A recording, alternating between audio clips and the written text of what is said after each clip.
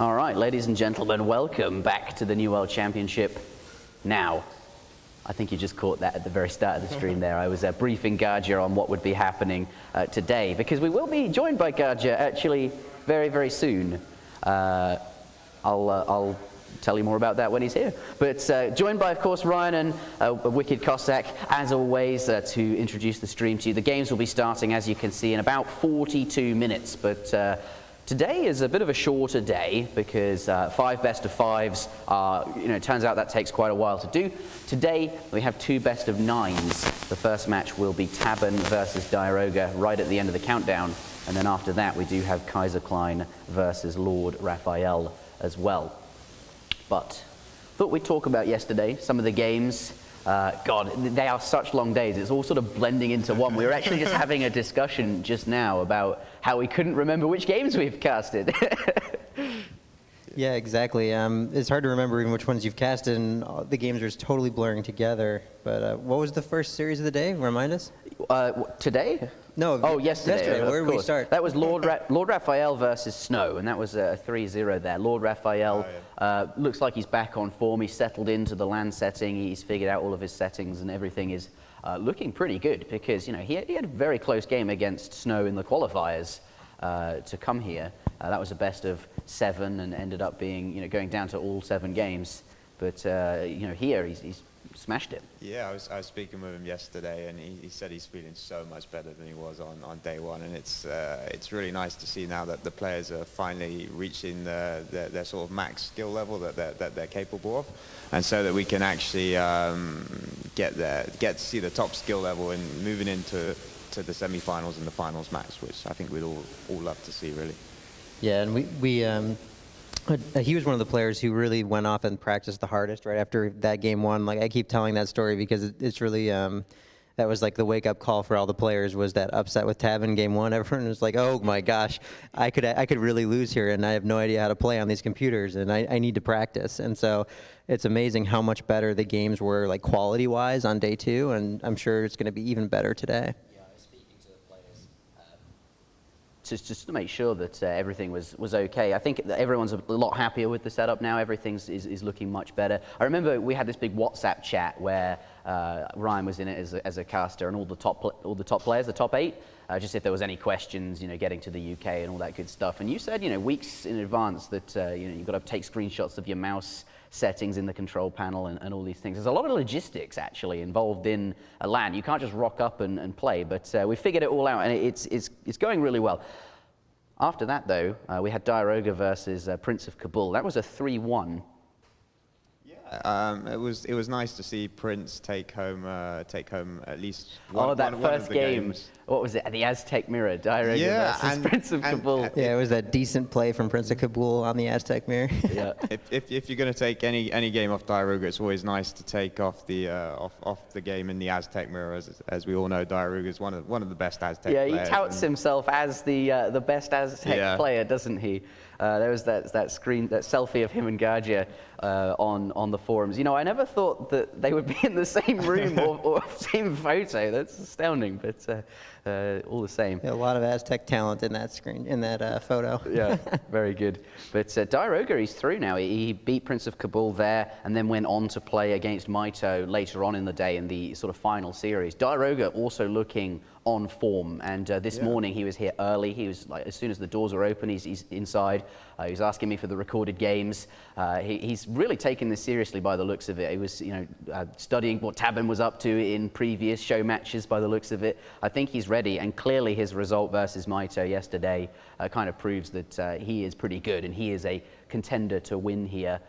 What do you think? That was the story that we get to watch unfold, right? Maito versus Kaiser happened next, and Maito falling to Kaiser.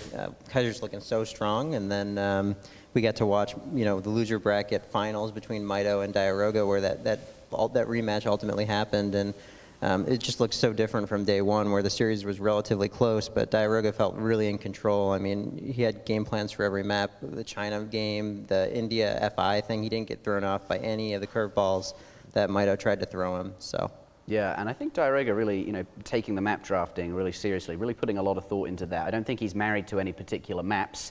It depends on what player he's up against as to what he'll draft. Specifically picking New England against Maito, who I think struggles on that map. He didn't get to play it too much in the qualification tournament, and the civs that Maito's good with don't gel too well with that map. Yeah, the Diarouga versus Maito was a complete switch around from day one.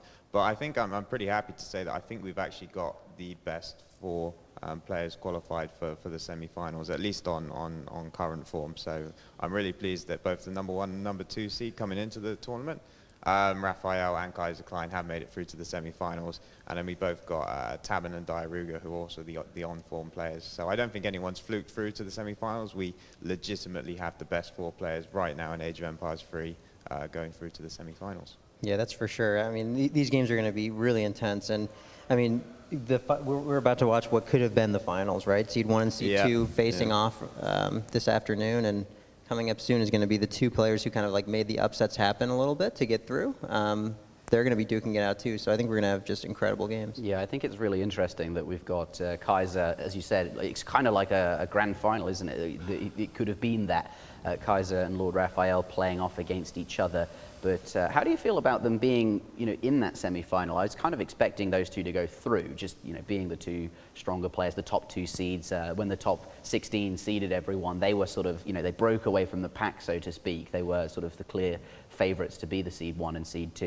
And I thought we'd see them on, different sides of the bracket. They, see them both qualify first in their group. But actually, because of the way it's panned out, not the case. They'll be playing off against each other. Yeah, I think it all comes back to that first game of the day with Tabben versus Raphael, right? Tabben being more prepared, and it's shaken up the whole tournament, really. Just that one game alone, right? So I'm really looking forward to today. But I think what we'll do now, we have a brand new map, a new ESOC map that Garja has been working on, and it's now in a place that is kind of showable or presentable. And I think we're going to get Garja up on the stage. We'll have a look at the map, and we'll see you in a couple of minutes.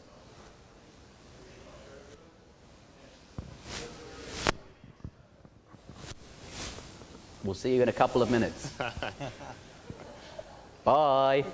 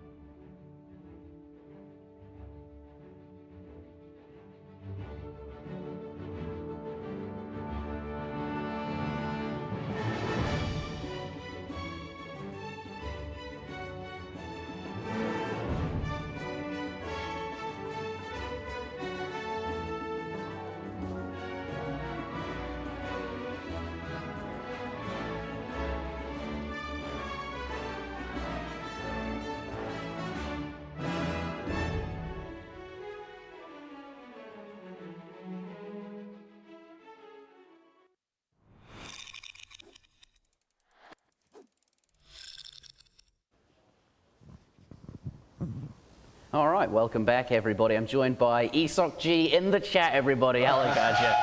Yes.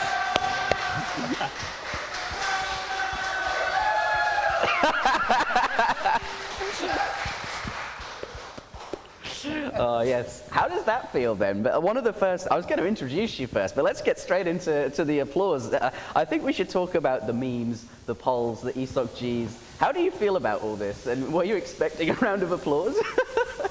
No, I was not expecting it. Good place. Yeah, it's quite weird, but yeah, I like it. Yeah, you seem to win every poll, no matter who's on it. You seem to be this pray to the G for a good map spawn. Where did this all come from, do you think? I don't know, actually. I think I have a bit of an ego online. And Right. People picked up on that. Right.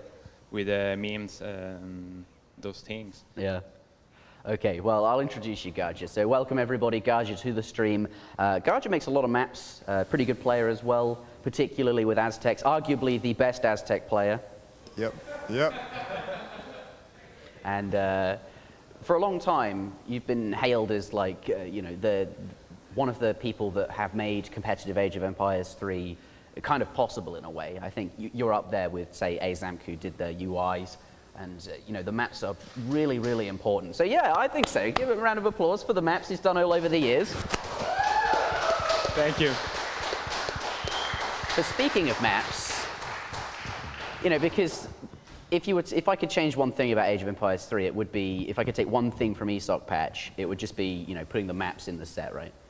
Yeah, absolutely. When Kamchatka came out, I think Kamchatka was the first map, right? Correct me. Yes. And when that map came out, it was such a game changer. Like, everyone wanted to play on it all the time. You were getting hunts that were fair every time. The Garja goats, the three goats that always run away from your base. Like, it was just such an amazing thing to have that first map come out. And then we ended up slowly but surely Hudson Bay, right? We rounded out the set of maps, and all of a sudden you went from just having to reset the game maybe 10, 20 times to get a fair map to it's always fair every time, and people were able to do more things. And I think the whole community kind of came out of those maps. Yeah, no, I mean, not only do they look so beautiful, but I think they've had a bigger impact on balance changes than actually all the individual balance changes in the EP. So the maps have had a humongous effect on how the game currently plays out. Yeah, I'm really a big fan of the maps. I think it's one of the best parts of ESOC patch, and I thank you for doing that. But, map making, what is it really? What does this involve? Because as far as I'm concerned, you're just some wizard that just conjures up maps out of the ether. I'm not really sure how it works. I know it's XML and encoding all this stuff, but how did you get into doing it? Do you have a professional background in computing, stuff like that? Yeah, a little bit. I have little of background in coding, and specifically in basic C++, which is what you need basically for making the maps. Yeah, I just started in 2015, I think, because we needed more maps. We were basically playing only on one custom map at that point, which was yes, New Great Plains. Fixed Great Plains, where you drown in hunts, that map. Was just the remake of Great Plains with a ton of hunts. Right. We needed something better than that. So yeah, first map was Kamchatka, and it was received quite well by the community. And then, yeah, I just started making more maps.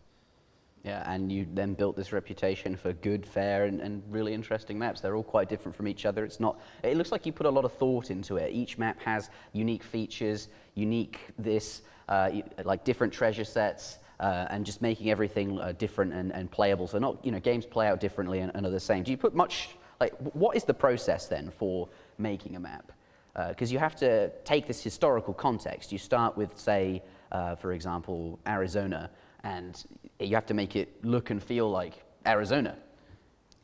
Yes. Do you start by researching? Usually it starts with research through the internet for the geography of the map, and then I move to the gameplay aspects of the map. Yeah, I put some work into researching something that is usually historically accurate and relevant to the game. And that's important to you to keep that the way it is existing already. You've got Great Plains and all these things. You wouldn't just make a map and just call it whatever you like. No. Shall we take a look then at what is your most recent map called? The most recent map is called Malabar. It's not perfectly finished yet, Right. but it works. Yeah. Okay, let's have a look at it. Shall we conjure it onto the stream? You've abandoned your colony. But, ladies and gentlemen, welcome to Malabar. Is that right? Yes, it's an Indian map, the Malabar Coast. Yeah, it's relevant to the colonial age, you know, British colonialism and all that stuff. Right, so where in the world is it located, like Malabar? I don't know. Clearly it's using a lot of the Asian dynasties, you know, elephants there, a lot of kind of reminiscent of Ceylon in some ways. Yeah, it's southwest coast of India. Yeah, animals and trees and, you know, all the elements of the map are specific of that area. Right. And just taking a look around then, so we've covered sort of the map's historic features, the geography of it. How do you pick things like trees and hunts and treasure sets and, you know, what animals and native people? Is this all research? Like, how do you decide and how do you, like, put that in there? It's true research, but also it has to look good. So sometimes there is a bit of a compromise.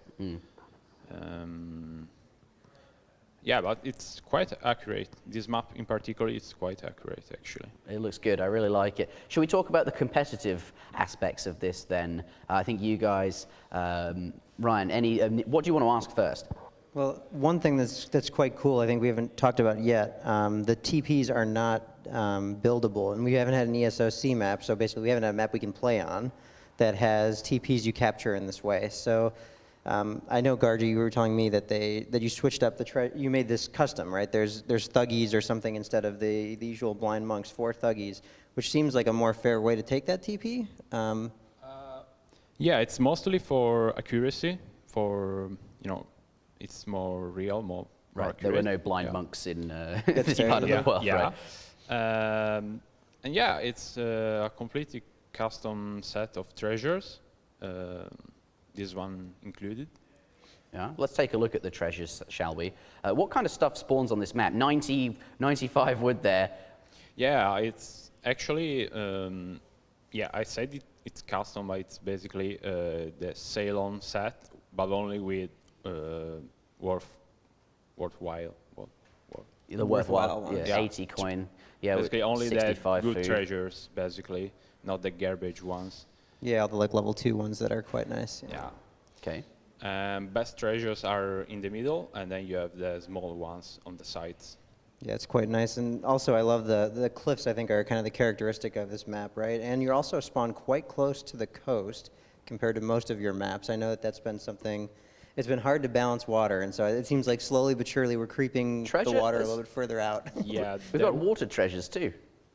Sorry, go on. Yeah, no. Yeah, there were some requests for more water maps, so I thought this one would help it in that sense. And how much thought went into the 2 water treasures there? Is it just the 2 every time?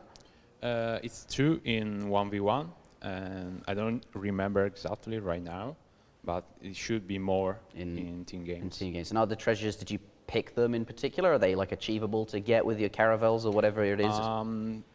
Just like the LAN treasures, they are basically the only good ones, basically, one with the resources, that grant resources. What about the decision to choose the starting hunt as the 2 elephants? As I know, they're very hard to get to comply to your orders. Herding them in, I know elephants are very, very stubborn creatures, and the elephants are very, very stubborn in AoE3 too. So why did you choose to make these starting hunt 2 elephants? Well, personally, I never had any problem herding elephants. I just need to up my herding game. Probably. Yeah. Get wrecked, sit down. Yeah, I think just like any other animal, it's perfect for a starting hunt. And what about the 4 whales? Every time I see a water map, I count how many whales there are to know how upset I'm going to be when I lose the water. This one, 4 is a lot. It's 4 is right balance, I think, between too many and too few. Yeah, it's pretty standard for EP maps to have 4. Yeah, they are basically in the middle for the most part. Cool. And my final question then is the natives that you've chosen for this map. I assume they're historically accurate there. Yes. Do you ever pick natives to... Because I feel like sometimes the native villages are underrepresented in Age of Empires 3. I don't think this tournament we've seen any being made at all, although in the qualifications that we did. Actually, that's not true. I think we saw them, but that was Diarouga specifically getting canoes for his map on Baja, California. But they're kind of underrepresented, and I feel like, you know, have you picked particular ones to complement a map? Do you think about placements so they might be viable, or is it just, well, these guys lived here, so I'll put them on the map? I think they are actually viable. Their units and also their techs are interesting. And yeah, you can take all of 3 of them with both players. So both players can take all of them. So you can also native rush, probably. I still don't know how this map will exactly play out. We will see. You have to, I suppose that's something you have to But wait and see. I assume Yeah. native rush is possible. Okay, cool. Well, thank you very much for joining us, Garja, and that's It was my pleasure. looking like a good new map. Thank you for all the work you do. Speaking of work that people do, though, yes, go on. Thank you very much, Garja. Thank you. Thank you very much. But speaking of all the work that people do, next I'm going to summon Comet K, Eddie Holland, and Eagle Mutt to the stage, and we will have a chat with them as well. So they'll be joining me in a couple of minutes. We'll see you soon.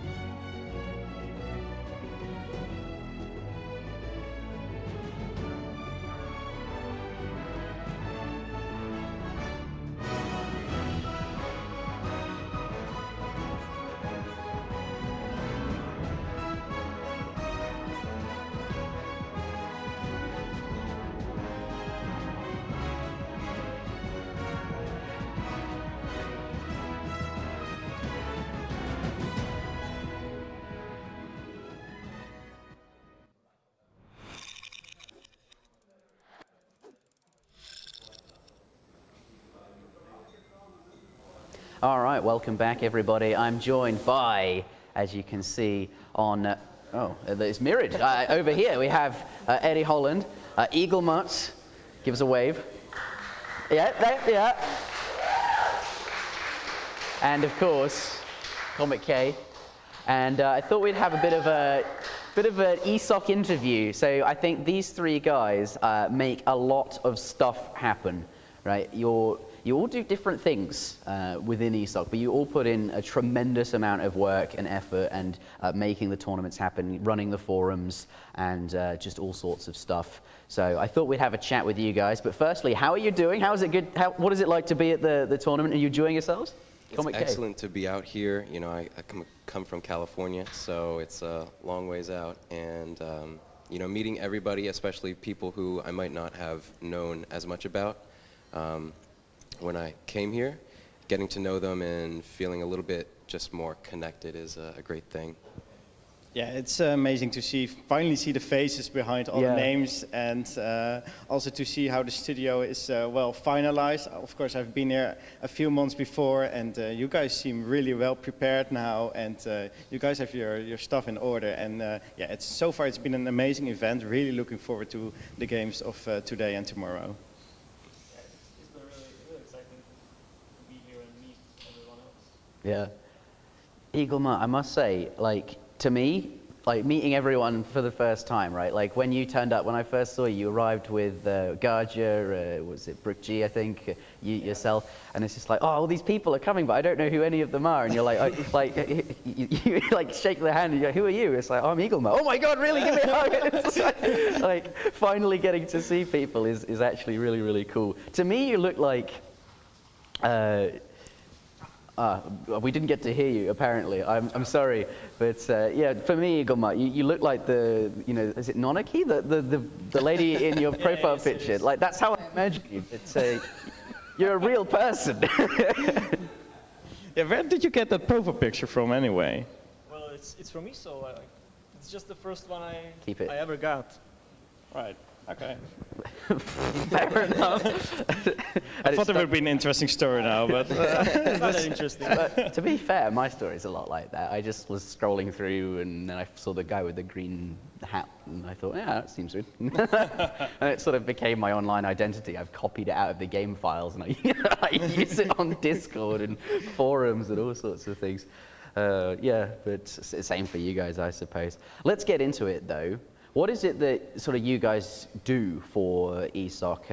I mean, Comic K, you do a lot of media stuff. Eddie, you're a community guy, and of course, Eagle Mutt, God Mutt over here does. It seems like there's nothing he can't do. It would seem. Obviously, making the ESOC patch, the SmackDown patch, and all of these things. Comic K, what do you get up to, and how? It looks like you put in a lot of time, dedication as a tournament organizer.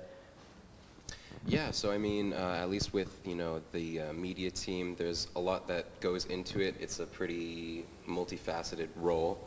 I have a lot of people too, there's so much to do that it's impossible to do as a small team or just as one person. I have G and Mr. Bramboy as people who help me to organize streams and tournament administration. There's Chrissy, who helps with the tournaments and scheduling players.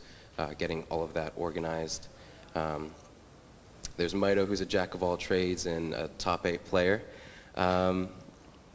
There's Jim, which he handles the YouTube, and that's also a massive undertaking in and of itself. I cannot understate that job. For the New World Championship, I took control of the ESOC YouTube, publishing all the videos, and that man, everybody needs a round of applause, because it is an absolutely monumental job, and he does it just because he wants to. It is honestly hours and hours of work getting all of that stuff up. So Jim, if you're listening, thank you very much for that. Obviously, he's not here today. You mentioned Bramboy. He's not here either. Yeah. G is here, and I did want to speak to him. Hopefully, I haven't spoken to them yet, but I wanted to get Goodspeed, a.k.a. Mart, up on the sofa, talk about the betting he's running, and maybe Zeely Flower as well, if she'd like to come up. But I reckon that will probably be for tomorrow. We're running out of time here. Eddie Holland, what do you do? Well, I'm in the community team, which Yeah, it is seems kind of like- a weird name, of course, because, well, it's the ESOC community. We're all in the community team, right?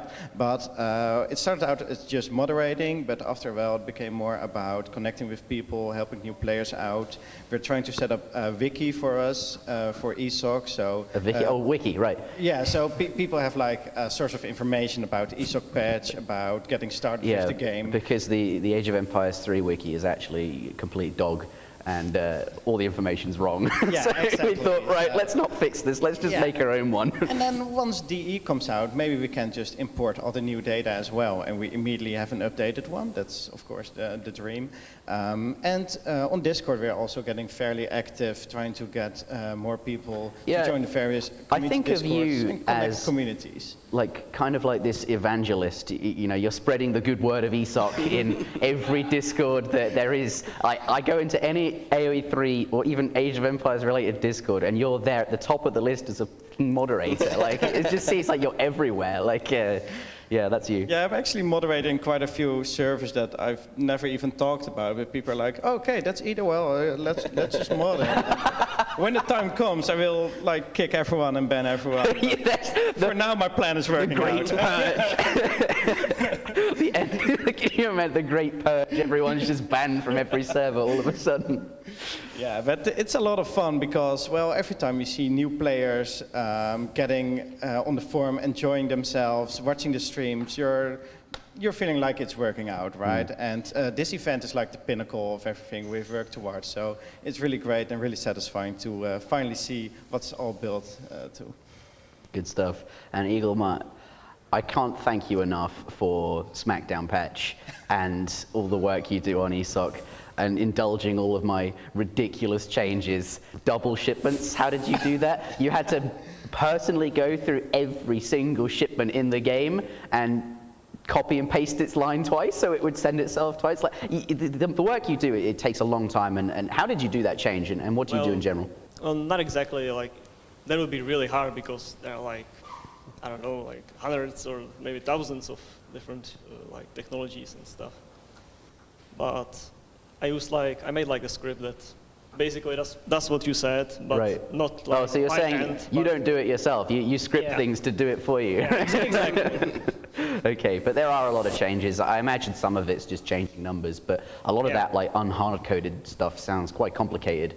Yeah. Can you give us a bit of insight into, like, you know, for example, fixing the Alt-D? Like, what on earth? How did you even figure that out? Yeah, those things are really hard, and we've really made quite a breakthrough, like, only this year, I would say, like, a couple of months back, really, when... Keep it a bit closer. When Kevsoft, one of the, like, main developers of the Project Celeste, the Age of Empires Online. Yeah, we should give it definitely an honorable mention to Kevsoft. That man has done a lot for ESOC as well.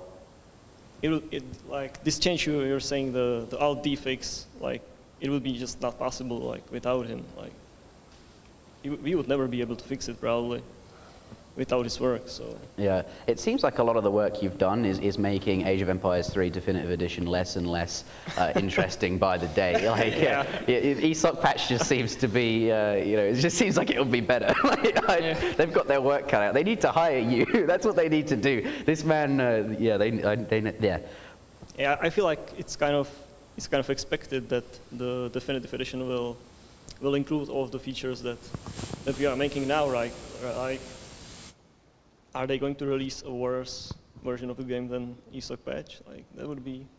Yeah, well, I think, I hope that it will be good. And I hope they can make it work, right? The guys at Microsoft in charge of that, they know what they're doing. And I do remain optimistic, and I'm looking forward to seeing what they've got. You know, those screenshots that they showed of Age of Empires 2 Definitive Edition at E3 and all of that, they look absolutely brilliant. I think Forgotten Empires have really smashed that out of the park, and I hope those guys get to do Age of Empires 3. I don't know what they've got. They're probably going to think, Microsoft, what have we got ourselves into? Because there's like 8 times as many unit models and at least 40 times more textures in H3, so making them all 4K is going to take one hell of a time.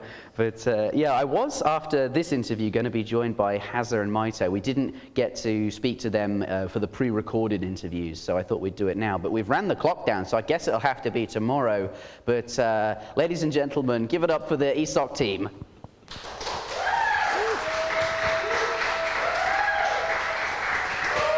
Great, thank you very much, guys, for joining us. Up next, of course, you can see we will have the very first match of the day. It'll be Tabben versus, oh my goodness, I've forgotten. I've not forgotten. It's on the screen.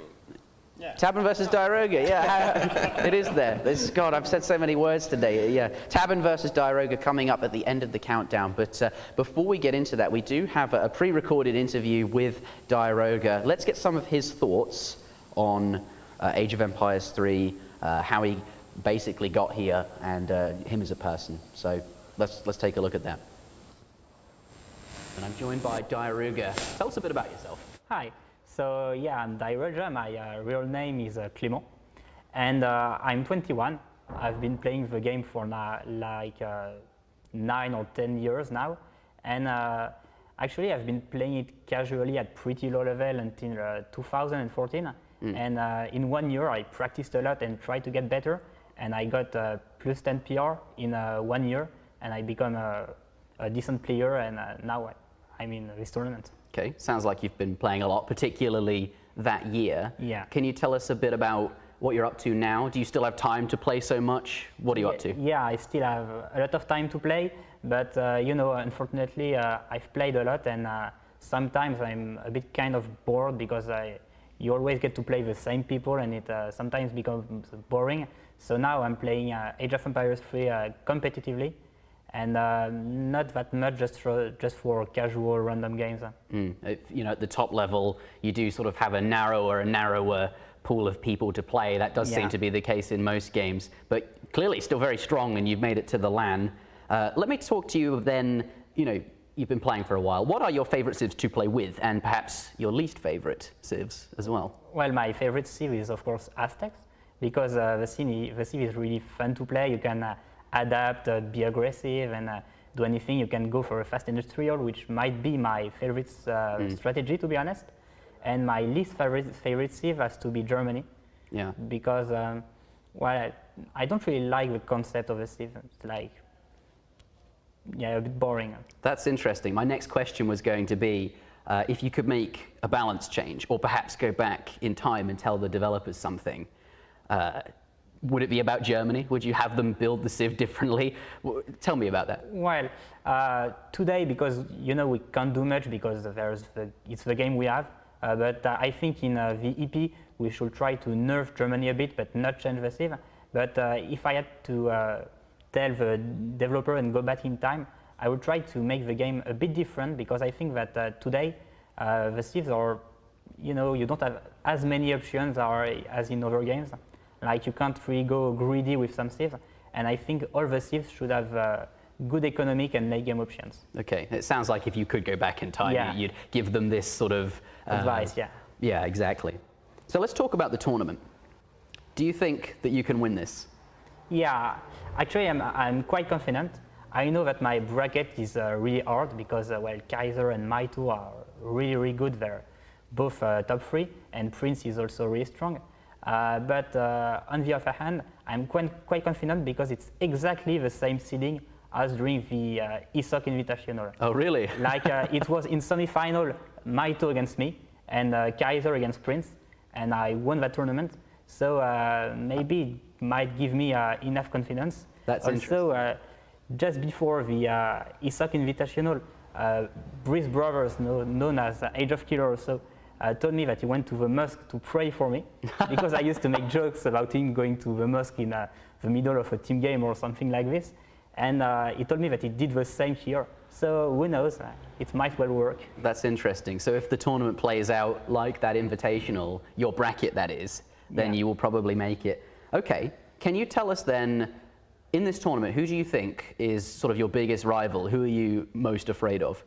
Definitely Kaiser Klein, and unfortunately he's in my bracket.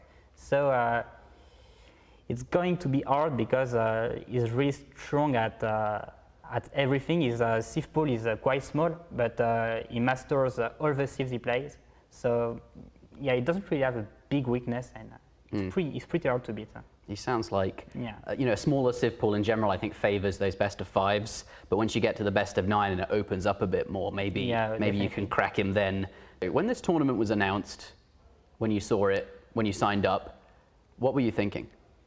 Well, I was thinking that it will be really easy to make it to the top 8, and that it will be a nice thing. That was my next question. I was going to say, did you think you'd make it to the top 8? This man thinks he would have done, and here he is. But actually, when I saw the bracket, I understood that it wouldn't be that easy because, I forgot that so many people were actually playing. And for example, Azang is a pretty tough opponent. I've always had a hard time against him.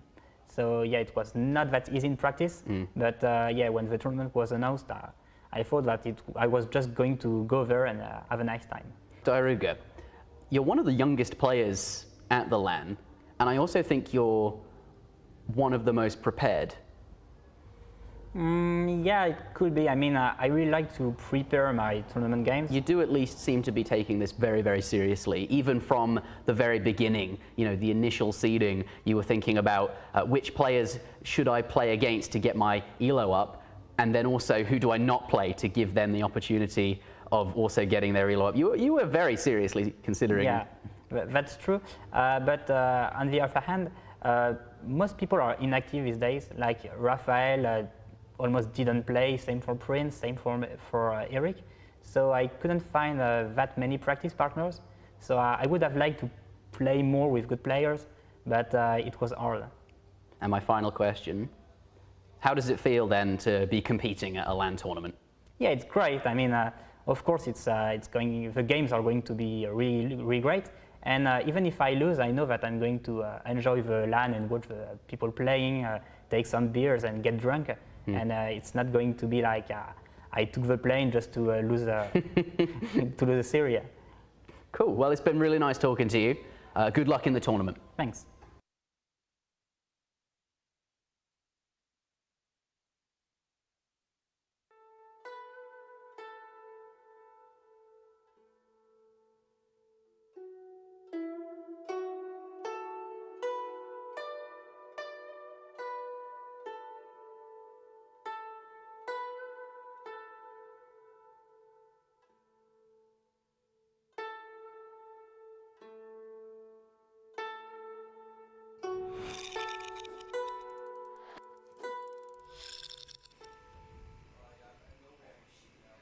All right, ladies and gentlemen, welcome back to the New World Championship. Day number 3, the start of the best of 9s.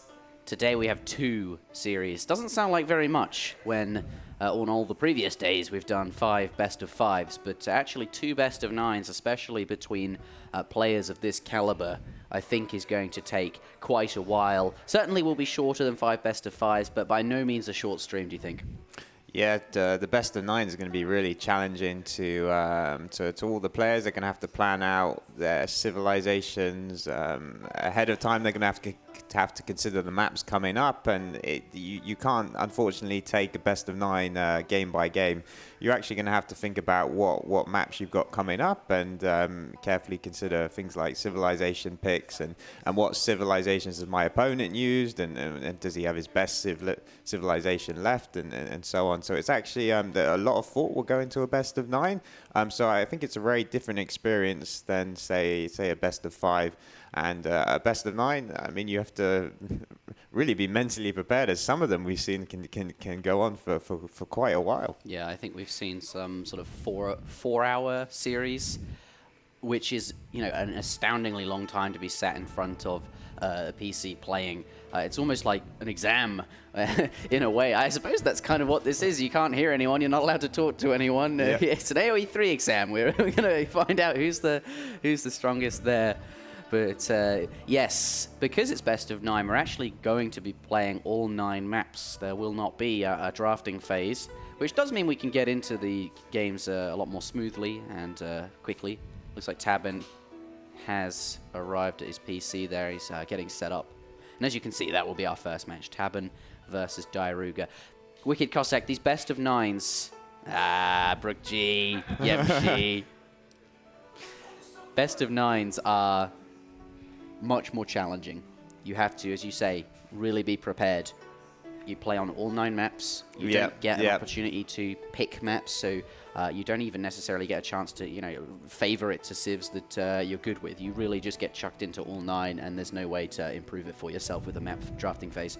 Yeah, so it's really going to be a test to see how all rounds the players are. They're going to have to play on both their strongest and weakest maps, and as we said, they're going to need a really deep civilization pool. As they're going to, if you're planning on winning a best of 9, you need to win with 5 different civilizations, and some players can struggle to actually be able to play 5 civilizations at such a high level. Yeah, you do need a quite diverse civ pool so far, especially when you get to pick maps. You only need to be skilled with a few civs. In fact, it's best of 5. You only need to win 3 games. And most people have 3 civs that they can play, especially when you get to pick 2 of the maps in the map pool.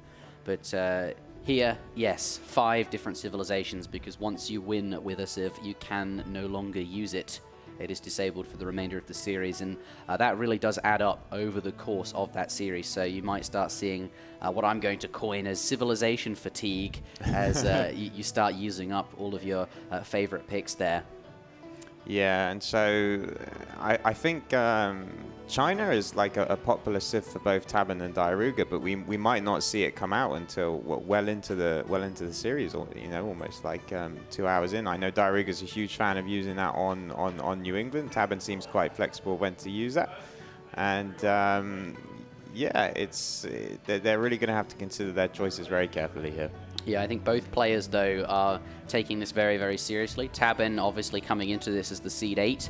He's now actually sat on the left, and we always have the higher seed on the left. So since he came first in his group, that is where he will be there, and we'll be introducing him first in all of the games. Yes. That's just how that's going to work. But Tabben is definitely prepared. He came in quite early. He was setting up on those stage PCs. He wanted to get a practice game in. And Diarouga came in. He was here before we were. He was waiting to get inside the doors, and he was taking a look at recorded games of the tournament so far.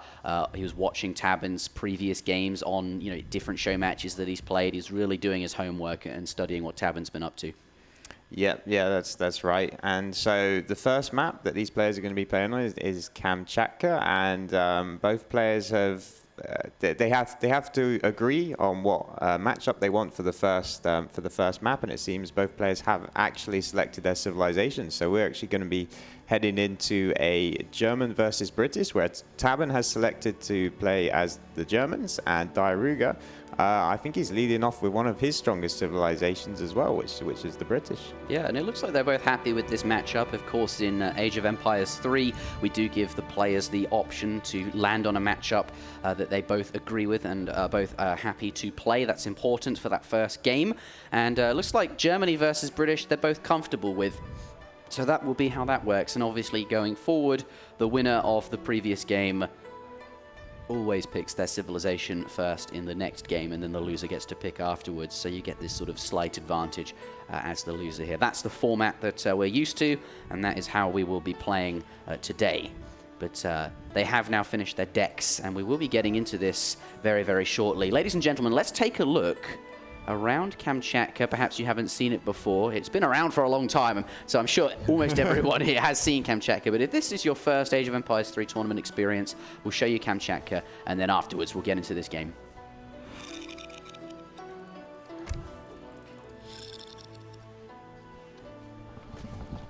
I just realized this chair height's a bit lower.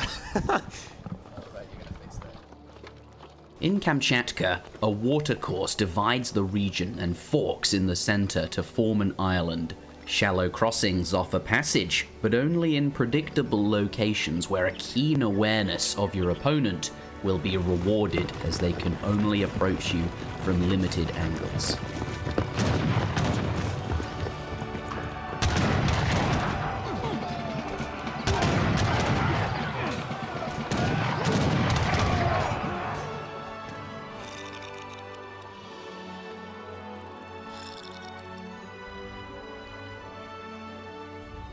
All right, welcome back, everybody. We're getting into this Germany versus British on Kamchatka. It will be Tabben versus Diarouga. Game number 1 in a best-of-9 series. The winner of this will go through to compete in the grand finals against either Kaiser Klein or Lord Raphael. That match is being played after this one. The score is obviously 0-0. Game 1 starting here. Let's start with Tabben, now the higher seed. He's gone from seed 8 now to qualifying first of his group. We'll introduce him first. Here he is playing as the Germans. He does have a 200 wood start. He's going to be pleased with that. And by the looks of it, it's a coin treasure in base there. That's actually 35 coin, guarded by 2 Tibetan monkeys. Don't think he'll be going back for that, given that he's got to get his way over to those goats, and he'll be wanting to build that trading post first as well. But let's start with Diarouga. Let's have a look at Diarouga. Here he is playing as the British, 300 wood, and Diarouga going to drop a TP right off the bat there. Not what we usually see from British. I feel like I've said this so many times now. Maybe it is what we usually see from British. It's one of the options that they go for, it seems, nowadays. But not going to play that traditional style where you build man. Is actually going to get some XP, and it would seem use that to perhaps go with something Virginia Company orientated. But look at Diarouga using this settler to come to the center of the map. He's wasting a lot of villager gather time, Cossack. He's looking around for those sheep, but now going to place a mana out here. What do you think of this? Yeah, so he's obviously made the calculations. He understands that if you go and build a trading post with your explorer, you lose a lot of time sending him around the map trying to pick up those extra goats. And as British, it's okay, because at some point you are going to want to send a villager into the center of the map to start building manners to get that line of sight out. It's incredibly important in this specific matchup to have lots of line of sight. As we all know, the Germans are in incredibly strong civilization at raiding, and the best way to counter that is actually to have a considerable amount of line of sight around the map, so that you get a good heads up on where the Ulans are located. And so just starting to get that line of sight going from, even before minute 1 is just really going to help him move into the later stages of this game. Yeah, and that villager did come across 2 goats as well, so another reason to go to the center there. Your opponent's playing Germany, they're building a TP, might as well, and those goats could pay off a bit of extra food in base, and of course eating the food out in the middle of the map here, which means he'll have more food in base as well. So a couple of reasons there, and yes, this house going to give him some line of sight. But let's take a look at, he's already picked it up. Tabben finding himself to 95 wood, 85 wood, but it's also a 200 wood start for him as well. So really, really nice finds here. Diarouga going to pick himself up 50 wood. He's escorting or shepherding those goats around and just going to pot shot at it. He's got more health than the German explorer, so he's going to feel confident and just going to leave those sheep there by the treasure for the time being. Fights off Tabben and can go back to his 50 wood. Yeah, so that's going to be a nice pickup for Diarouga there, and we should probably discuss the matchup a little bit. I think it's safe to say that it's probably one of the most balanced matchups actually on the EP at the moment. So British in general is going to be looking to play really defensive, and especially with this particular strategy by Diarouga, we can see he's just got his second shipment and he's immediately sent it. So this is we're definitely going to be expecting to see Virginia Company on the way here. Yeah. And he's just going to try and boom to as many manners as he can possibly get, while at the same time trying to avoid losing all those villagers to the raids from Tabben. Whereas I assume Tabben's going to do something rather conventional here, so expecting sort of an Ulan semi-FF. He from his perspective, he's going to try and kill as many of those villagers of Diarougas as he can, and then at the same time get up to that 3rd age and start spamming those good old really high value German shipments and see what he can get done there. Ryan coming in with the $25 donation. Thank you very much for the support there. We do appreciate it very, very much. But Diarouga going up with the Philosopher Prince here, and let's go to shipment center. Virginia Company coming in, as you mentioned, and just going to use, not going to have that outpost, so that's not something that he will have. Often British does want that for that style. It very complements what they're up to, but instead just going to be a bit more greedy. Perhaps he knows he has a bit more time up against the Germans. He thinks he can he's not going to see a lot of early pressure because you're up against a semi-FF, as you were alluding to. You just have to handle raids and can get a bit more value squeezed out, gather wood for a bit longer. longer, perhaps, because, you know, he's got a lot of food coming that he can train villagers with. Really get lots of villagers out with these manor houses, with that Virginia company, and feel really, really good about himself. Tabben sort of brushing past, going to pick himself up 35 coin right from under Diarouga's nose there, but a villager may be pulled to help out. Ryan also subscribing and getting the 80 wood treasure. Congratulations, that's a pretty good one. He's going to give up on the treasure by the looks of it there, but Tabben will be up very, very shortly, and he's going to be up against Diarouga, who has a lot of villagers, and it seems like this strat from Diarouga, it looks like it's going to be quite good against Germany. Yeah, and one of the things I've noticed about Diarouga that differentiates himself from other British players is when he ships this Virginia company, he likes to put all the manors actually next to each other. So he's actually not a huge fan of sort of dotting the manors around varying locations. What he actually likes to do is just create a wall and sort of prevent any raiding cavalry from coming in. So what that's going to allow him to do is just defend his villagers a lot easier.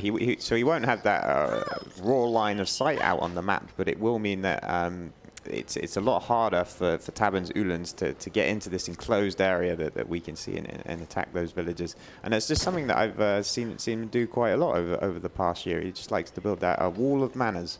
Yeah, and that's what we're seeing here. Perhaps he's just going to encircle the villagers inside this line of trees, and then no Uhlans will be able to get to him. He's going to fight Duba there, and coming across the map now are the first 2 Uhlans of Tabben. He sent his 3 settler wagon shipment. Here are the 2 Uhlans coming forward there. They're going to have eyes on the Explorer, and we'll be able to take that down. Coming behind it is 700 wood. He's got 4 Uhlans in queue, and 5 Uhlans in queue, so we'll get that first batch out. A full batch takes down the Explorer, and by the looks of it, going for a coin treasure as well. Let's see what he can get done then. These 2 Uhlans moving forward, but they're going to be met by a ton of walls.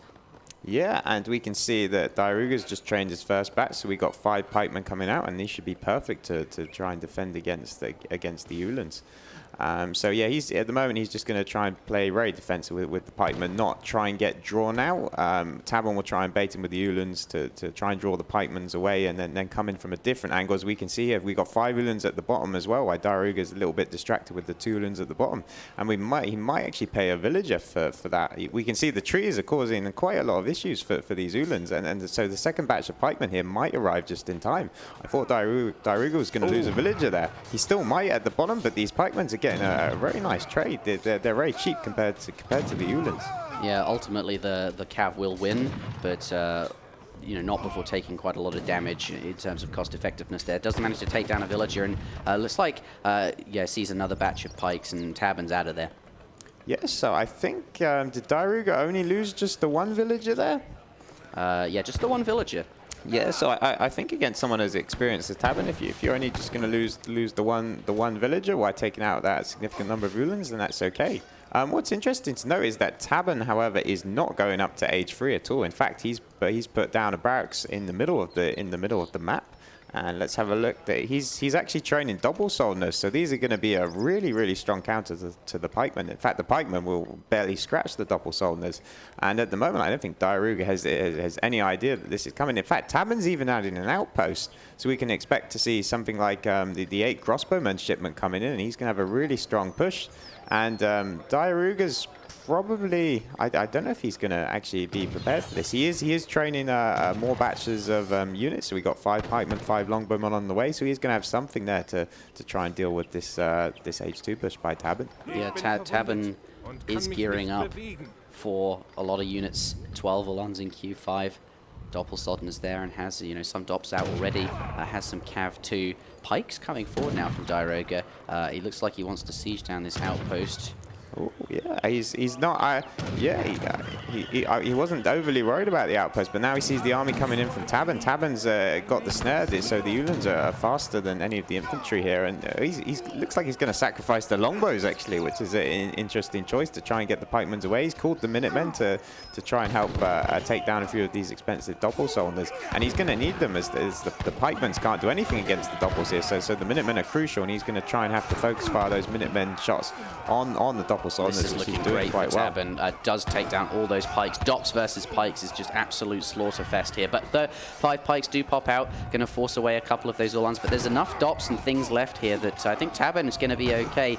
Mind you, 6 longbowman shipment plus a batch of 5 pikes does arrive there. The longbow is going to be trying to focus down the Doppelsodners, and these pikes will be able to take on the remainder of the cav.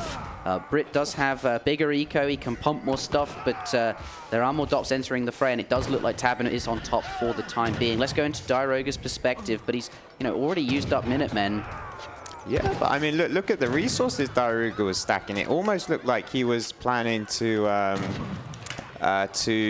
try and follow up Tabben to the Fortress Age, but of course, that, as we've seen, that's not what Tabben was doing at all. And I mean, you can see Diarouga's constantly had 1,200 food banks, so I mean, Tabben caught him way off guard there. And Diarouga, determined not to be caught off guard again, is actually adding a really nice wall segment here, which kind of encloses his base, so that will considerably stop the Doppelsodners closing in onto the infantry of Diarouga here. Yeah. Roger that. 8 crossbowmen followed by 3 Doppelsodners. Military units. 8 crossbow, 7 Dops, 11 Ulans up against just 10 pikes and 8 bow. But remember, Diarouga does have a bigger eco. Perhaps he can pump more and starting to build in walls. He's afraid of what's coming in here. He just needs to outlast, get that British eco rolling. That's his game plan here. But losing villages, 2 of them, is not necessarily something you want to be doing to be conducive to that game plan. Yeah, and Tabben's hit again at a very good moment. So Diarouga was once again trying to go up. I think he anticipated Tabben was going up to the Fortress Age, and so once again he's had to invest in making more units. But these are going to take a while to come out. So we got 10 musketeers on the way, but I mean Tabben's just using this this little bit of time he has to take down a couple more villages. We can see Diarouga still has a comfortable economy lead, but it's certainly closing now. And now that Diarouga actually he's reached this 200 mana pop, there's kind of no extra room to increase his economy at a really fast rate. Looks like, though, he's going to be clicking up just now. Take a look at text being researched. Going to be going up with the adventurer there. But Pikeman getting stuck in on these Ulans. Tabben being a little bit slow there, but does ultimately notice, gets them away. Not going to lose too many more Pikemans, and is now escaped from that snare. Yeah, and it looks like both players are actually probably going to go up to the Fortress Age. Tabben just took down the market there, and he's going to back up. I think he's kind of happy with the damage he's done, so we can see he's now gathering up enough resources to head on up to the Fortress Age. And due to the fact that Germany has access to that fast age politician, they're probably going to hit up to the Fortress Age at almost the exact same time, which I think is probably something that the Brits would actually be quite happy with, because normally you hit the Fortress Age quite a way behind Germany, and you feel like you're behind on momentum. But if you kind of click up at the same time, which we're seeing here, then it feels good as a British player. Yeah, with that slow age politician, you click up, it's so many resources invested in aging, and it just feels like, oh God, I'm aging for so long, and you just feel vulnerable for quite a big window of time. But yeah, going to hit up at the same time, as you're saying. Pretty good for Diarouga. But what do you think of Tabben's pressure so far then? Do you think he got enough done? Units lost. He managed to kill 5 villagers, and he's killed a lot of stuff, 30 pikes. I think he got quite a few good trades in there, hit a few quite nice timings, and ultimately afterwards has decided, right, that was a good attempt. I'm pleased with that. Going to go up to the Fortress Age behind it. Do you think he got enough work done, or are you feeling Team Diarouga here? Yeah, five villages is a respectable amount. I think that's one that both players can kind of be happy with. I mean, if you're starting Virginia Company off against a really high-level German player, I think 6 villages. Yeah. Oh wow. Okay. Now six might start to be too much. But they're going to all be cleaned up here. Almost all of them are going to go down. It seemed really, really strong, but that's that's the trouble when you play Germany. Is you really, really cannot be making mistakes like that. The units have such low HP compared to their attack that is so high. And if you are going into a fight, you really need to get stuck in good and proper, and just losing a few units like that is really going to put a dampener on his Fortress Age pressure here. He's not going to have that veteran upgrade is going to be less effective now, going to have less units and just be less powerful. Yeah, exactly. And that fight happening just before the veteran tech came in is quite unfortunate for Tabben. And I mean, that's just how this matchup goes in the first 10 minutes. You're trading Ulans for villagers, and it might be now that Tabben's actually lost too many Ulans for his 6 villager kills to be worth it. I mean, he's coming in again here at the top, but it doesn't look like he's Diarouga's quick enough to actually get those villagers out of the way. And now he's got access to these Dragoons, so we can see 5 Dragoons chasing after those Ulans. So that's going to help Diarouga defend the raids a lot easier, as the pikemans are slightly slower than the Ulans, whereas the Dragoons have a rather similar speed. So it's going to be a lot easier for Red now. Yeah, Diarouga now pushing out. He's up to the Fortress Age and has got quite a reasonable mass of muskets. I expect we'll see veteran musks come in very, very soon. It has 2 falconets working away on this front base of Tabben, takes down the outpost, and now going to make short work of that barracks as well. I was just having a look for Tabben's army, and of course it's not there because he's actually going on up to the industrial age. Oh my goodness. So we should probably have a look at his deck and see what cards that Tabben's going to have access to in the industrial age. He's probably going to have those 2 heavy cannons. And going up with the engineer for 1,000 gold. Yes, he has access to heavy cannons, but just heavy cannons. Oh, right. Plus the factories, of course. But was kind of expecting, you know, from a play like that to see the winged hussars. Exactly, and a few other, perhaps, 14 skirmishes, pretty good shipment as well. A bit of a Texas deck maybe, but wow. not prepared as I thought he would be for the industrial age here. And Diarouga coming forward now, a vet tech in queue. That would be for his. Yeah, and I mean, Diarouga's giving him no time here. Tabben needs just a bit of time. Even if he gets these 2 heavy cannons out, does he have enough to protect them? I mean, he's got about 10 doppels here, and doppels are really strong, don't get me wrong, but only 10 of them? I'm not convinced that's going to be enough. And Diarouga's coming in here, and he's I mean, is he going to kill the housing population space before Tabben can even get a shipment in here? Looks like he will. There's a lot of stuff there. He's focusing down those houses. If he kills these 2 houses, in fact, he's just going for the town center, so he might not even be able to get a shipment out. I think Diarouga's hit the. And the 2 falcons around at the front, but he does just get them away. I thought it was the gold he was going up with, but no, falconets there, but does pop out. Jaegers at the same time, really nicely done. Somehow getting some units out as the age is up. Timed it very well with those 2 falconets, but there is a lot of British units here, and I don't know if Tabben can really stand up to this. Let's take a look at military units. We're looking at 26 longbowmen, 12 muskets, 12 goons in there. One of Tabben's Falks going down. In fact, both of them now dead, and it looks like these Jaegers, they won't be standing for much longer. Yes, as strong as the Jaegers are. I mean, we still have some standing. I think Tabben did okay in that fight, but even still, the size of Diarouga's army was just way too much, and it looks like Diarouga's just going to go for the TC. He wants to stop these Age 4 unit shipments from coming out, and I mean, the town center's already down to 2,000 hit points. In fact, he's just ignoring the Jaegers completely. He's going straight for this town center. He wants. But they do arrive. 2 heavy cannons do pop out. This could be what he needs. These are really strong. Those longbowmen going to get absolutely blasted. Diarouga sending in the pikemen to try and take it down. Focuses 1 cannon, has been handled. The second one still up here, but it looks like he's desperately trying to go for it. He's going to be able to trade off the cannon here. Gets 1 more volley in. Yes, and the longbowmen get absolutely blasted. And it looks like it's still not enough, though. No, it's so the town center is now down, so Tabben has another shipment stacked, but that won't be able to be sent unless he has an outpost. 5 war wagons. Yeah, the war wagons are going to be all this time his villagers have been gathering, right? Diarouga's been focusing that TC. He's been standing under, killing the houses. He's not been paying any attention to the German eco, which is quite respectable. 3 settler wagons he sent earlier, as well as 2 in the Discovery Age, and he was able to get some good unit pops. Tabben's not out of the woods yet, but I'd still say Diarouga looking pretty strong here. Yeah, I mean, that's a huge reinforcement batch from Diarouga. There's the 15, 20 longbows coming in, which is exactly what he needs to counter this amount of war wagons. And now we can see that Tabben does actually have an outpost up in the bottom hand side of the map, alongside where a lot of his villagers are gathering. So he's going to raid though. Go ahead, tower. Yeah, so Tabben's still going to have access to 2 send shipments, which he's going to absolutely need. It'll be interesting to see. He's probably going to have to send some of the H3 military shipments. So I'm not sure a factory is exactly what he needs right now. Yeah, I tell you what he needs right now. The winged hussars. Yeah. We need to play Sabaton right now, and that might boost him. But it looks like we do have a factory arriving. That's as good as he's going to get. Tabben resigns. GG. And Diarouga does take game number 1 in the series there. Diarouga looks pretty pleased, actually. I would be too, taking game one of the semi-finals here against Tabben.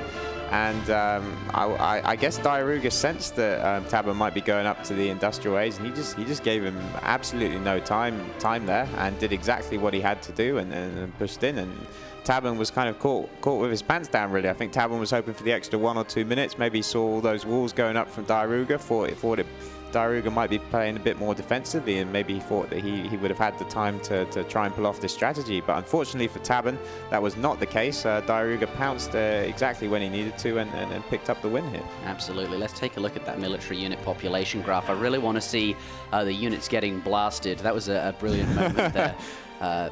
Big fight at the end when he hits up to industrial age. He has that pop of 2 Falcons and Jaegers. Does quite a lot of damage. It seems quite reasonable what he had, but ultimately British still ahead, more eco. Heavy cannons pop out, you can see here, but still wasn't quite enough there. British actually quite even in terms of resources gathered. I suppose if the game had gone on longer, but this gap didn't really look like it was widening too much. Quite a good game. Well played to Diarouga. Does take the first one. Let's head on out and get into the next here. But, oh, wow, look at the sub bar is really pushing 400 now. Thank you very much for all of the support. Let's see if we can get that over to 500 by the end of the New World Championship. That would be really, really good. But, yeah, and the one consolation for Tabben there is he does remove British from Diarouga's civ pool. Not much of a consolation, but it certainly is one of Diarouga's strongest civilizations, and now he can hope that maybe Diarouga might suffer a bit more. But the second map is going to be ESOC Baja, California. And it's up to Diarouga to pick his civilization first here, and then Tabben is going to get the counter pick. Right. Seems good. Tabben. Maybe he'll do better here on Baja, California. Diarouga looks like he's queuing up ports on our side there, and that's locked in, it would seem, updated on the UI. Yeah, so I think there's probably not much of a surprise. I think every time I've seen Diarouga play on this map during the tournament, actually he's gone for Portuguese, and he's gone for a very, very heavy fish boom, actually, with a very late game orientated deck, often with few military cards. And so we'll have to see what Tabben picks to counter it. And it looks like he is going to go for the British, which is actually well known as a civilization that does very well against the Portuguese. Yeah, but I think we all know what's coming. That Diarouga going to be doing that sort of Kinesi-style bastion water play. I wonder if Tabben has enough experience on the water to keep up with that. But that will be the matchup. British versus Portuguese, it would seem, and now the decks will be checked. Let's take a look at Baja, California before we get into this game. If you've not seen the map before, we'll show you around. We'll take a look at the map features. You can kind of see what it's up to and how this game might play out. So let's take a look at that, and we'll see you for game number 2 in just a moment.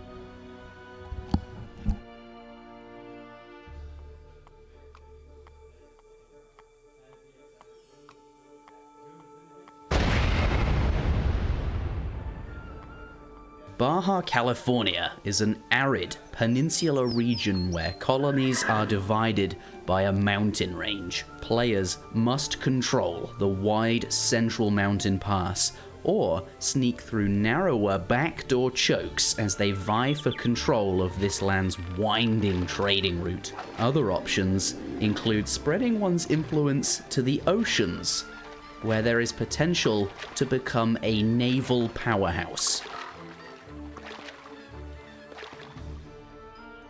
Welcome back, everybody. Looks like Tabben, Diarouga, going to be getting into this. The flags have been selected, and we are launching now into game number 1. Diarouga giving his fingers a warm-up. Keep that APM high. This man is ready. He's been practicing. This is his moment. He wants to go through to the grand finals. Obviously, they both do, but that man has put in some preparation. Let's take a look then at Tabben. He will be playing today in the color blue on the left-hand side of the map here. 300 would start for his British. He'll be piloting British now, and Diarouga in the previous. So sort of switching roles here, although I don't think he'll be up against quite the same thing. But we'll see how this pans out. Villagers, going to split them onto wood. And onto food as well. A couple in the TC, onto that food crates. Some nice splits there, and it looks like he's going to get that villager queued at the 7-second mark there. So pretty much everything on time. The Explorer heading out into the middle of the map there, and we'll check in with him soon and see what treasures he might come across. But Diarouga spawning on the... Okay, we're going to do an admin read. Oh, he's Diarouga is mine and hunt for Dia. Okay. Okay, he wants to take the restart, but... he wants to know why! Now! Tell me! I must know! And we will be doing a restart. Yeah, not content with the decisions of other people. He's got first got to approve them himself, but we've had Diarouga's seal of approval for the rehost, so yeah. We can reattempt hosting of Baja, $89.97 coming in from Kami Ryu. Thank you very much. It's a shame Kami couldn't be here, but thank you very much for the support. I hope you're enjoying the stream. And a new subscriber, Meryl9.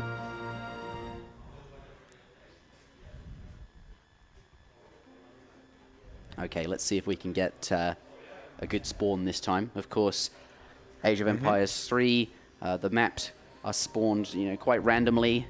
There is, it's not full random. There are resources where they're supposed to be, and like in various different spots. But obviously, it's not like, say, Age of Empires 2, where you start with, X number of deer nearby, 2 boars, and all of these things. Yeah, I'd say the benefit of the randomness certainly outweighs the occasional rehost.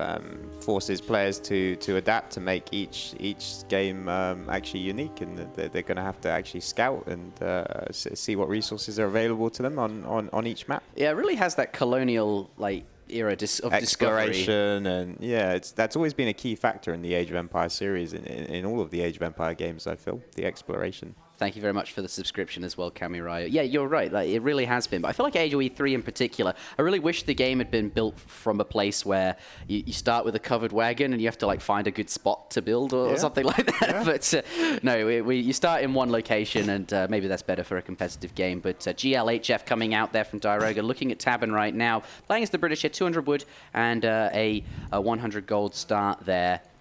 I wonder if it's occurring to me now, the crate starts. Maybe that's why Diarouga, was like, "Why? I want my Portuguese wood start." But no, he's going to take the rehost because his resources were not so good there. But Tabben, much the same. Market going down. It looks like he's going to come across a mature coyote puppy there. Doesn't look like he wants to get that. So just going to walk on by and see what else he can find out on the map. Diarouga spawning on the right-hand side of the map in the color red, using that spyglass ability there just to uncover a bit of the map. And looks like he has come across a pretty good treasure, actually. He's starting to take 75 coin, really creeping that nicely. You can see putting in some APM. Has a crack shot available, but not going to use that just yet. Perhaps saving it for something more worthwhile. Yeah, so I think we all kind of know what Diarouga is going to do here in this matchup. He's going to ship schooners and play it very, very defensively. The bigger question is exactly what is Tabben's plan going to be here in his attempt to counter Diarouga's turtle fish boom.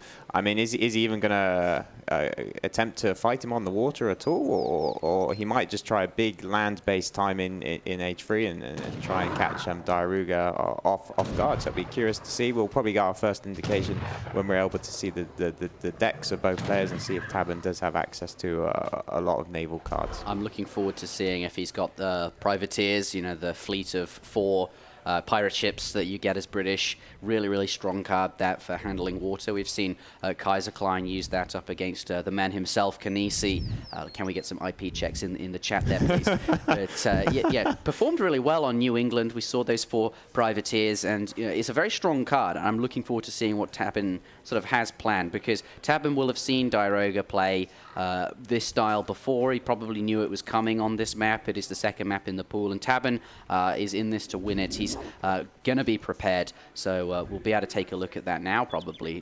What do we got looking here? 4 privateers is in the deck, Cossack, as well as a frigate and 2 caravels, and 2 warship upgrades as well, offshore support as well as improved warships. So definitely a lot of water potential there. But interestingly, no schooners, so it doesn't look like he'll be wanting to commit himself to something super water heavy, but we might see him add in a few fishing ships. Yeah, what do you think of the deck? Yeah, it's interesting. We can see also in Age 1 he's actually got access to Virginia Company, so I'll be curious to see if he sends that, because one thing you can do is if you're knowing that your opponent's going to be sitting back and full booming, one thing you can do yourself is try and attempt to outboom them. You know you've got all the time in the world, so sending Virginia Company is probably one of the greediest things that you can actually do, and he might just decide to go up to 200 mana pop, and then at that point stop producing any more villagers and go full on into army and try and take him down that way. So Tabben's actually got access to a few strategies, judging by his deck. So we'll just have to see which one it is that he chooses to take there. You mentioned that 200 pop thing, and that's actually precisely what Kaiser Klein did do versus Canisi on the New That's England true. map. Yeah. So be interested to see if that's on the cards. But Tabben, he got no early TP. Is adding one now as the British, which might help with that XP curve, but could struggle for shipments. You know, if he sends the Virginia Company, not going to be able to get that 700 wood or whatever it is in the colonial age out ASAP. But Diarouga does drop a dock. Here we go. Schooners has been sent, and this man is intent on getting out on the water. Looks like there was a... What's going on over here? There's a villager. Did he pop out the tree? Did I miss something? Diarouga rescued a native scout, yes. not a villager. So I think what happened there was Tabben had the treasure scouted as well, and he tried to attempt to steal on it, but Diarouga did indeed pick up that native scout. One thing to comment on, though, is that I really like the position of Diarouga's dock, actually. This is something you'll see quite a lot from Chinese, in that they don't place their docks immediately next to their town centers. What they actually do is just try and cover as much of the sea as they can. It gives, I mean, docks, I think they've got the largest line of sight out of any building in Age of Empires. So this dock is essentially going to allow Diarouga to see if Tabben wants to contest this northern sea. And in fact, Tabben might have had that idea. We can see Tabben actually has a villager there, but I think that's probably even in line of sight of this dock. It's for sure in line of sight of the dock. Control Shift F reveals that. He knows it's standing there chopping. Manor House going to go down. Tabben does send Virginia Company, though, in the first. If he hadn't seen it before, the native scout has just run by as well. But that's an interesting point. Docks do have a tremendous line of sight. So there is that. And in response to this villager being nearby, Diarouga just going to quickly throw down some walls. Really nice on Baja here, actually. There's a lot of natural barriers, so that wall going to be cheap and going to add a lot of defense. Yeah, so we can see that Tabben did choose to add in a trading post and has actually using the additional experience gain that he's getting from that to try and squeeze in Virginia Company. It's not as easy to squeeze in as if you got the trading post in Age 1, but he's going to attempt it anyway. And we might just see him, as I mentioned earlier, he might just go straight up to 200 population without building actually a single unit and attempt to try and outboom Diarouga in that way, and then try and create a really, really large timing, and to which Diarouga might not be prepared. Yeah, looks like Tabben went up with the Philosopher Prince for 500 food and just using that to spawn villages, units in queue. Yeah, just making vills, just chopping wood. He's got his gang saw upgrade, just spamming down manor houses and really getting quite far up with that villager count. But Diarouga gonna brush past with his Explorer, take a look at what's going on in the base, and you'll see a lot of vills chopping wood, and I think he'll know what's up. So there is that. But at home, not going to stop him. He knows there may not be anything coming right now, but he's going to start throwing down walls and has indeed got docks on that southern side of the ocean. Look at that. 3 fishing boats, 2 villages in queue. That's like 5 vills being trained. This man is making a lot of eco. Yeah, he's investing really, really heavily into the water. We can even see that reflected in his card shipment. So his 3rd card already, rather than even sending 600 wood, he's chosen to send rendering plants. So that's a huge boost to the gathering rate of these fishing ships. So not only does he already have a significant number of fishing ships out, both on the east and west side, I was going to say east. I was struggling to choose between east and west and north and south, and I don't think any of those are quite correct descriptions. But he does have a significant number of fishing ships on either side, and with rendering plant, they're going to be gathering at a staggering rate. So his economy is going to be in great shape, and we can actually see that Tabben hasn't chosen to go all the way up to 200 population as I thought he might. Instead, he's dropped a barracks down in the center of the map here, and we can see pikemen are being trained, and they're heading for the southern teepee of Diarouga. So it looks like his plan is that he's going to add in a stagecoach play, which is a really useful way you can choose to boost your economy,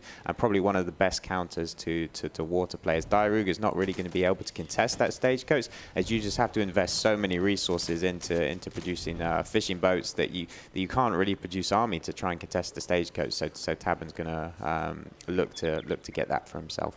Yeah, and I really like, dropping the barracks, reasonably early whilst he's still making the manners, and it seems that he'll be able to get that stagecoach. He's already got the upgrade in, and he'll be able to make this just as he's reaching 200. So the barracks coming down at a pretty reasonable time, get a few pikes out there so that he can do that, and in fact, even more pikes coming down so he can just, be annoying against these docks and really force a reaction from Diarouga with military units or perhaps boats or something like that.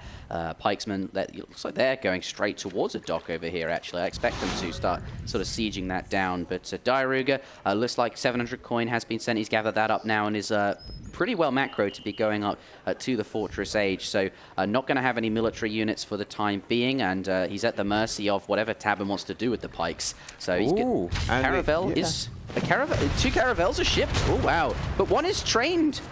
He's going to blast it. Yeah, so Diarouga's going to need to run with this caravel. Diarouga actually has a shipment stacked. He's probably waiting to send the frigate with that. He's trying to move the caravel around. So really nice micro from Diarouga. It's incredibly hard to hit a caravel if it's sort of rotating and circling around. So Diarouga does manage to escape that, but to heal it up, he's going to need to put it next to this dock, and I'm not sure it's really going to be up too much longer.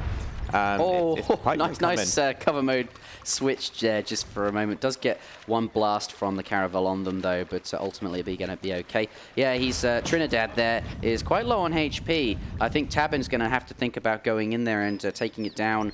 But first he wants to heal his boats up at the dock that he has constructed and trained one as well. 3 caravels there. Really like this. Tabben committed to a water push here, but a second caravel coming out from Diarouga. And remember, he has a dock here that's supplying a lot of anti-ship damage, so he has a nice setup and a second dock coming in as well. Let's see if the broadsides are recharged. Going to aim for the low HP caravel. If he can take that out, it'll be really nice. But Diarouga doing a good job of moving it around. They're trying to escape. Does lose a caravel, but he does trade it for one of his own caravels. So an even exchange, it would seem. Yeah, so what Diarouga needs to do is try and buy enough time for his frigate to come in. I'm assuming his first card is going to be the frigate, which help lock down this southern side of the water. And it was looking a bit precarious for Diarouga there, as he has about 12 fishing ships, 12 fishing ships on this side of the water, and with only one dock, you're in danger of losing it. But it now looks like he's finally solidifying it. He's built up that second dock, which is going to add so much safety and ensure that Tabben's sort of surprise attack. Well, it's been nullified for the moment, and now we can see that frigate in. I mean, but at the same time, though, Tabben's not particularly giving up. He's adding in the second dock of himself, which Diarouga probably will have scouted with this fishing boat at the top. Here we go, getting out the big guns, quite literally. Has a frigate mixed in here, and now pushing Tabben's boats here. Improved warships does come in for Tabben. That's kind of what he was waiting for, but and a 4th caravel coming in. Okay, going to set the broadsides up on the frigate. That's the high-value boat. We want to take that down so it can't be repaired. Getting a lot of shots in here, but with the 4th caravel and possibly Diarouga scouting the improved warships by checking the HP, stats rather, is going to get back here. He wants to heal up that frigate, but just going to have a bit of an exchange here. The goal is to not lose any boats and try and snipe your opponent's boats, but a second dock, I really like that from Tabben. He's able to get a lot of healing potential. Now starting to get those upgrades in armor plating on the way. Wicked Cossack and possibly Carronade as well. So Tabben looking to really contest this water here. Yeah, that's true. And throughout all of this, we should note that Tabben is actually going up to the fortress stage himself, so he's going to have access to the frigates, which are going to be incredibly strong. As you said, he's getting the armor plating upgrade, and he's already sent improved warships. So these frigates are going to spawn in with, I believe, it's 3,500 hit points. And if Diarouga's frigate's only on, well, I mean, it's not even at 2,000 at the moment. It's taking a while to heal up here. We can assume it will get back up there, but 3,500 is a lot larger number than 2,000. So it is considerably bigger. Yeah, so Diarouga is going to need to still invest even more in water, but it might be that he doesn't notice that Tabben's invested so much into his army. Here we go, though. 5 pikes on the other side of the map, starting to take down this wall. Going to force Diarouga to make a reaction on that side of the ocean. But Tabben now going to hit up to the fortress age here, and he's going to get a caravel. So going to overpop to 6 caravels there, and we'll have access to those extra shipments. Let's take a look at his perspective. I wonder if anything's on the way. Actually, I doubt it, since he's now going in for a fight, but has 6 caravels there, and he's going to force Diarouga away. Diarouga not wanting to fight that too much. Diarouga now sending advanced dock. He's a bit concerned, and that's a very, very strong card. It's going to make those docks very frightening. Yeah. How do we see that we got advanced dock coming in? I saw it on the POV. Oh, very nice. And so that's exactly what Diarouga needs to try and shut down Tabben. And to be honest, Diarouga will be content just to have 1.5 sides of the water. He actually doesn't really need the full southern side. All he needs to do is try and protect his little section that he's got enclosed off. I think he's going to have access to 2 whales there, and then the 3 whales on the other side. That's easily going to be sufficient for him. But Tabben, I mean, Tabben's pushing in again here, and yeah, the advanced dock finally has come in, as you've said there. And I don't think this position's breakable without some sort of land support. So we'd be looking at things like culverins or some very high siege units that can actually take down the docks from the land. So that advanced dock is not going to be as useful against these ships. I think you're right. There's a foundry here in the center of the map. There's falconets in queue, so he's thinking about that. He's also got a second town center going down somewhere on the map. Believe me when I say that. I found it. So has actually, starting to think about that long game. He's not going to fall behind. And shipped 1,000 gold, it would seem, to presumably make those cannons just to really get that extra pressure going. Meanwhile, Diarouga using all of this time, he's not idle. He's starting to chuck down more and more walls, making as many as he can, really paying homage to Kanisi. IP checks in the chat, and really going to try and do well with that style here. Diarouga, I know he's been practicing with Kanisi, and he's clearly gotten the hang of this style. Yeah, I can see Diarouga's actually called. It looks like two sets of Minutemen here. They've been patrolling around, and so Tabben's come out with 2 falconets in the center. So he's not actually going to and a huge volley from the falconets, taking down most of Diarouga's infantry there in the center of the map. I completely missed that. My apologies. Yeah, so it seems that rather than Tabben focusing too much on the docks on the southern side, he's actually just going to make a big push into Diarouga's base in the middle. He's actually building up quite a sizable army. If we have a look at the land military unit population, we can see that it's 46 to just 5 Cazadors of Diarouga there. And these walls, while they're very nice, we have to remember that they don't have too many hit points. 1,500. You can see the 2 falconets. They're going to make short work of that. In fact, it's almost dead, and Tabben's going to be walking into Diarouga's base at very short notice. Yeah. And should also point out that Diarouga has used a number of sets of Minutemen. Oh, well, now he's just replenished his. He's just sent Colonial Militia, so he will actually have access to a considerable amount of Minutemen now. So that point maybe not as relevant as it was.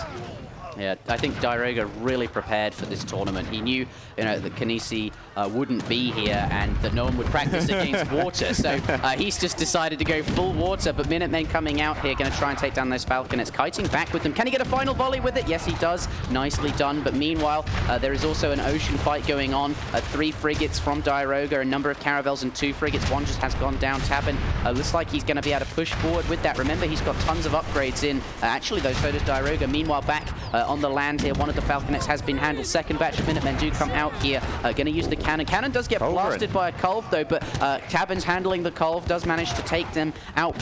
Just as it's arrived, it's popped out of the foundry, and those hussars where they need to be. Tabben really causing mayhem in Diarouga's base here. These vills are now going to have to get moving.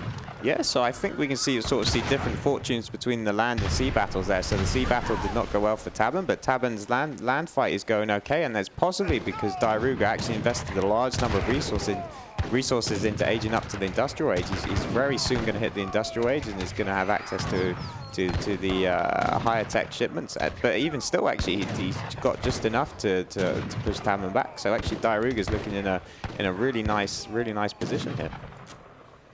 Tabben streaming a few more muskets in. Diarouga was quick enough to try and rebuild the wall, but it seems that some of the muskets got stuck on one side, and Tabben's going to try and re-siege that wall and then keep up the pressure. He would have seen Diarouga just hit the industrial age, so he knows he needs to try and get a bit more damage done.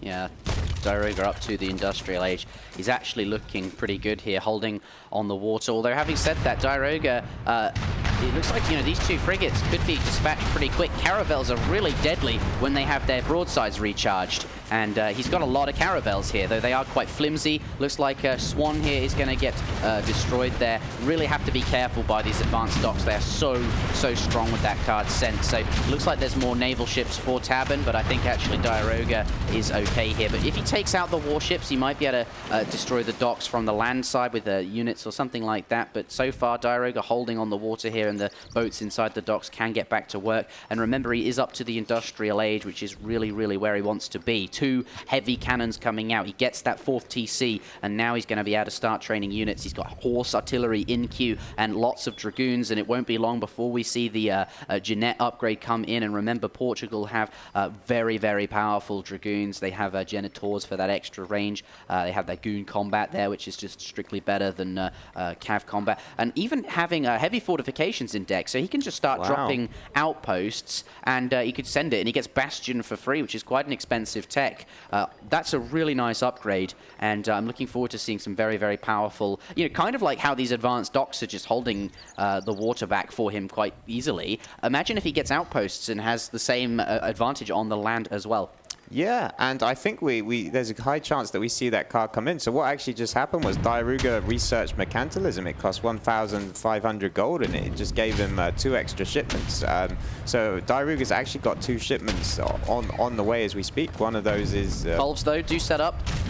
Blasting a goon. Sorry, I thought he was about to annihilate hit something more than a dragoon. But yeah, I mean, Tabben's fully aware of what capabilities you can have in age 4 with the heavy cannon. So smart play by Tabben here to mix in some culverins. He knows he's gonna need them to continue his push here.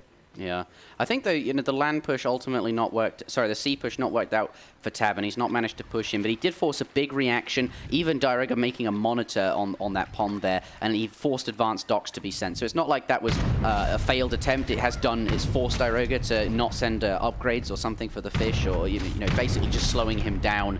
Let's see though if Tabben can make more happen on the land. He's going to need to do that if he wants to win the game. But he's looking pretty good here. Set up with Vet, Huss, and Musk.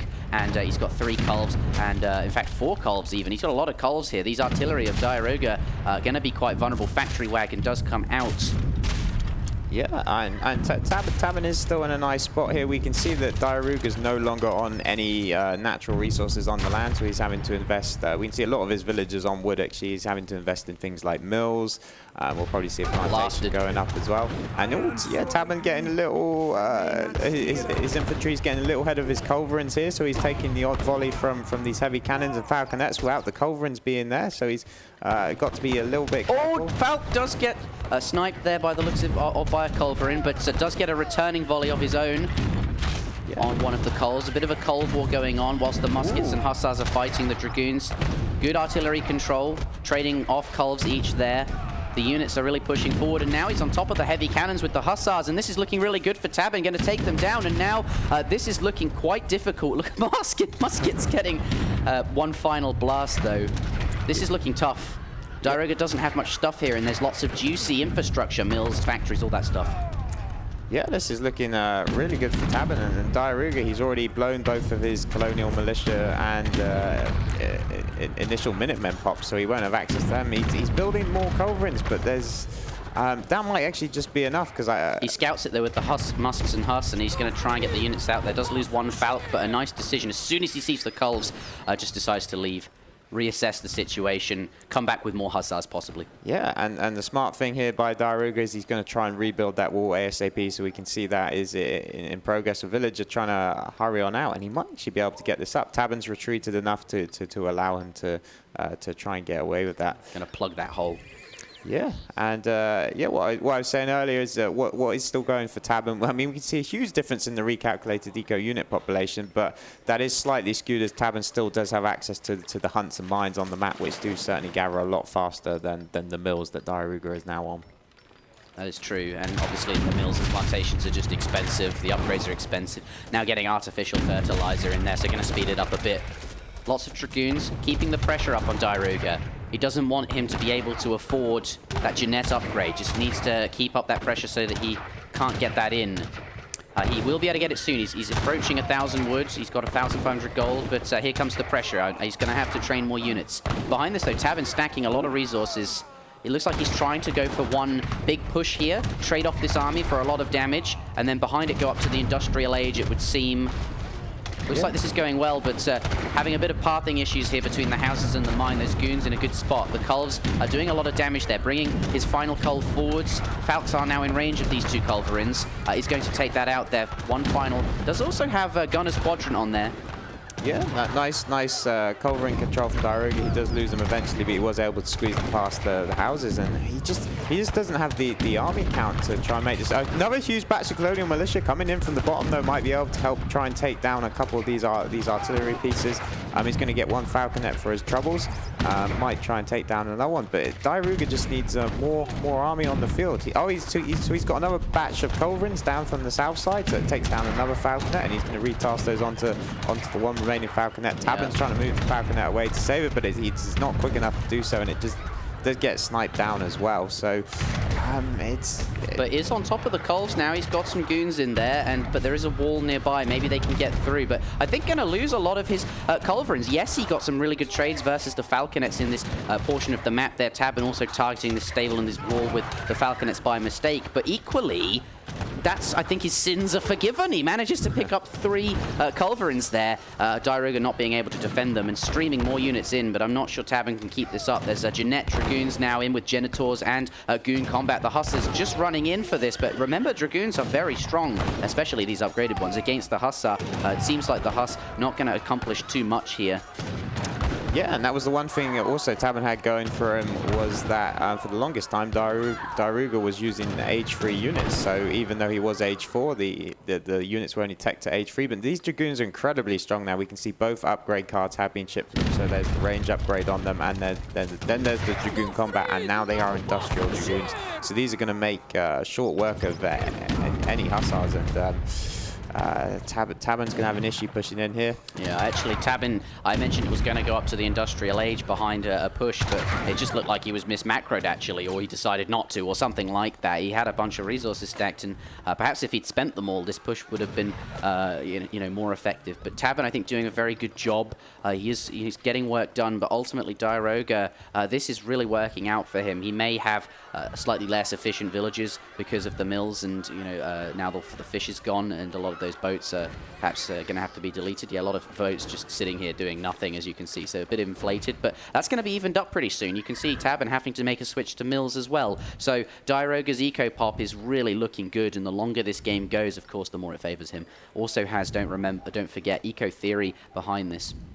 Yeah, so it looks like Tabben's just trying to finish this off in age 3. We can see another huge batch of falconets. Big raid. Yeah, and so this is looking harder and harder for Tabben now to try and come back. Diarouga's finally built up a very solid army.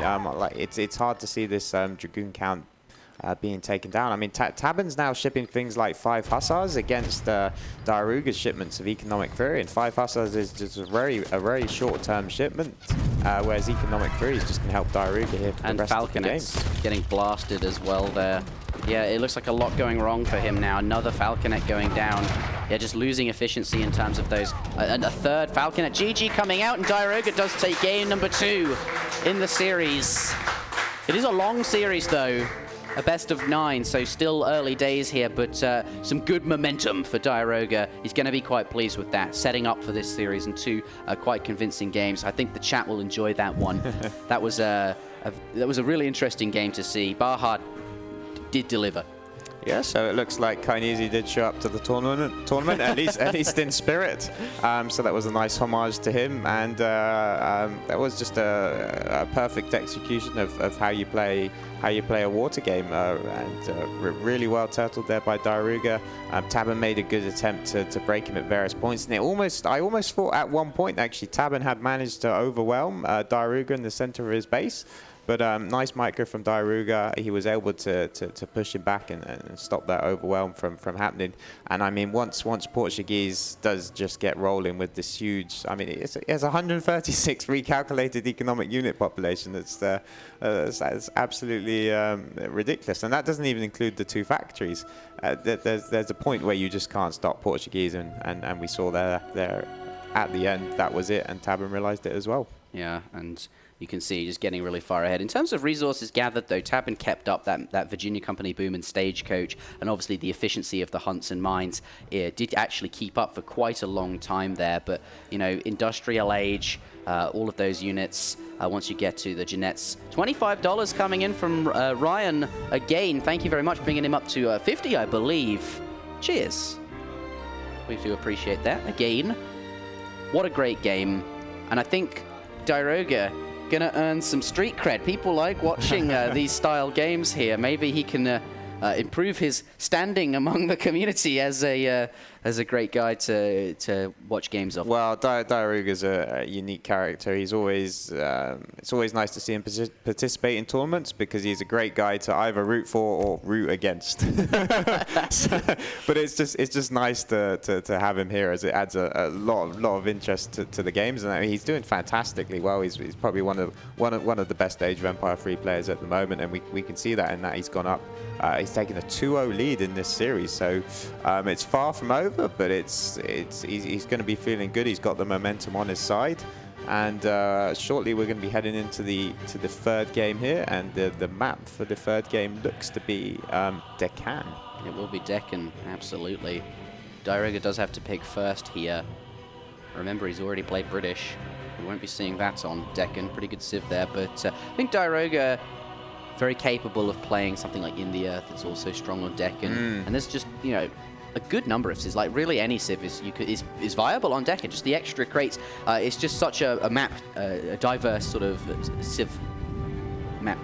You know what I'm saying. Civ map, diverse, all the words, the buzzwords, I just say them. Yeah, so I think the India pick you highlighted there is a very good choice. I know Diarouga possibly might like French on this map, but I know he's had bad experience of playing against India on this map before. I do remember A's in the qualification series playing India against him and doing very well. So that will probably be on his mind as well. And yeah, as we can see here in the chat, that Diarouga, he has to pick a civilization first, and he has indeed locked in India. So it's now up to Tabben to choose, and Tabben still has access to every civilization on the board. So we'll see what he does against India. He might even choose to stay as the Brits. Actually, they do quite well against India.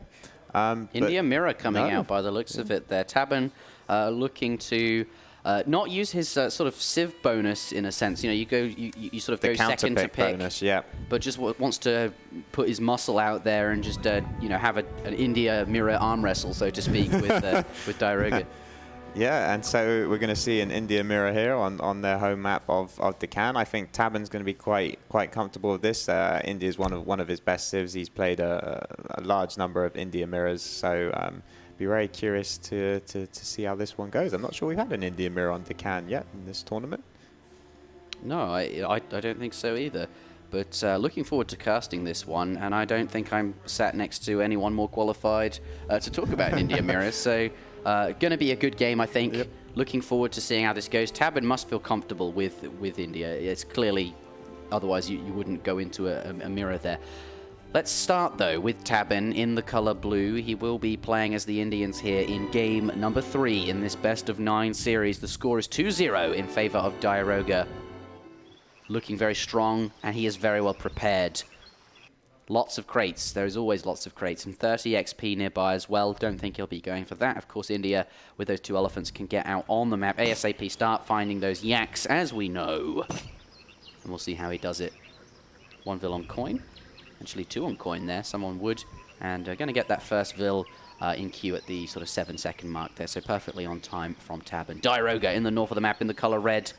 In fact, blue for you guys. He uses the team colors.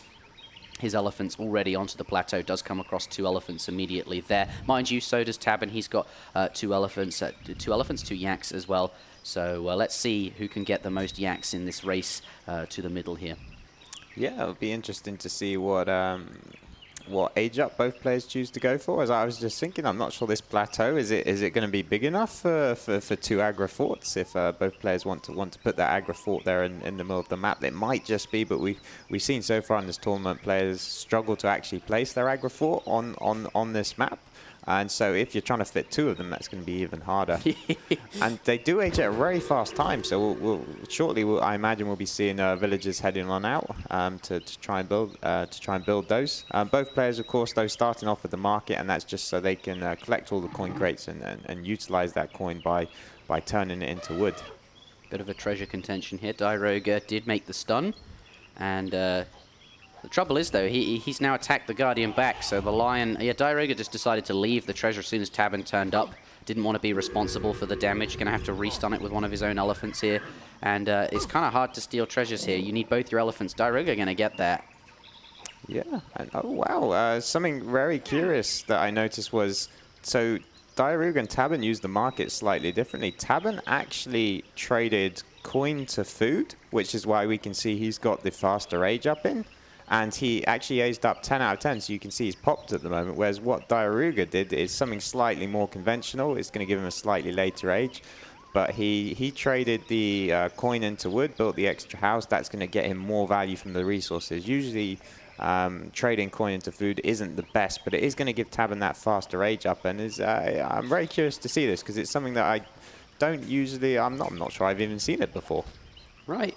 And looking, by the sounds of it, to be aggressive if he's doing that sort of 10-10, so to speak, with the trading into food just to get a faster age up. He's looking to be aggressive and sort of get some damage done. We saw that worked actually quite well. We've seen India mirror Prince of Kabul versus Diarouga.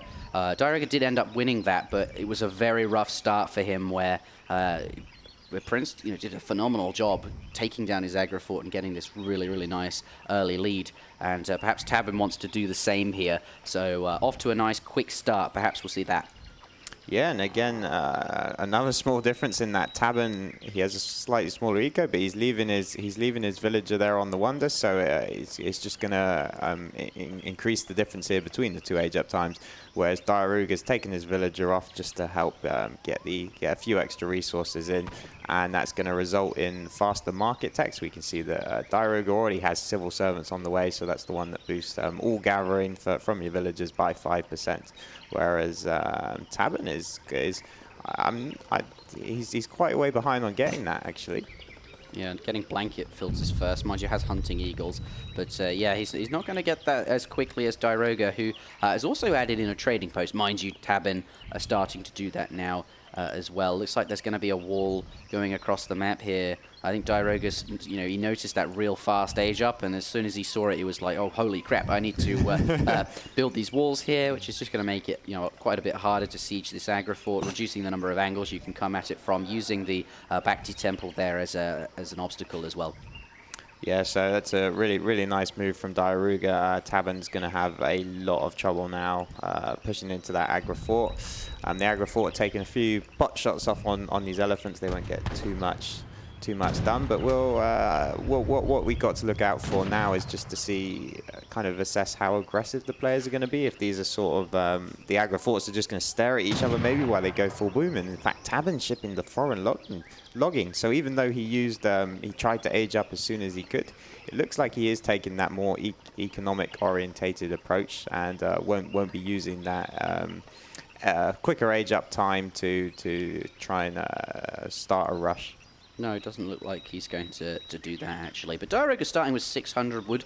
Perhaps we'll see the consulate come down there. Maybe he wants to expand his trading routes. The elephants look like they could be in a position to place that there. Bit of a sepoy exchange going on here. Diarouga's elephants actually coming in, just Stomp coming in and gonna lock a fight in with these two sepoy. And with Gurkhas behind this is kind of what Diarouga wants, just to start on those sort of early trades and pickups and get a slight advantage in the beginning here. Yeah, so I'd say this is starting really nice for Diarouga, taking out two sepoys. He does lose one of his elephants. It's not the biggest of deals. Diarouga will be able to resurrect that fairly shortly. And yeah, we can see Tabben is actually adding in the consulate, so he's doing that without the 600 with it. It's a little harder to do, but he's probably just going to keep carrying on to make a lot of economy.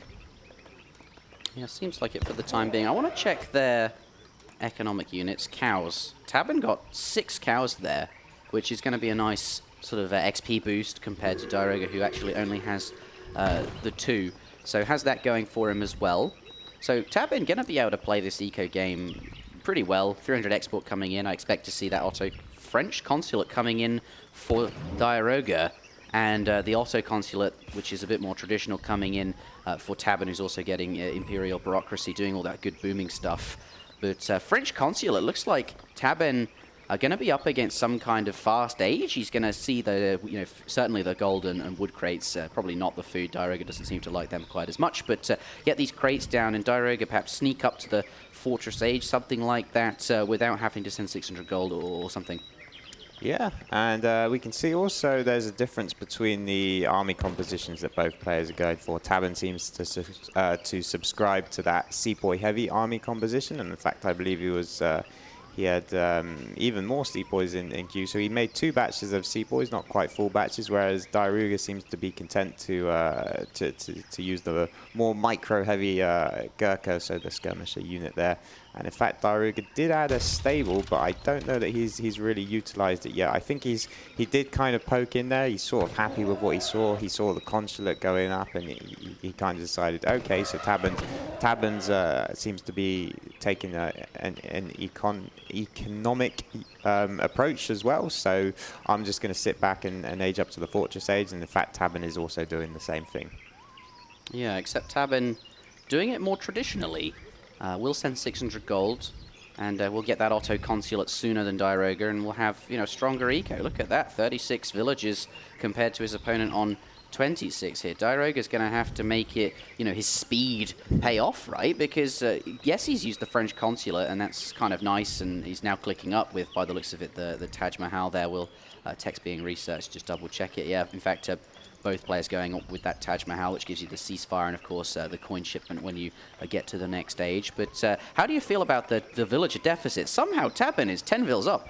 Yeah, I'm quite surprised. I mean, so half of that deficit is down to the foreign login. I wonder if has Diarouga. I don't think he's called the settlers from the Ottoman. No, he hasn't. He started on the French. So he started on the French. Okay, so he will be able to access those resource crates, which are nice and will easily compensate for those lack of for villagers, and I'm sure he will pick up those 4 villagers at some point during the game. But judging by the age-up choices here for both players, each player going up with the Taj Mahal, I wonder if we're just going to see both players head on straight up to the industrial age. Yeah, shall we take a look at their decks and see what they have prepared in there? Looking at Tabben here, 25 Tiger Claws. He's got the 4 Mahouts, the 10 Yurumi, and then, of course, the infinite Yurumi there. So lots of big pops, right, so to speak. These are just going to give him a lot of surprise and pushing power from, to orchestrate a ceasefire or from his TC or whatever it is. Looks like these elephants of Diarouga coming in. They want to figure out what's going on there. And doesn't get eyes on the Taj Mahal, although Tabben is already up, so never mind. Yeah, so it definitely seems like Diarouga is going to plan to up to the industrial age. I was just having a quick look at his resource distribution, and you can see most of his villages on food. He's banking a huge amount of food. Whereas Tabben, it seemed that he was a bit more uncertain. I think he tried to get out the odd extra batch of sepoys just to be safe, but we can now see that Tabben is also banking a lot of resources. So, yeah, as predicted, I think both players probably going to head up onto the industrial age, and then we're just going to have a lot of Euromies against a lot of Euromies, and I think what could make the differences that I've found in these Euromie versus Euromie fights, that the player with the highest number of Mahouts does really well. So Tabben with that 4 Mahout shipment, that could really help if he instead of shipping one of the infinite Euromie cards, switches it out for one of the 4 Mahouts, then that maybe could tip it in his favor. Okay, that's on the cards there. Also has 3 Mahouts and 2 Mahouts in Fortress Age as well, though obviously the Industrial Age cards are much more effective. Let's take a look at Diarouga's deck and see what he has available. No Mahout shipments, so looks like Cossack not going to like this deck quite so much by the sounds of it in his Euromie Wars, but obviously anything can happen. Looks like he is now going up. The Wonder has been dropped. Diarouga going up with the Shamanar Gates. Yeah, and Tabben doing the same thing. So this is actually going to give them 2 Mahouts each, so it's going to get them a start on that particular unit. Nice raid up in the top here. Does manage to, I think that's first blood. Oh no, there were some Sepoys that died earlier, but we're 10 minutes 40 in there in AoE3. That's, you know, not necessarily, it's actually quite a long time before anything happens. But yeah, going up to the 4th age at the 11-minute marks, both players well on the way. And Tabben now adding in a second TC, killed that villager, and he's got a really convincing villager lead. He's, you know, with the foreign logging that he shipped, he got the Otto consulate vills in. He's got an astounding villager lead, and actually Diarouga, he's now on the British consulate, so not going to get that Otto vills at all. I hope what he has in mind is aggressive, because he skipped a lot of eco. Yeah, and we can see it reflected in the score as well. I mean, Tabben up 20 points in score, so Diarouga is probably going to be looking at and kind of assessing that Tabben actually did go for a more greedy build than perhaps he anticipated. So yeah, Diarouga is now going to have to plan around that, and he's going to have to realize that it's up to him to make the aggressive plays. So he'll probably wait for at least 2 industrial shipments. You don't want to go in with just the 1, and both players actually will have access to 2 shipments pretty quick off the gate. But yeah, the longer this game goes on, the better it is for Tabben, as it looks like Diarouga is never going to get those Ottoman villager consulate, the Ottoman consulate villagers, and at this time it's too late to send foreign logging, so that villager deficit is always going to be in place. Yeah, and it's looking, you know, quite a large margin, and a second TC, as I mentioned, from Tabben there. He's got his ceasefire available, 2 shipments stacked, nothing on the way there. He's okay. Here we go. He's going to send. I can't tell what it is. Oh, is that the upgrade card for the Sepoys there in Age 3? Oh, yeah, the British East India Company. Okay, so that is very long term.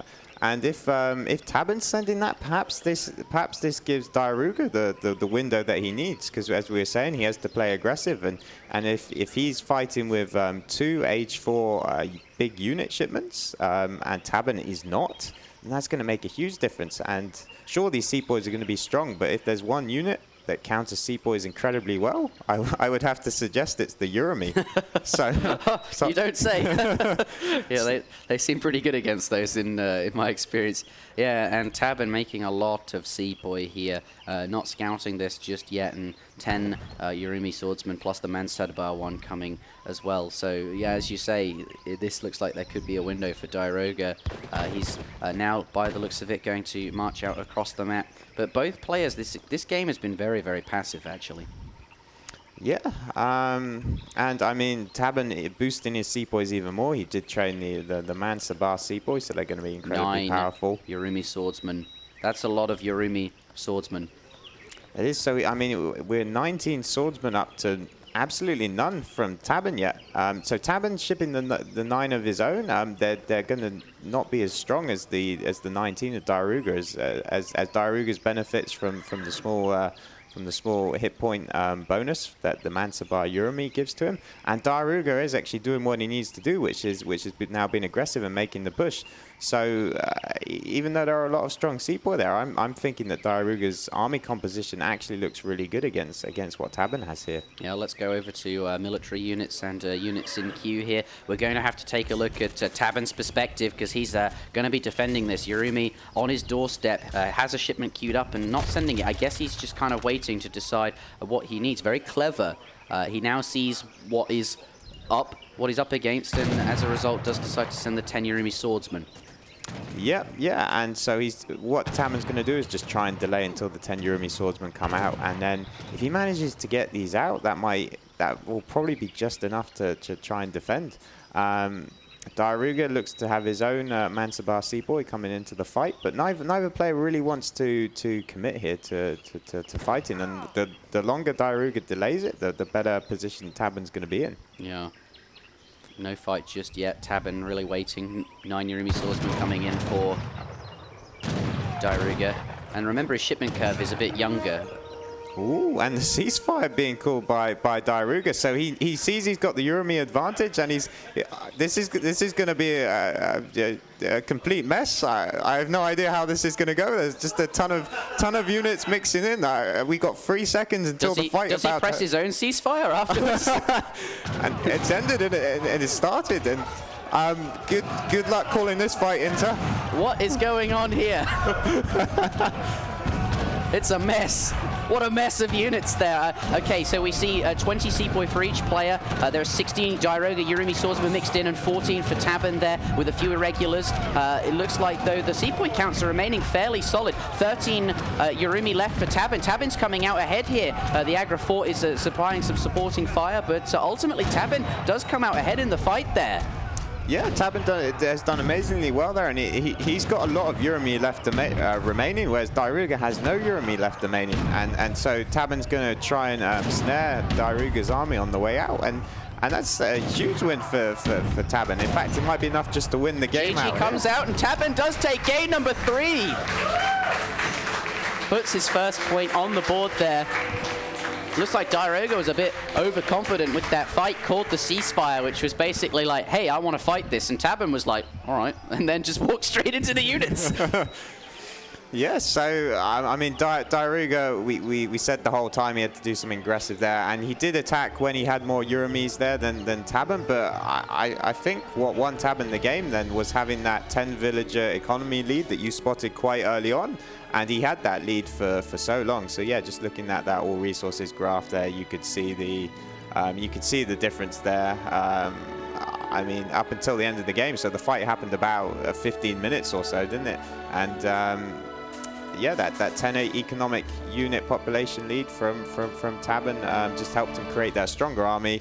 And yeah, we can see there he had just more army on the board when the fight happened. So yeah, even though Yurumis are strong, more units principle holding strong once again. That's true. I think Diarouga made a couple of mistakes. You highlighted the lack of villagers there. I think he knew he hadn't sent Otto cons and he hadn't got the foreign logging, and that he was just behind on villagers. So he just clicked the ceasefire, jumped into a fight, had to do something. He had to win it. It's not like he could play the long game there. So this game comes down to one big jamming in of the units. Quite literally one. That's the biggest jam I've ever seen. I don't think I've seen that before. Yeah, where two Indians just go straight in like that. Yeah, that's how I imagine like PR5s play. They're just like, right, my army's ready. Let's jam it in there. Go, go, go. But here at the top level, we're seeing, ceasefire. Good stuff. Let's head on out and get into the next game there. I wonder what even micro they were doing in that fight. It would have been really nice to actually sort of see their player cast. Yeah, retrospectively what their first-person view looked like. I imagine. I was going to say, I almost wonder if the best thing to do is just take your hands off the because in that situation you really don't want to over micro at all. Any sort of movement of your army is going to screw anything up. No hands on keyboard, just let them go at it. Yeah. I almost feel like that would be the best thing. Russia versus Aztec coming out, though, for the next map, which will be the Thar Desert. The players checking their deck. That will be the matchup here. Any thoughts? Yes, so looks like Tabben would have had to have picked first, as he was the winner of the previous game. Okay, so Tabben picking the Russians there. So yeah, Russia, very standard pick on Thar Desert.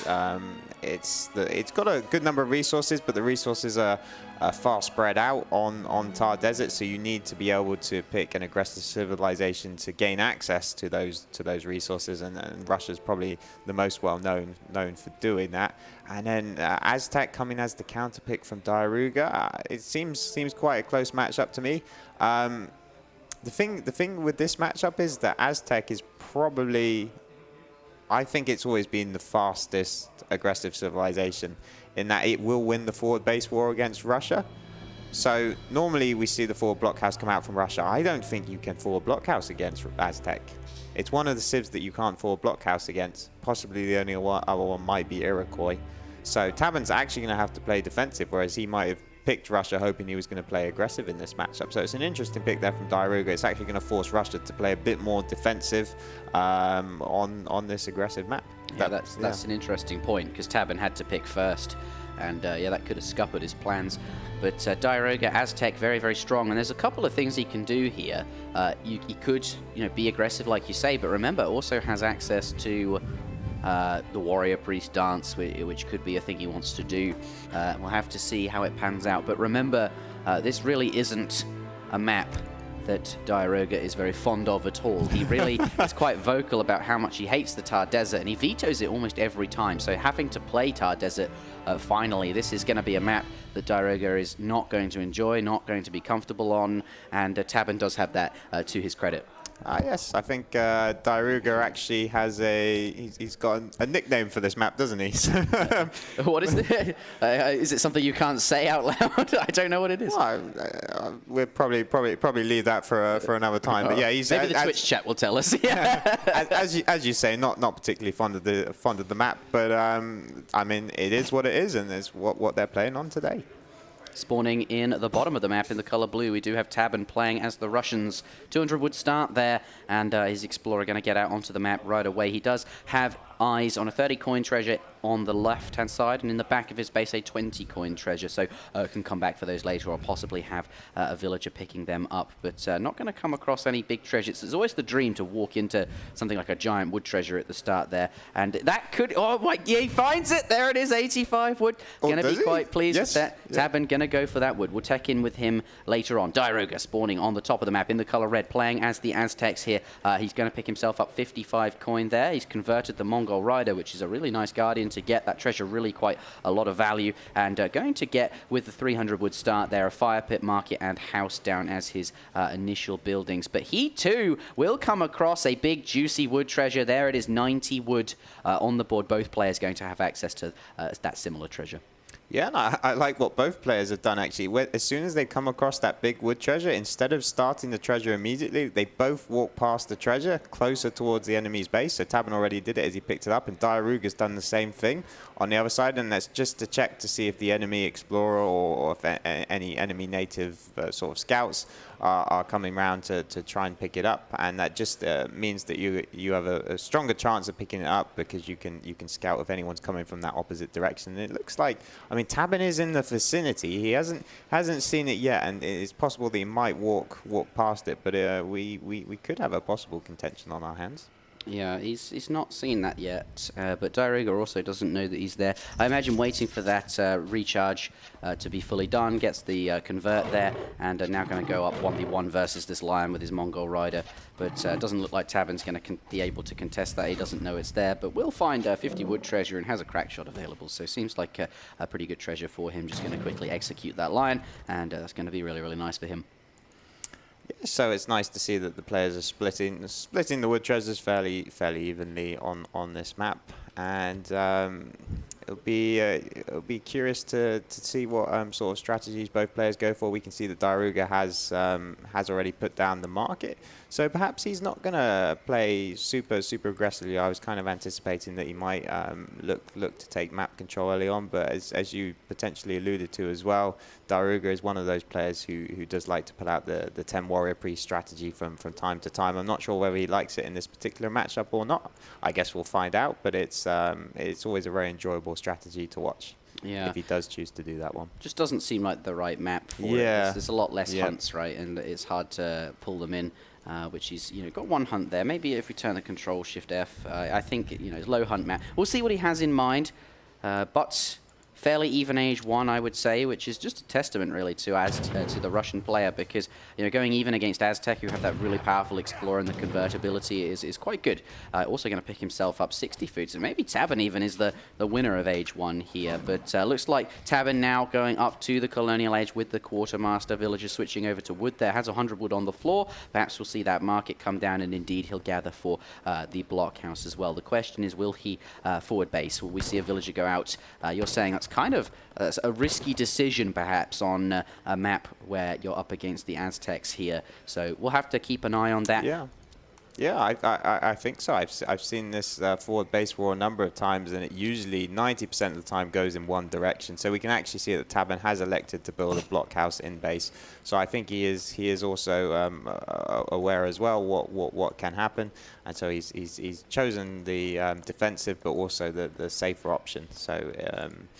We won't be seeing that forward base war, and yeah, Diarouga is sending out his own villagers, so probably the wise decision there from Tabben. Yeah, Diarouga is going to forward base. Doesn't look like he'll be interested in the warrior priest, but Tabben does find the villagers. Going to go straight into hand combat, and the blockhouse didn't like that spot, I guess, but is going to start sieging that ASAP. But now we can see Diarouga, he spots the blockhouse in base. That's kind of what he wanted to know.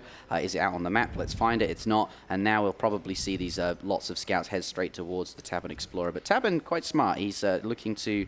I think he was like, I wanted to get his crack shot on one of these. You could see him sort of itching to do that, but ultimately going to send his Explorer home.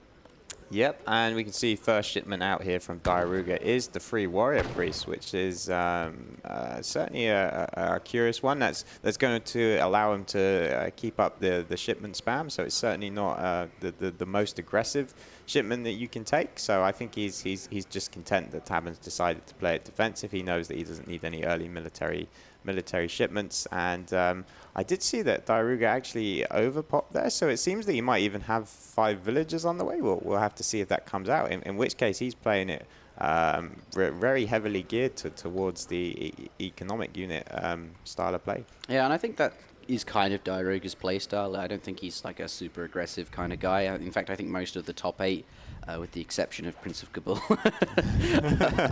are maybe that style. But here we have 65 coin. Tabben going to pick that up, but starting with 5 Cossacks as usual. But instead of performing that pushing roll with the muskets, actually just going to perform. It's similar to how you play Germany. You use the Ulansko raid and stuff like that. They're going forward. Tabben going to try and find some villagers to kill. Yeah, and I do like the choice to send the 5 Cossacks. Even if you're playing defensive, you just need to get onto your opponent's side of the map. You need to find out what the Aztecs is doing. Are they making army, or have they sent the free warrior priest, as Tabben is now about to spot? A nice little move from the Cossacks to reposition themselves to try and get the villager, but it was actually Coyotes coming in, though. There's quite a number of them there. He spots it and doesn't want to continue fighting. He's going to try and get out of there, but ultimately no damage done from Tabben. Did get a good swing on a Vil, but Diarouga, good reactions. Yep, so Tabben only had to sack 1 Cossack there, and for his troubles he idled a lot of villagers from Diarouga. But yeah, as you say, Diarouga scares him away. But I think Tabben will be fairly happy with what he saw. He got the information he needed, which was just to see kind of what first shipments were sent, so he knows that the free warrior priests are out on the board. So he knows it's actually going to be a slower play from Diarouga, so he knows that from his own perspective, he doesn't necessarily need to start pumping out units. He can actually maybe play it a bit slower and get things like steel traps, which we now see he has teched in that economic upgrade. Yep, walls going down as well. I'm just going to play Russia in base here, 700 wood, perhaps a second blockhouse. I think you just said that. But yeah, I recall a couple of matches from the qualifiers actually of Aztecs versus Russia, and I believe Russia did quite well. So what they did do in the successful games was actually just stay in base and then massed a bit of army and then head up to the fortress age, ship 2 cannons and push out with that. And Aztecs have a real trouble handling the 2 Falconet shipment if they're stuck in age 2. So we'll have to see if Tabben chooses to head up to the fortress age at any point, or if he's just going to sit in base, mass this really strong age 2 army and then push out with that. But just judging by these walls, I do kind of get the impression that maybe he will try and head up to the fortress age at some point. Yeah, it seems like it. I'm a little bit concerned for Tabben though, because this map just very low on hunt, and it's staying in your base for like until 12 minutes and aging up. It sort of run out of animals. But shall we take a look? There's it seems like a reasonable amount of food in these, and he's done a good job of herding in I think 2 hunts. So perhaps he's identified he does have enough food to last, right, until he gets up. And yeah, 700 coin coming down. Looks like he is going to go for that style. Does, though, have 10 Strelets in queue. They've just arrived there, and some Cossacks in a stable somewhere as well. So I think here's the first pressure. Maybe that coin will just be used to mass Cossacks for the time being. Yeah, so it certainly gives Tabben options. He can kind of suss out how large Diarouga's army is. If he feels that he needs more military units, he does have access to both the stable and the barracks to produce units with that 700 coin, or potentially he could still head up to the Fortress Age. We'll have to see what he does. Diarouga also kind of got an idea of the size of Tabben's army and just the base building. And I think he's correctly sussed that he can't really push into this. But what he can do is look to try and contain Tabben. So as you kind of mentioned, in fact, I think all the hunts in Tabben's base are just dead and lying on the floor. So they're all kind of decaying. And the next closest hunt for Tabben is miles away. Actually, he's just sending a villager out on the left-hand side of the map to try and herd that in. But I don't think Diarouga will actually ever need to push into this base. He can just wait for Tabben to come on out to him. Yeah, and as long as he keeps, pressuring the walls and the sides every now and again, posturing his army nearby, Tabben won't have the confidence to go up to the Fortress Age and get those falconets. It could be quite challenging for him to do that. 700 gold has been gobbled up there. Can we take a look at Tabben's perspective? I wonder if he's got something on the way. I think getting to the Fortress Age, Boyar's coming in. So looking for and just in time, he's going to arrive. A nice position on the Mace Halton there, though. The Coyotes in the middle of the Strelets. That's not ideal. Yeah, but it looks like Tabben's just got a huge amount of army here. The Boyar's arriving exactly when he needs to. The Explorer was a little bit out of the fight. It's just arriving at the moment, but it seems to be going really well for Tabben. There was a slight misstep by the Strelets, but he's still got a few remaining Musketeers left to deal with the really cleaned it up. GG, Diarouga calls it, and Tabben going up to 2-2 in the series. Wow, Tabben appears to be jacked. He's evened it out. It looked like a rough start. Diarouga had a lot of momentum there, but it seems like Tabben rather, able to pull it back.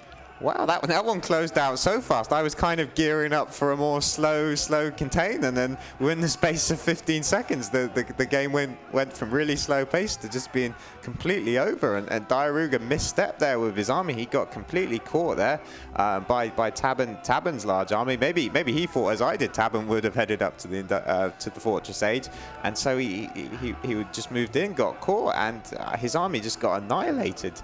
And that was it. You don't come back from that. He realized that, and GG. And it's now 2-2. Yeah, just got caught, and bam, units are gone. Shouldn't have been there. Didn't work out. And Boyar's coming in just as the fight starts. It was so perfect. Yeah, we can actually see that Diarouga did have his own Coyote combat card of his own, but only boosts the one unit there, Coyotes, unlike Boyar's, which does boost the hit points and attack of the Cossacks as well as the Strelets there. I think you've said before, maybe the strongest card, or one of the strongest cards in the game at least. So. Russia have a couple of those actually. 5 Cossacks is pretty good. Boyar's pretty good. Yeah, good stuff from Tabben. Score is 2-2, looking very, very nice.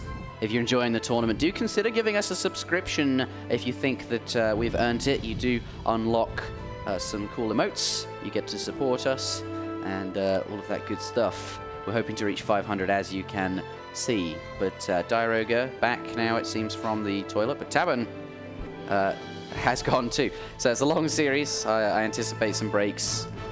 Yep, so it's a strategical break coming in here for both players, and it's possibly, halfway through the series, this is looking very even. I was worried as soon as Diarouga went up 2-0 that he was just going to maybe steamroll this, but Tabben punching back with a really strong two-game jab of his own, and so I think we're in for a potential full nine game series here. A bit of a doozy. Yeah, it's going to be really, really good. And remember, after this series, later on today, we do have Maito versus Kaiserklang, which could well be the same thing there.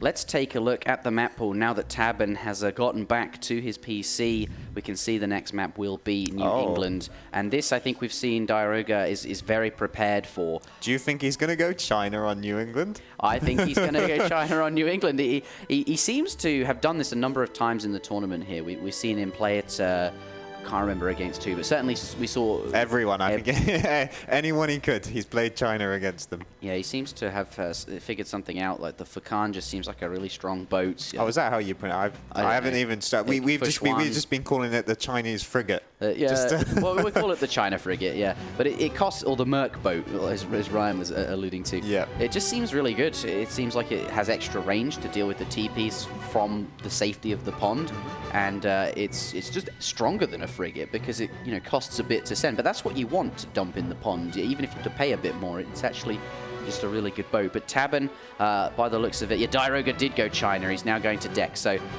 seeing that from him. But first, Tabben has to pick first. We see Spain coming out from Tabben. And that is locked, he says. Diarouga responded with China instantly, and we'll reflect that on the overlays in a moment here. They're now going to deck up, and we'll talk about the matchup in just a moment. But first, thank you very much, Purple Squid. And let's have a look at New England. I want to take a look around the map, show you guys what it's all about, and then once they're finished with their decks, we can get into this. See you in a moment.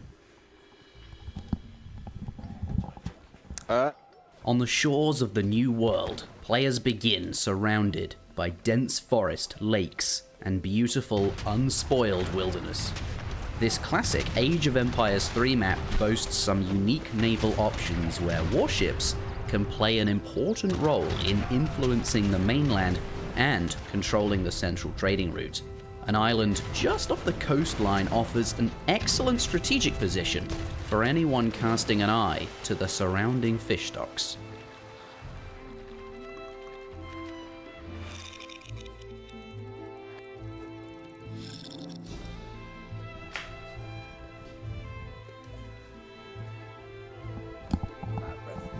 Okay.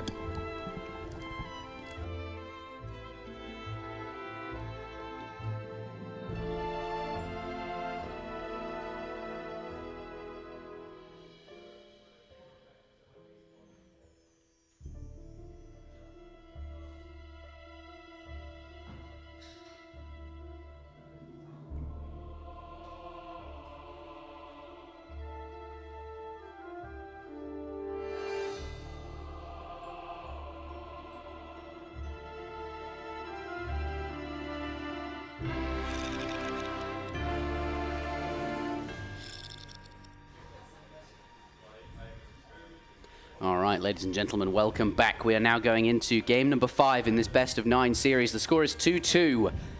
Diarouga was off to a very good start, picked up the first two victories in a row. But Tabben brought it back, evening the score out to 2-2.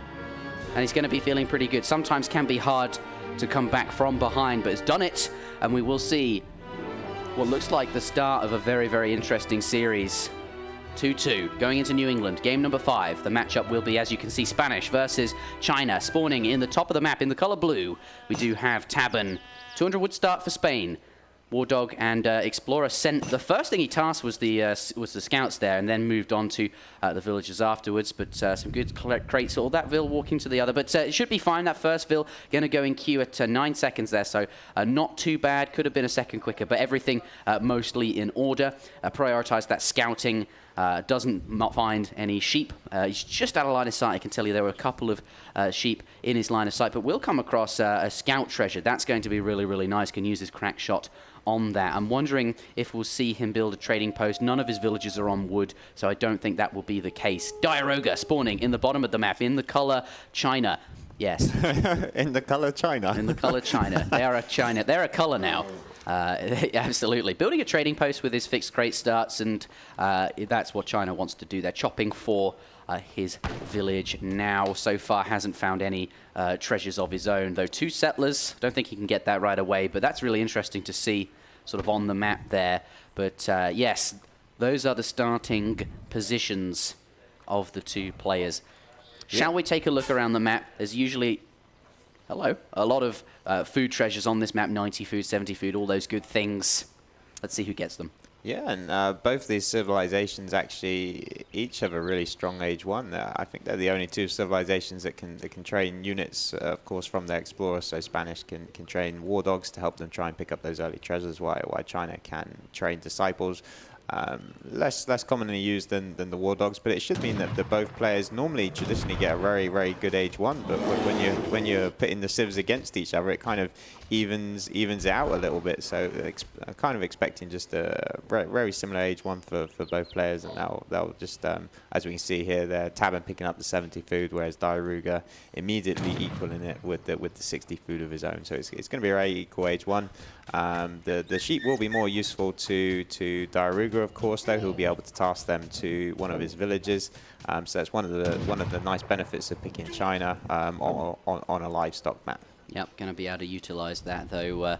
You can only fatten so many at the village, but you do build multiple of them, so I suppose that's okay. But Tabben off to a good start. A lot of Pokemon Army here. He's got a lot of stuff. By the way, thank you very much for gifting the subscriptions. Big Willie Wright in the chat there. Discovered the pineapple emoji worth 100 food there. That's one of the Easter eggs. Well done.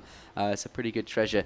Congratulations. But yeah, Spain looking pretty strong. And another tomahawk up here, and he's already got all these things. He can get that really easily. And also then there's a 95 wood treasure after that. I think Tabben is decisively ahead here in age 1. He's got a very frightening age 1 mass. Yeah, no, he'll be feeling a lot more confident with this, as it allows him to protect his tower. So Spain normally ages up to the colonial age with the 200 coin in the tower there, and if he wants to position his position that in a defensive, an aggressive location, maybe put it on the pond of Diarouga or on his own pond, he will be able to protect that from the Chinese explorer, who hasn't managed to pick up many kind of disciples or pets or natives of his own. So Tabben will be feeling confident that he can protect his tower if needs be. Yep. Trading post going down in transition, though. This is what we expect from Spain, and is going to be the case here. 135 coin, well done, Lilo. Hamster 22. That's a pretty good one there. Nice find. Well done. Good lucky dip, I suppose. And Carlos has discovered HPCXD. Can we see some HPXDs in the chat, please, there? But yeah, that's a pretty good one as well. That's a beautiful Easter egg and for those who know. Yeah, and 80 food. There, lots of good ones in a row there. We should probably talk about the game, though. Diarouga on up to the next stage with the Summer Palace. Tomahawk immediately starting to take down, get that siege going. Yeah, and I think Tabben's got to have on his mind this Chinese frigate. So if you haven't seen the previous games of Diarouga playing China on this map, it all seems to revolve around sending this really powerful age 3 Chinese frigate that just kind of seems to dominate the map. If you ship it into one of the ponds, it can control often a number of the trading post sockets. So we'll have to see which pond he ships that in, and it's got a huge range. It's just so strong, and I assume Tabben will know it's coming at some point, and I'm curious to see what plan he has to try and counter it. And we can see he's sending out his outpost wagon now. He knows he doesn't need to worry too much about it, as he's got the native scout there, the Iroquois tomahawk to protect. And he's putting it really aggressively, actually. So he's put it on the pond of Diarouga. So it looks like he's not going to be waiting around at all. As soon as he hits the Fortress Age, he's looks like we can expect some pressure to be coming in from Tabben. Yeah, and he's going with that vanilla fast Fortress. No ATP today. 700 coin coming in, and will be going up to the Fortress Age ASAP. Clicks up at 5 minutes 20. This is very fast, and is looking pretty good. Going up with the scout for cavalry, and the subscription's still coming in from Big Willie Wright. I think I'm not sure how many was gifted, but it was clearly quite a few. So thank you very much for the support. 195 food. They're going to McRae. We're making our way towards the sub goal. This is going to be a big portion of it. So thank you very, very much for that. It appears that they have stopped. No, they're continuing to stream in. This is a very large number. I really don't know how many. I can't see it on my screen. But thank you very much. Thank you ever so much. Tabben, though, nearly a third of the way up. Second TP coming down there, by the looks of it, off of his 700 wood, and also going to use that wood to make a market and some houses. Yep, so he's not going super all in actually. The market's going to give him a bit of economy behind this, and the trading post is also going to add a bit of sustainability. It'll be interesting to see what he chooses to produce as his first sort of production facility. So is he going to go for that barracks there, or is he going to go for the stable and produced lancers? Hand cav traditionally very, very strong against the Chinese. They don't really have particularly good anti-cavalry, so the lancer's often a very good choice. And yeah, we can see that Diarouga's now aging up to the Fortress Age, and he likes to go up to the Fortress Age on this map with the wonder that gives him the 8 arquebusiers, which is quite different from what we used to see. And it used to be that every player would age up to the with the porcelain tower just because it gave them such a strong economy. But Diarouga just seems to favor safety and security and just getting up with the additional units. And he doesn't mind sacrificing the economy, actually. Just because I think he's so confident in this sort of Chinese frigate strategy that he just wants to get to that position where he can get that out. And the extra 8 skirms is just going to allow him to do that. The subscription's still coming in. Can you move the Twitch chat? Can I find out how many this was? I can't see. It's a very, it keeps going. It's a very, very, very long list of names. Thank you ever so much. Still coming in. Sip, my apology there. Congratulations. I didn't know how many it was, but yeah, it's a lot there. Thank you. Looks like this TP finally going down, though. He's been sieging it the whole goddamn game.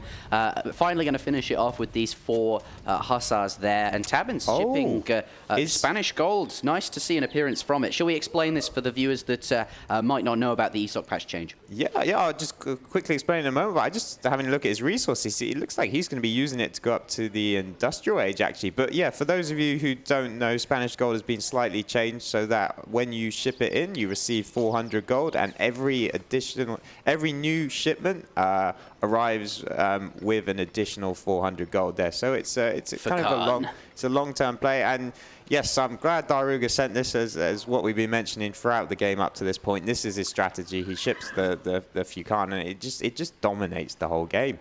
And Tabben's shipping. This is interesting. Wow. Tabben is shipping a fort wagon. Let's see where he chooses. He's just putting it really, really defensive. Tabben has, you know, a fort wagon and 400 coin is actually a pretty good shipment. I'll give you that. But fort wagon going in base, it looks like maybe he's taken a look at whatever it is that Diarouga has been up to and has decided, all right, I'm just gonna go to the industrial age, which is what he's doing. He's got 1,800 food there, and we'll be clicking up any second now. What does Spain have in the industrial age? Let's check his deck.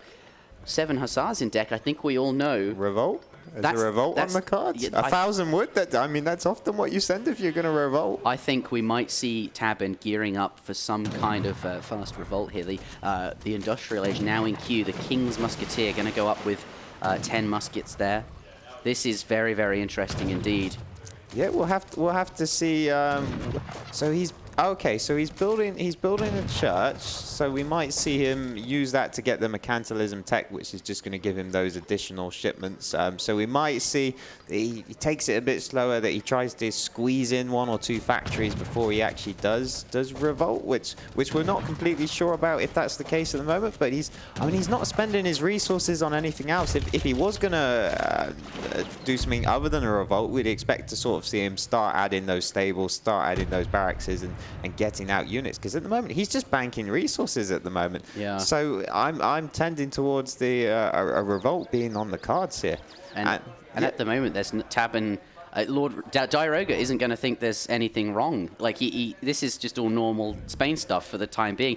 It's probably about now that he starts thinking, hang on a minute, where are these units at? But Kay coming forward with 7 hand mortars. He's popped them in that ship by the looks of it, and now going to deliver them up the coast here. And remember, Tabben made 2 trading posts. He's going to have a lot of shipments available. This is really nice. Diarouga, the first thing he's going to do is start to clean these up with that 7 hand mortar shipment. Going to be able to make short work of them, but I don't think Tabben cares. Look, fucking hell, pardon me. 4 shipments. 4 shipments stacked up after, I believe, mercantilism must have just come in there. Now up to the industrial age, and what does Diarouga do? Does he see it? He sees it, obviously.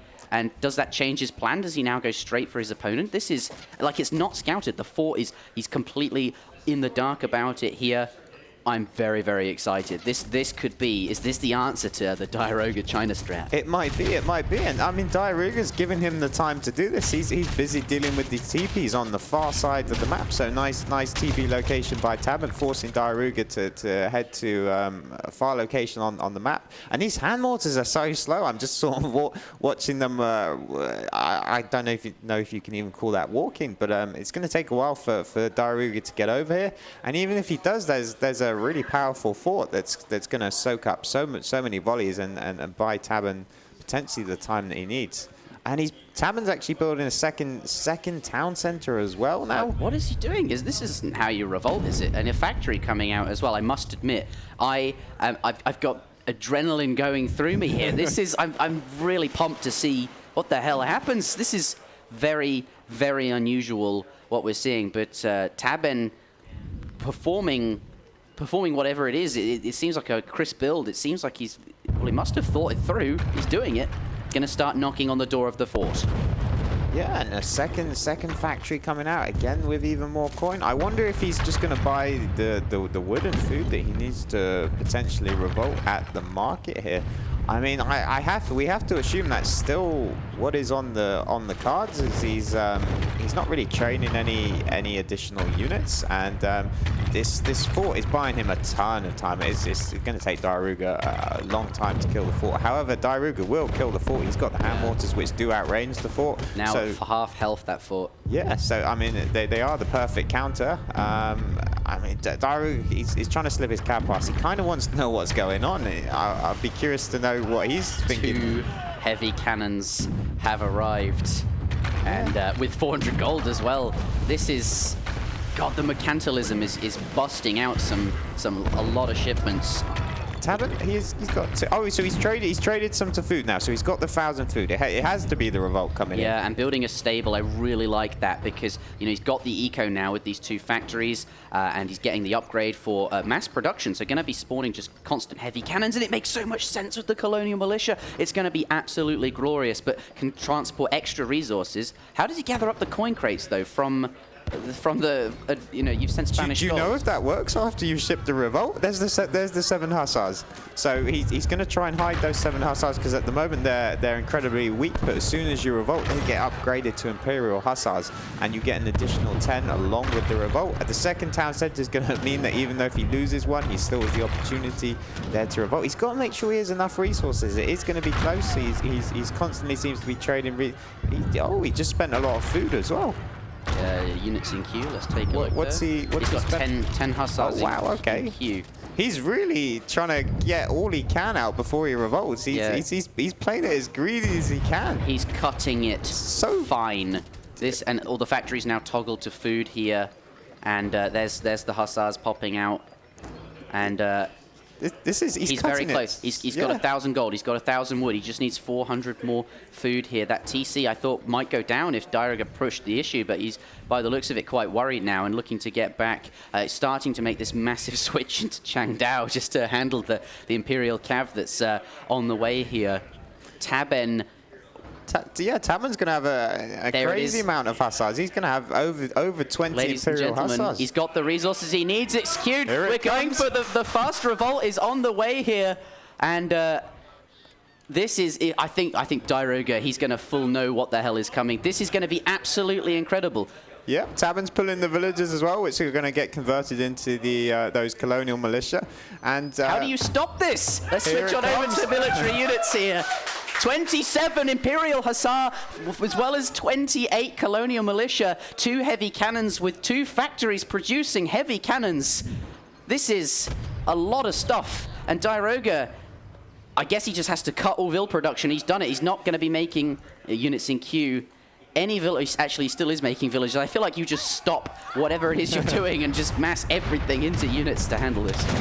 Yeah, and this is going to be a sustainable revolt as well. We've got to remember Tabben has 2 factories on the board, so he can continue to train those incredibly powerful Imperial Hussars. And so now he's just trying to find a nice angle of attack. Diarouga's moving back to the trees a little bit. The heavy cannons are positioned to try and take out this Chinese frigate. They do get off 1 volley, but the frigate is incredibly strong, so it's going to need more than that. And another one on the opposite side as well. Yeah. Tabben's kind of been enclosed, but he is going to choose to engage at the moment. the pikes from Diarouga on the back line. They need to move into the front. Yeah, but the Cav just getting stuck in there. A lot of Changdao, though, and they are disciplined there. Going to try and take on the Imperial Husk, but remember, these things have 640 hit points each, as well as 60 hand attack. 2 China frigs have managed to handle the heavy cannons, and that does seem like a good way to do it, but a lot of XP going to be coming in, trying to retreat his stuff into the China frig, and it's a good boat to have, because you can just escape in it, and currently Tabben has no way to deal with that until more heavy cannons arrive. It looks like 1 and 2 heavy cannons are back on the board here. Has he got enough mass to keep this up? There's still a lot of Hussars, 13 Imperial Huss here, trying to get into the boat, going to sail away. Yeah, really nice move there by Diarouga. And it does work. You do get the 400 gold, but you can't gather it, of course. Oh, Maybe right. that's where you find a settler treasure. Is there something on the map? That would be a next level plays, wouldn't it? Yeah, and so Diarouga there managed to save a small amount of his army, but it's now getting picked off again from the Colonial Militia by Tabben. Tabben still has the significant army lead.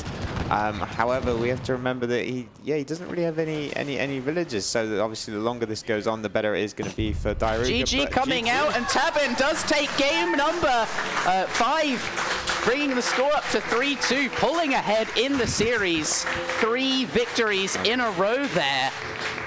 He was behind 2-0, but pulling this series back, and Tabben, he is very prepared. That was an absolutely phenomenal game. The chat very, very impressed with that. And it seems that the viewers in the audience also very impressed by that. Diarouga looks a bit cheesed off. I think he's the only one that's not enjoyed that. But that worked out splendidly. Very well done from Tabben. Yeah, so you can tell that Tabben clearly studied what Diarouga had done, and that's the issue if you sort of play out the same strategy over and over and over again. Someone's eventually going to turn up with the counter to it. Yes, you're right. And that's exactly what happened. He obviously got too complacent and thought my strategy is invincible, and Tabben has just shown us that that's not true, and he's just kind of demolished it. And he made it look easy. That was I love this. The amount of confidence he had in taking his time to revolt. I was sort of seeing all his buildings getting destroyed. I was thinking, come on, Tabben. Yeah, hurry it up here. Yeah, but he knew exactly what he could get away with and like how long he could delay it, and he got out those. He did get out those 2 factories, so this was a sustainable revolt. We didn't even see those sort of 2 additional heavy cannons actually coming into play, but they were there and they were moving across the map to help reinforce Tabben's army. So he could have dealt with that Chinese frigate in a bit if needed. But so that puts Tabben up 3-2, and he's just now won the last 3 games in a row. So Diarouga's kind of a bit on the ropes now, and he's going to have to start fighting back, or he's just going to get pummeled into the ground here. Diarouga saying yesterday at his interview, yeah, I'm confident I can beat Tabben. I'm pleased with this matchup. It's probably better than playing Kaiser Kleiner Maite, but Tabben is on fire today. Is he jacked? Do we think he? I think. Well, we'll save that for the actual victory should he get there. But he can't. I feel like he might be jacked. That feel Spain like he game, might be. What is this meme here in the chat? If Tabben has millions of numbers of fans, I am one of them. If he has 10 fans, I am one of them. If Tabben has only 1 fan, then it's me. If Tabben has no fans, that means I am no more on Earth. It's scrolling too fast. If world against the Tabben, I am against the world. Basically, a lot of support here for Tabben. A lot of the viewers enjoying Tabben making a solid comeback into this series. And pushing 400 subs now. Thank you very much to Big Willie Wright for the enormous number of gifted subs during that New England game. What a game to get your subscriptions in for, though, because that one I can see being pasted on YouTube, and everyone's names is going to be in it there. That was a really, really cool game. But they've hosted up, and we will be getting into game number 6 very shortly. Yep, so game number 6, the map for that is going to be ESOC High Plains, and it's going to be up to Tabben as the winner of the previous game to select his civilization first, and Diarouga is going to get the opportunity to counterpick Tabben here. And we can see here that Tabben looks to have the German civilization selected, which is a very strong civilization on this map. Lots of potential to get raids done, very wide and open, not many choke points, so those Ulans can cover a lot of ground, and also a lot of trading posts, which Germany always seem to love. Yeah. So a solid pick coming in here for Tabben, and Diarouga is going to have to think very carefully about how to counter it. We saw in the first match, actually, he quite liked British versus Germany, but of course he won that, so he's going to have to think of something else. Yeah, he doesn't have that available. We'll come back after a quick break. Let's take a look at High Plains, and perhaps Diarouga will have selected his civilization. We'll see you in a moment.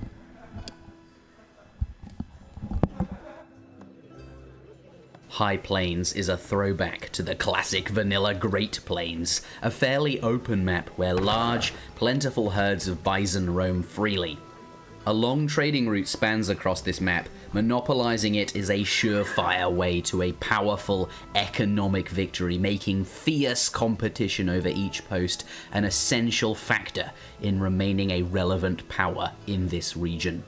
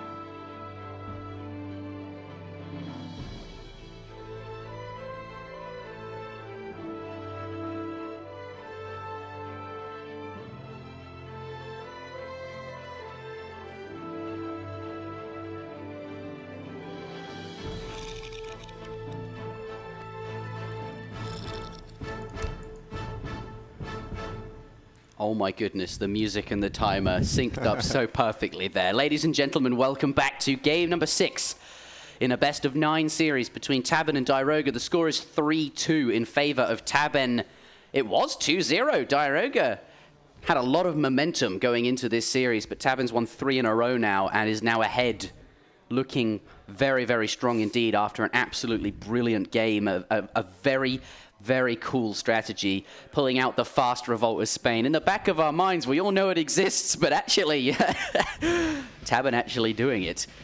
Very, very nice to see. Let's get into the next game then, which will be on High Plains. And it looks like Diarouga did finally end up picking the Ottomans. We'll take a look at him in a moment, but first, starting with Tabben, here he is in the south of the map in the color blue, playing as the Germans. A 100 wood start there in his base. He does have 50 coin, and the treasury's going for right now 40 coin there, but looks like we will have an admin restart by the sounds of it. The game is paused there. We're about to discover what is wrong with the map. Tabben missing a hunt. Yeah. Well, he's seems to be feeling on a roll. We'll see if he wants the rehost or not. Yeah, up against the Ottomans, I have 3 in line of sight. Well, up to you, Tabben. Yeah, that's okay. Yeah, he's okay with that. All right, he's going to play it out. So there's that. Are you ready? Yes. And the game will resume there. So it looks like he doesn't think he'll need... Well, he's got enough hunt, right? He's just scouted this one. You can probably see the pronghorn nearby. It's all good stuff there. And but it does look like Diarouga does have, more favorable hunts there. So that's why the admin offered the choice, it would seem. Diarouga in the north of the map in the color blue for you, but actually red once we go back to the third-person perspective. Playing as the Ottomans here. Can't say I've seen him play a whole load of Ottomans, but it's a good map for High Plains, and going to build that trading post right away and see what he can pull out of the bag with this civ. Yeah, but part of me is wondering if he's thinking about doing a counter revolt. It's like, screw you, I'll just go with O'Higgins as well, and we'll make Imperial Hussars. I mean, technically, all of the 8 European civilizations can actually do the revolt, but the only 2 that it's somewhat viable with are the Spanish, which we saw Tabben show us beautifully in the last game, and the other one who has access to that 10 Hussars is the Ottomans. That's kind of, I'm just hoping more than actually anticipating it happening. I think Diarouga is probably going to play a more standard game here, as the Ottomans probably try and take complete control of this stagecoach line, and try and overwhelm Germany in that way. Yeah. We will have to see. After a good start, though, Diarouga has got his first TP down, now going for a 75 coin treasure there, and the Hunt's really nicely positioned under his TC. Shot them dead. New Villager's going to pop out right away on top of them, and Otto going to be aging very, very quickly. It's looking nice. We'll see what he has in mind, but Germany, so far, in terms of treasures, not so much. 80 food, that's a good one there. Where is his Explorer now coming back? Does come across the settler treasure. Yeah, so this will certainly make up for his lack of treasures so far. It takes a while to micro, but with good control, as Tabben most certainly does have. We can see here he's microing the treasure back. He'll pick up an extra villager, and I don't think Diarouga is anywhere close enough to try and steal that away from him. Yeah, there's no way he's going to get over there. Very, very slow, that Ottoman scout.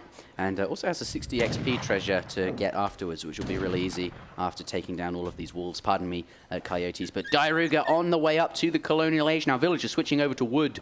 And we're going to see that second trading post by the looks of it come down. Explorer in position to build one. On the bottom here, far away from the original one, make it hard to siege them both down should it come to that. But we'll be going up with the Quartermaster for 400 wood. Nothing unusual there. The question is, will we see forward villagers? There's a villager over here, but appears to be herding. Another one herding over here, bringing that pronghorn in under control.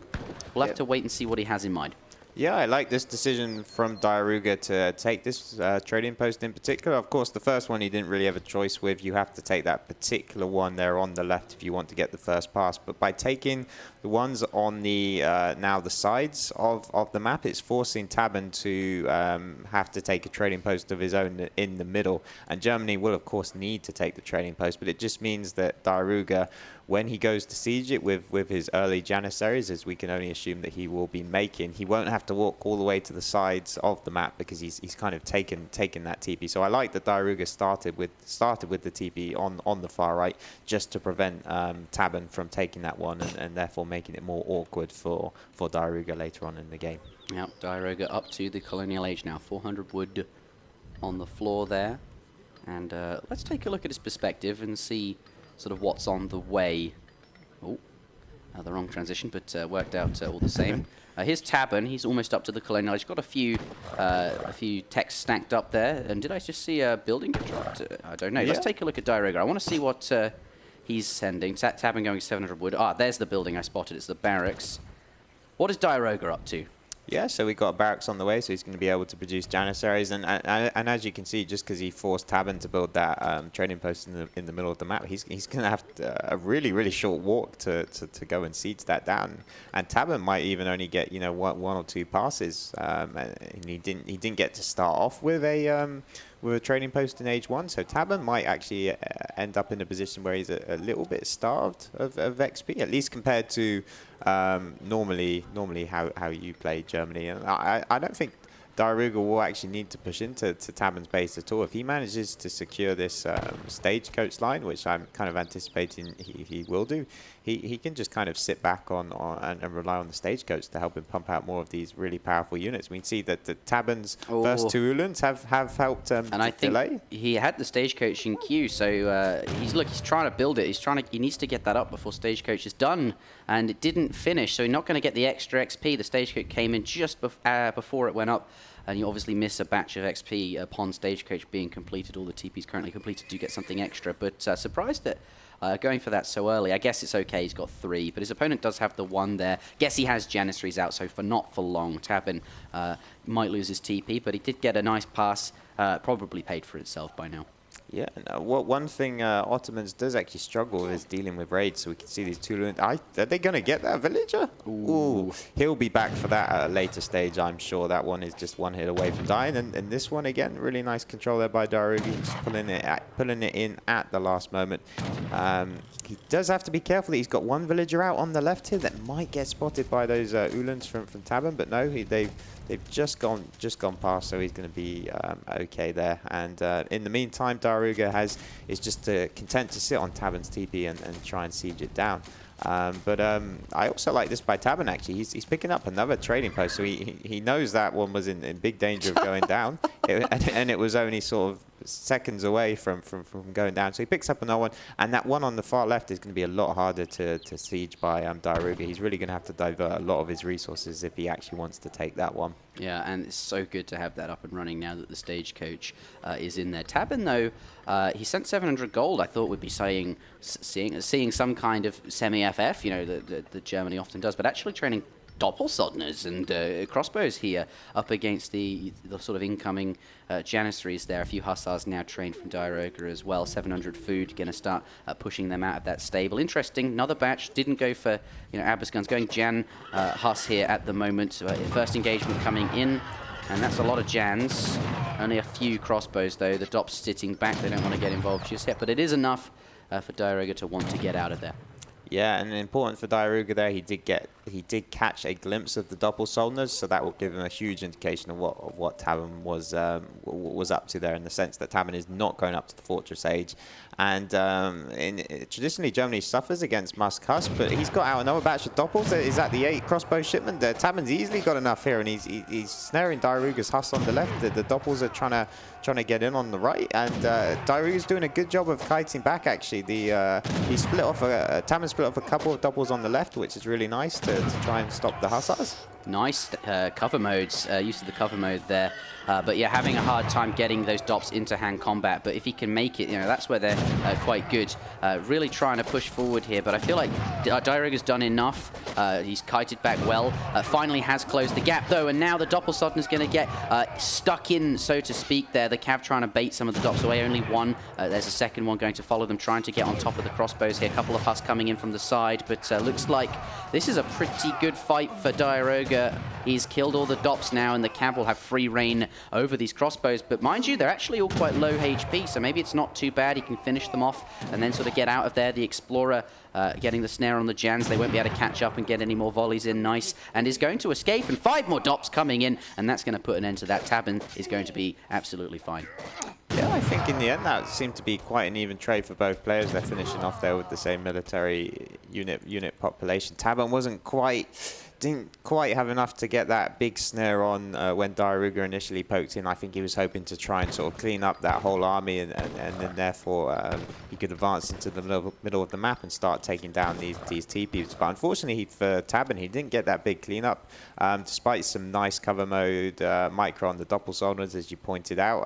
Diarouga also, from his point of view, did a good job of kiting back, a good job of splitting up the Hussars and sort of not taking too much damage. And in fact, Diarouga is content to push in again. He's got another small power spike. We see the free Hussar shipment has just arrived, so he's immediately rebuilt up his cavalry mass. And I don't think he wants to give Tabben any chance of aging up. Not that Tabben is, but he's just going to push in again here. Yeah, and we'll have to see how Tabben deals with this. Let's see how successful the second one is. He's still got Minutemen, although 8 crossbowmen, 3 Dops has been called. The first fight went very well for Diarouga, I would say. He managed to kill 12 Dops, 6 Ulans and 3 crossbows in exchange for 10 Huss and 6 Jans. So I think given how expensive Dops are, mind you, they're the same expensiveness as Jans, so maybe it was actually not too bad. But now a second fight coming in, Minutemen being called there, and that is, by the looks of it, going to be enough to send Diarouga packing. He doesn't want to fight the Minutemen, but Tabben is going to pursue. Looks like the crossbow are on top of by Hussars. Dops coming forward, scare them away.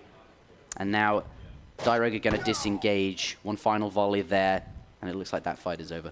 Yeah, it looked like Tabben was setting up for a really nice flank, but I'm not sure how Diarouga slipped out of that one. He somehow made it out without getting snared at all. He even used the opportunity to take a couple of take a couple of swings on the crossbows with his hussars. He's got another reinforcement batch of hussars, so the fight might actually start now. The Doppels are on the front line in cover mode. They're going to soak up a lot of volleys from the Janissaries, and he's popped them back out of cover mode so they can move a lot faster and try and snare. We got, however, another shipment of 5 Jans in from Diarouga, so he's really getting a good power spike on now.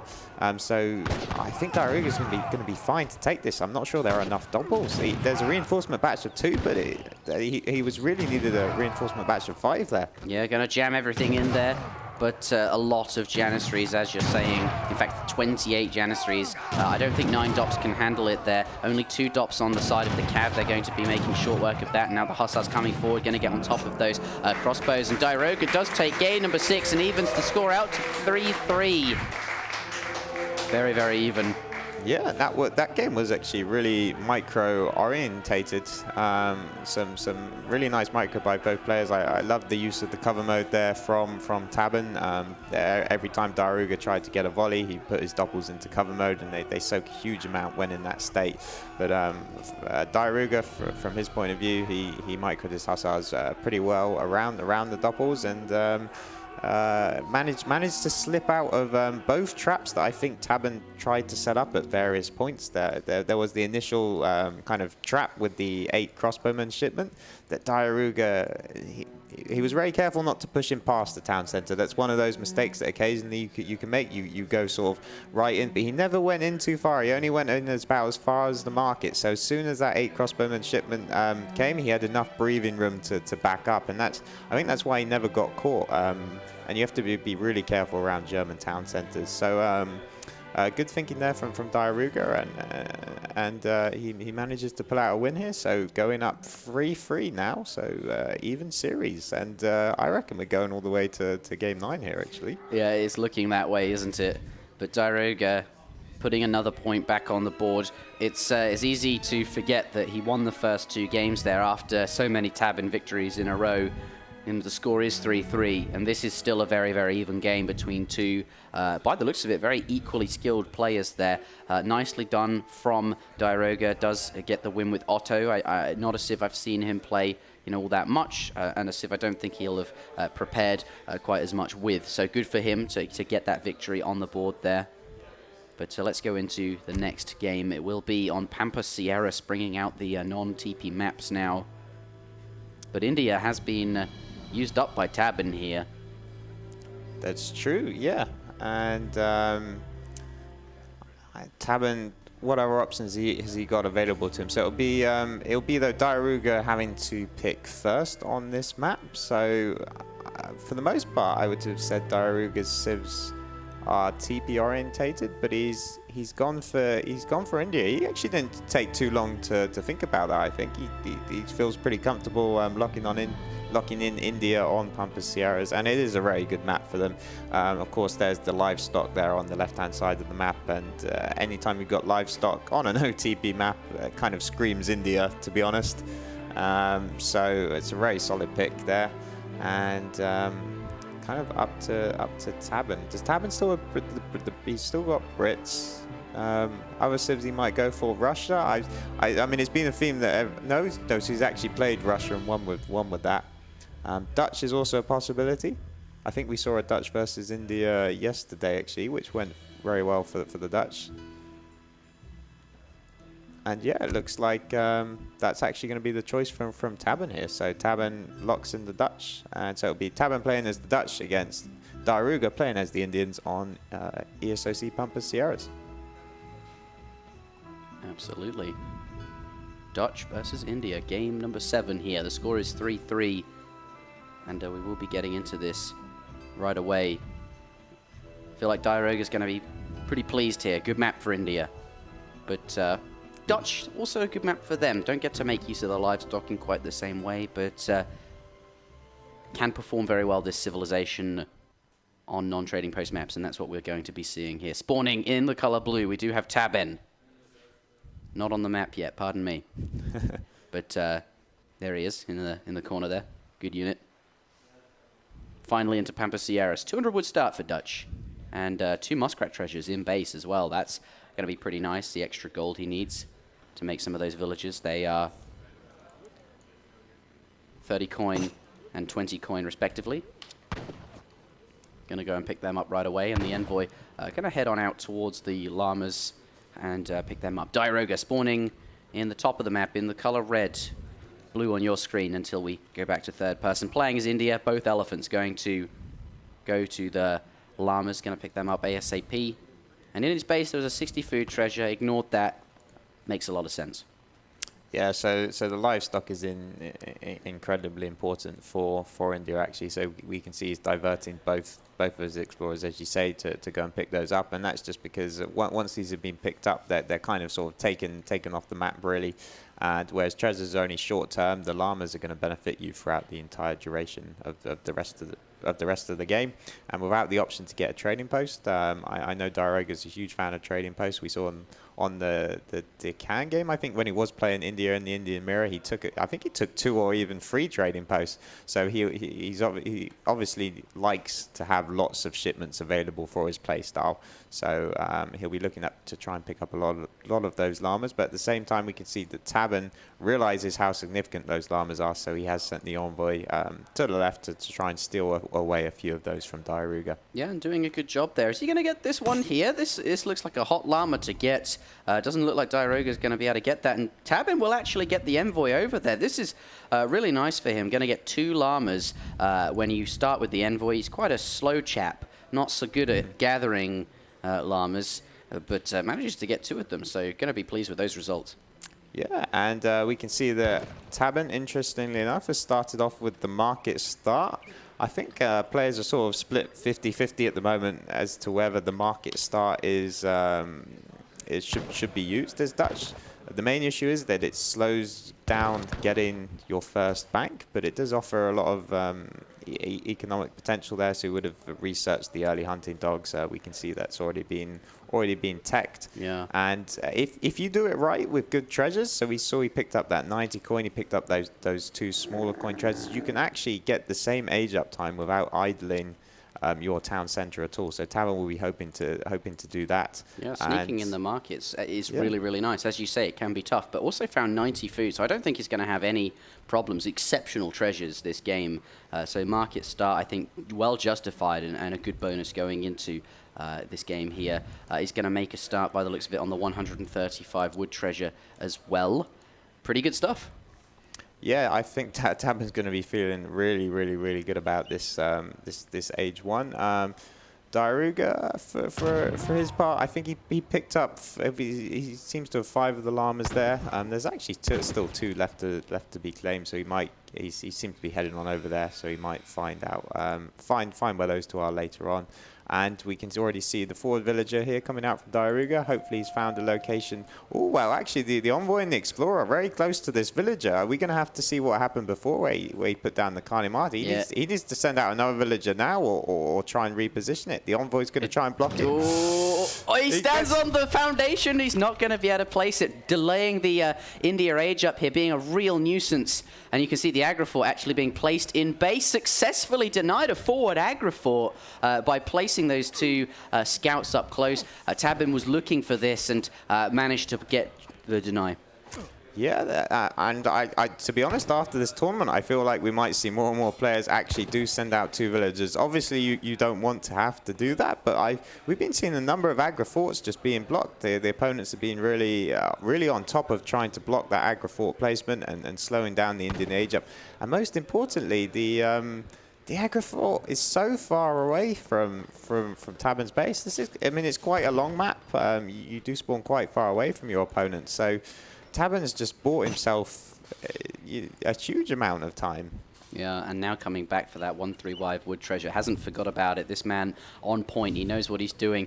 Got the crack shot in, went and denied a fort aggro, and he's going back for it there. But yeah, Diarouga, he needed to place the aggro fort ASAP. He just needs to get up to the next stage and start getting stuff done.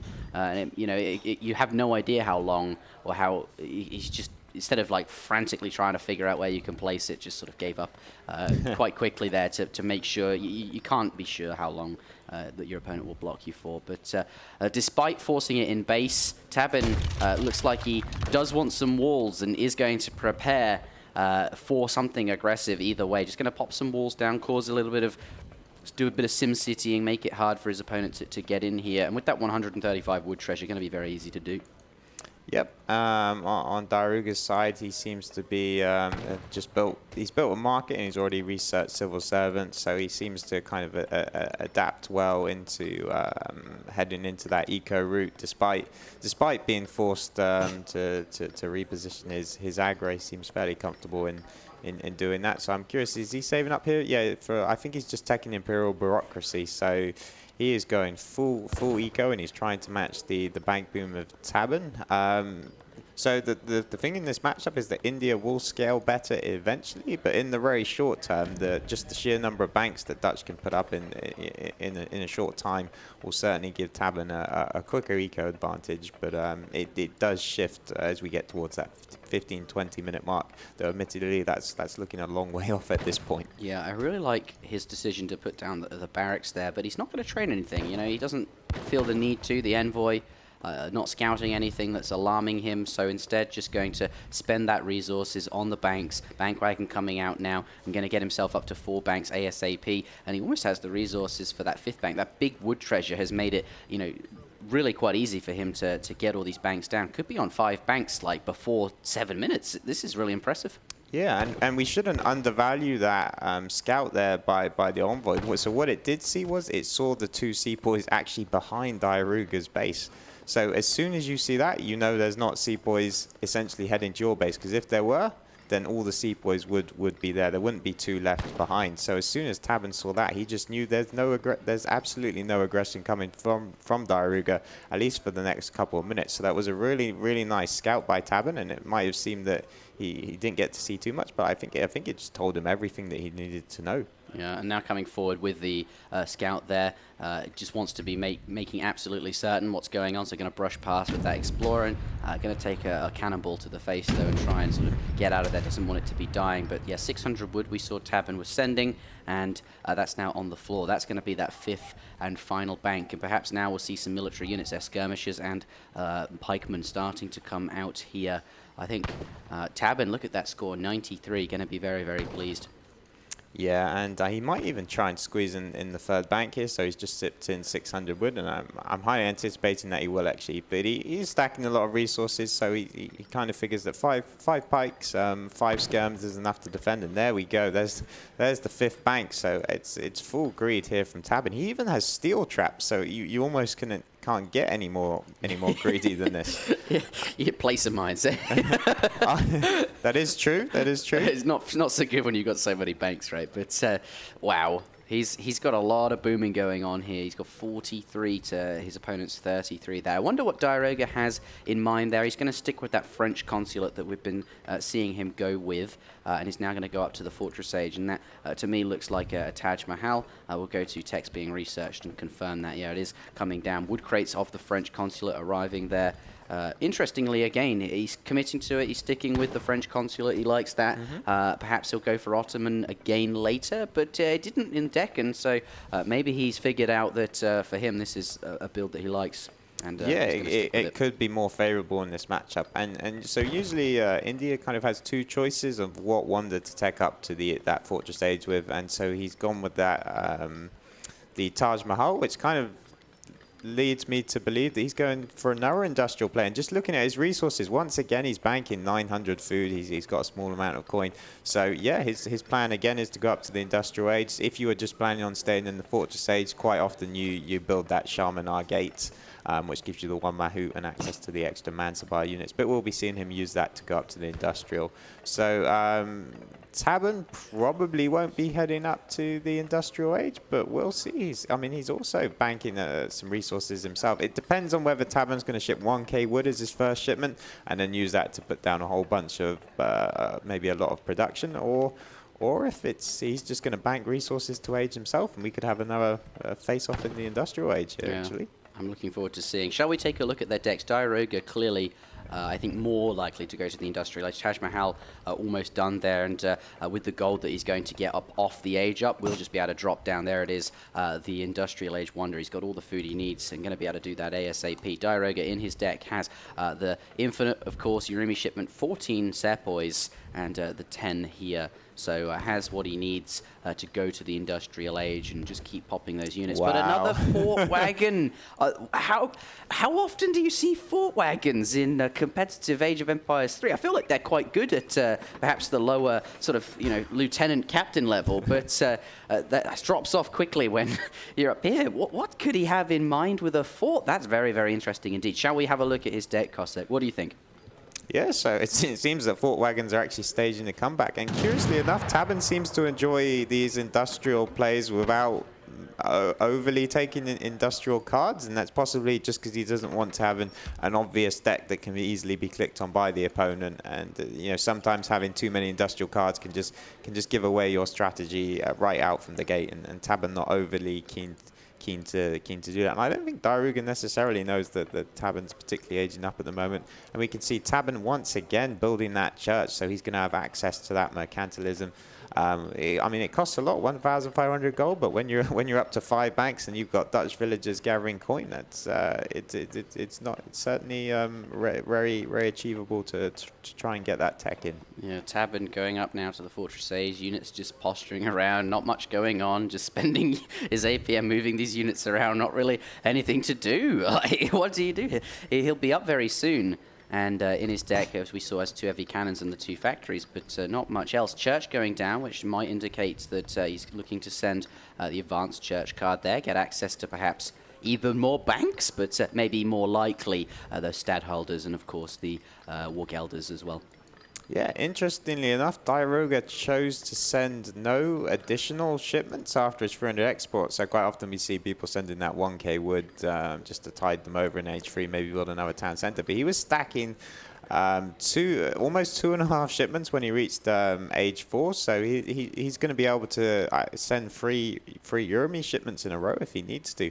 The fort might actually be the fort and wall combination might be a really nice counter to the Uramis. As long as Tabben stays in his base, then Diarouga is actually going to need some heavy siege units to try and take down this fort. Yeah. 10 Uramis on the way, and as you say, like, they're only good when they get up into hand combat. A few Halbs being trained. He's going like Skirm Pike, but with the steroid pikes, the Halb version, the upgraded ones that cost coin. They're going to be really good against the Mahouts there. And that is a rather unique unit composition. You don't often see Halbs at this level of play. You don't often see forts either, or revolts, but all of this stuff's happening today, isn't it? Good lord. Yes, so I'm curious to see how Diarouga's now seen the fort. I wonder how he's going to choose to react to that. He's moving up on the left-hand side of this map. He's going to get a villager there. And yeah, so Tabben's now, so he's researched the mercantilism. He was up to 3 shipments there. That was even after his factory had just come out. So he's going to be able to send both factories in. And surely he's not going to revolt himself again, is he? With 5 banks to back it up? It's interesting because I feel like you mentioned earlier Spain and Ottoman, the only civs that it's viable with, but Dutch do have, I think, a reasonable revolt, or is it the ports? No, I think it's Dutch. You get the native 2Ps, maybe the crowd will nod or shake if I'm right. No one seems to know, but I think they have 2Ps that you get to legendary, and I think it upgrades all natives to legendary, so the Mapuche here, and of course the others, but he's not going for that. But, it's something to consider. Doesn't look like that's really what's on the cards. Just getting these 2 factories down, and I think just going to play it out in the industrial age. Yeah, and Diarouga, he's kind of sussed out Tabben's base. He's seen the layout, he's seen the fort, he's seen the walls, and he sort of realizes, well, unfortunately, I can't push in. So all he can do is try and just deny the gathering of food on the left and right hand side of the map. And he's doing a really good job of that. Tabben only has 1 villager on food. Not quite sure where that is, but Tabben does not have access to any food at the moment, so we might have to see him drop a saloon and attempt to find a way to spend all his coin. In fact, yeah, he's just got 20 vils on wood, so Tabben's got this awkward moment here where his villagers aren't quite. Diarouga's just like, what up? I'm looking for your vils. Where the hell are they? And he's just like, he's probably very confused. There's no food gathering going on for Tabben as well. Look, he's coming over this side. He must think, right, that's where the food's gathering. Or perhaps he's gearing up for a push through this back door here. A couple of houses that he's going to be able to take down here. But look inside the TC, like the army posturing, like the banks, the walls, the fort, the market, all of this, make it very hard for those Yurumis to get up close and personal. But 2 heavy cannons have arrived now, and mass production has been finished at the factory. These factories are both toggled to creating heavy artillery, and, you know, they're a pretty good unit against Yurumi. And Sepoys. Yeah, and it looks like Diarouga's not wanting to wait around. I mean, so he's going to pick off these 3 loose houses on the right-hand side. I think he's probably just going to retreat. Yeah, but Tabben's going to play the long game, and it looks like he wants to produce a heavy artillery composition. And that's one thing India really struggles with in the late game. The only kind of anti-artillery unit that that India has access to is the siege elephant. And the issue with the siege elephant is it costs so much. It costs 700 resources, and it also takes up so much population. So if you're forced to build even, say, 2 or 3 siege elephants, or ship them, as he does have access to that 2 siege elephant card, then the rest of your army is just so much smaller. So India struggles on 2 points there against heavy artillery. So I think that's why Tabben is looking to add in a number of heavy cannons here. 4 heavy cannons have now arrived, and skirmisher or infantry combat coming in. Oh my goodness, that card is so good for his army. It buffs the halbs, it buffs the skirmishers. This is insane. It's just so good. And there's 4 cannons, 4 heavy cannons. How does India, what does he do against that? A lot of vills, they're gathering food for Tabben. This is very much starting to look like that cinematic that we had made. But yeah, that's the one issue he's got at the moment, and he's going to have to push out for food. But in the safety of his base, he is rock solid. But, you know, how will he get food? He'll have to come out soon. Diarouga here, he is surely going to have to add siege elephants. So either maybe he's waiting for that 2 siege elephant shipment.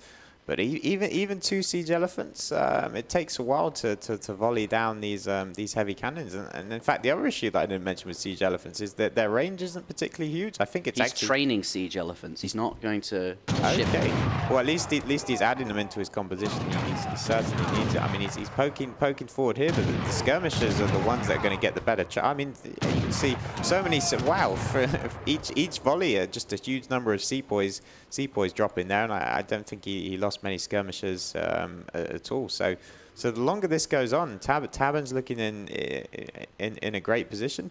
And is that a Mansabar siege elephant? Have you? Oh, yeah, that's where he was training it from. Okay, wow.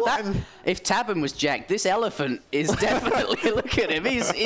That man is beefed. I don't think I've ever seen that. Does he have a different gun? That's incredible. Okay, well, the novelty, you don't often see that, like all these models that just exist in the game. That's great. I'm not sure I've ever seen that. So for those who don't know, the Mansabar unit actually has twice the number of hit points of the regular unit, but unfortunately it has the same damage. So it's not going to be twice as strong in its attack, but it will certainly tank a lot more damage. 2 siege elephants being shipped though, but it will give a bonus to these 2. Yes, so that will certainly help. And 3 siege elephants is about the number, I think, because there's now 6 heavy cannons on the field. So he certainly needs more than the 2 siege elephants. And as you can see, they've got 28 range. It's not, they don't have as much range as the Culverin.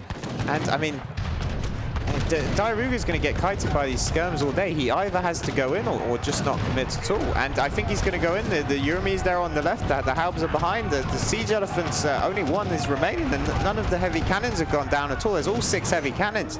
Ceasefire? So we got 15 seconds here.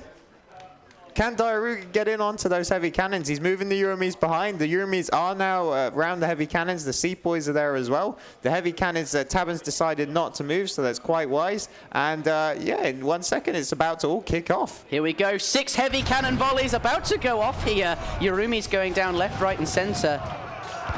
There are 18 Gurkha, 18 Sepoy, 1 Mahout remaining, but 39 Halberdiers in here. Remember, they've got these upgrades which affect both skirms and the halbs. Really, really strong. And Tabben's cleaned it up convincingly. And the GG coming out. Wow. WP. Tabben moves up to match point in this series. The score is now 4-3.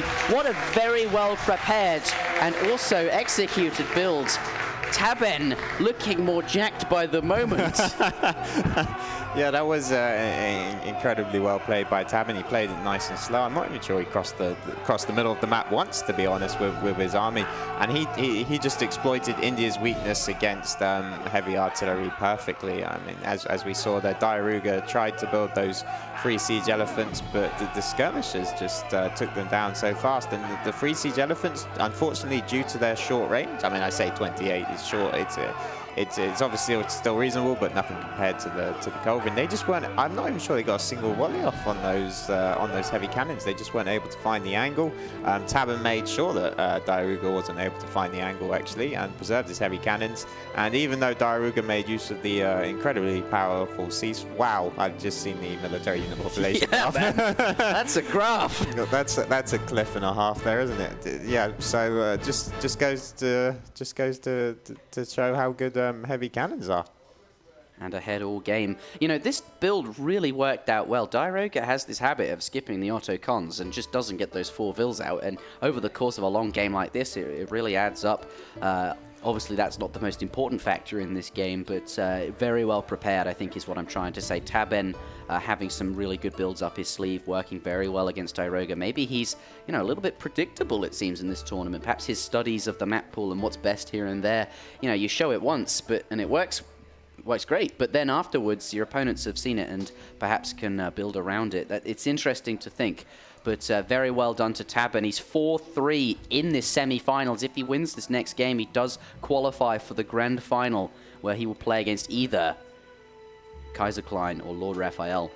I wonder if this is where the nerves start shaking, or if maybe you're just kind of in the zone at this point, and Tabben won't be affected. But yeah, as you say, he's on match point, so he only needs to win 1 out of the next 2 games to advance him through to the finals match. It does mean, though, that since he won the last game, he is going to have to pick his civilization first on the next map. And as we kind of talked about towards the very start of the series, which seems like a long time ago now, the players are going to start to be running out of civilizations that they actually feel comfortable with, and might be having to start using other civilizations that they're not as well practice with, perhaps. Crack open a can of I don't know how to play this. That's what I'm thinking. Well, it's going to be a test of how much they practiced, and someone like Tabben, actually, I think he's going to be completely fine. I think he's worked really well prepared for this event, and Diarouga's actually probably not going to have any issues himself. But it'll be interesting to see what civilizations they do go for coming up onto game number 7. Then. Yeah, we'll take a look at the civ screen in a moment. But pushing with 400 subs achieved. I think that's I'm really pleased with that. Nearly at 500, or we're pushing 500, and currently nearly at 900 viewers, it would seem, as well. Can we push up to 900 and possibly 1,000 by the end of today? That would be absolutely glorious. But here you can see the score is 4-3 in favor of Tabben. Just 2 games remaining here, unless Tabben wins the next one, in which case he will be crowned the victor of this semi-final and continue that storyline of him being jacked. Of him being very, performing very well at this LAN, and, defeated Lord Raphael on day 1, and then defeated Hazza, went through first in his group. The seed 8 sitting now on the left, which is where we put the higher seed, qualified first in his group, and has the privilege, I suppose, of being introduced first. Not that the only reason we do that is it works well in the overlays, and we can sync everything up. We know what's going to happen. There's no other reason. But yeah, it's interesting to point out that he is there now. Next map will be indeed Fertile Crescent. Yeah, it's interesting to note there that actually Tabben's played Germany twice and lost with Germany twice, and Diarouga, we got he's played India twice and lost with India twice. So I'm wondering if at this point, if you lose with a civilization twice, do you kind of say to yourself, well, I'm not going to play that again for the rest of the series? Or I'm just wondering, because Fertile Crescent is actually a great map for Germany here, but it looks like actually Tabben is pulling out one of his main civilizations here. Tabben is very, very strong with the Chinese, so he's opted to play the Chinese, and Diarouga gets the counter pick, and he has selected Iroquois. Yeah, so China versus Iroquois coming up next on Fertile Crescent here. This is very interesting indeed. Ladies and gentlemen, shall we have a look around Fertile Crescent? We'll show you the map if this is one of your first times viewing Age of Empires 3, or maybe you haven't watched it in a long time and aren't familiar with the maps. Let's take a look at Fertile Crescent. We'll get into this game number 8 afterwards. A pair of rivers divides the Fertile Crescent into 3 sections. Your settlement is positioned on the outskirts of the central plain and is faced with a decision. The center represents a solid strategic position but offers no trade and little in the way of resources compared to the surrounding east and west. Influencing all 3 regions as well as 2 separate trading routes is tough. You can't be everywhere. Absolute control over the Fertile Crescent is exceedingly challenging.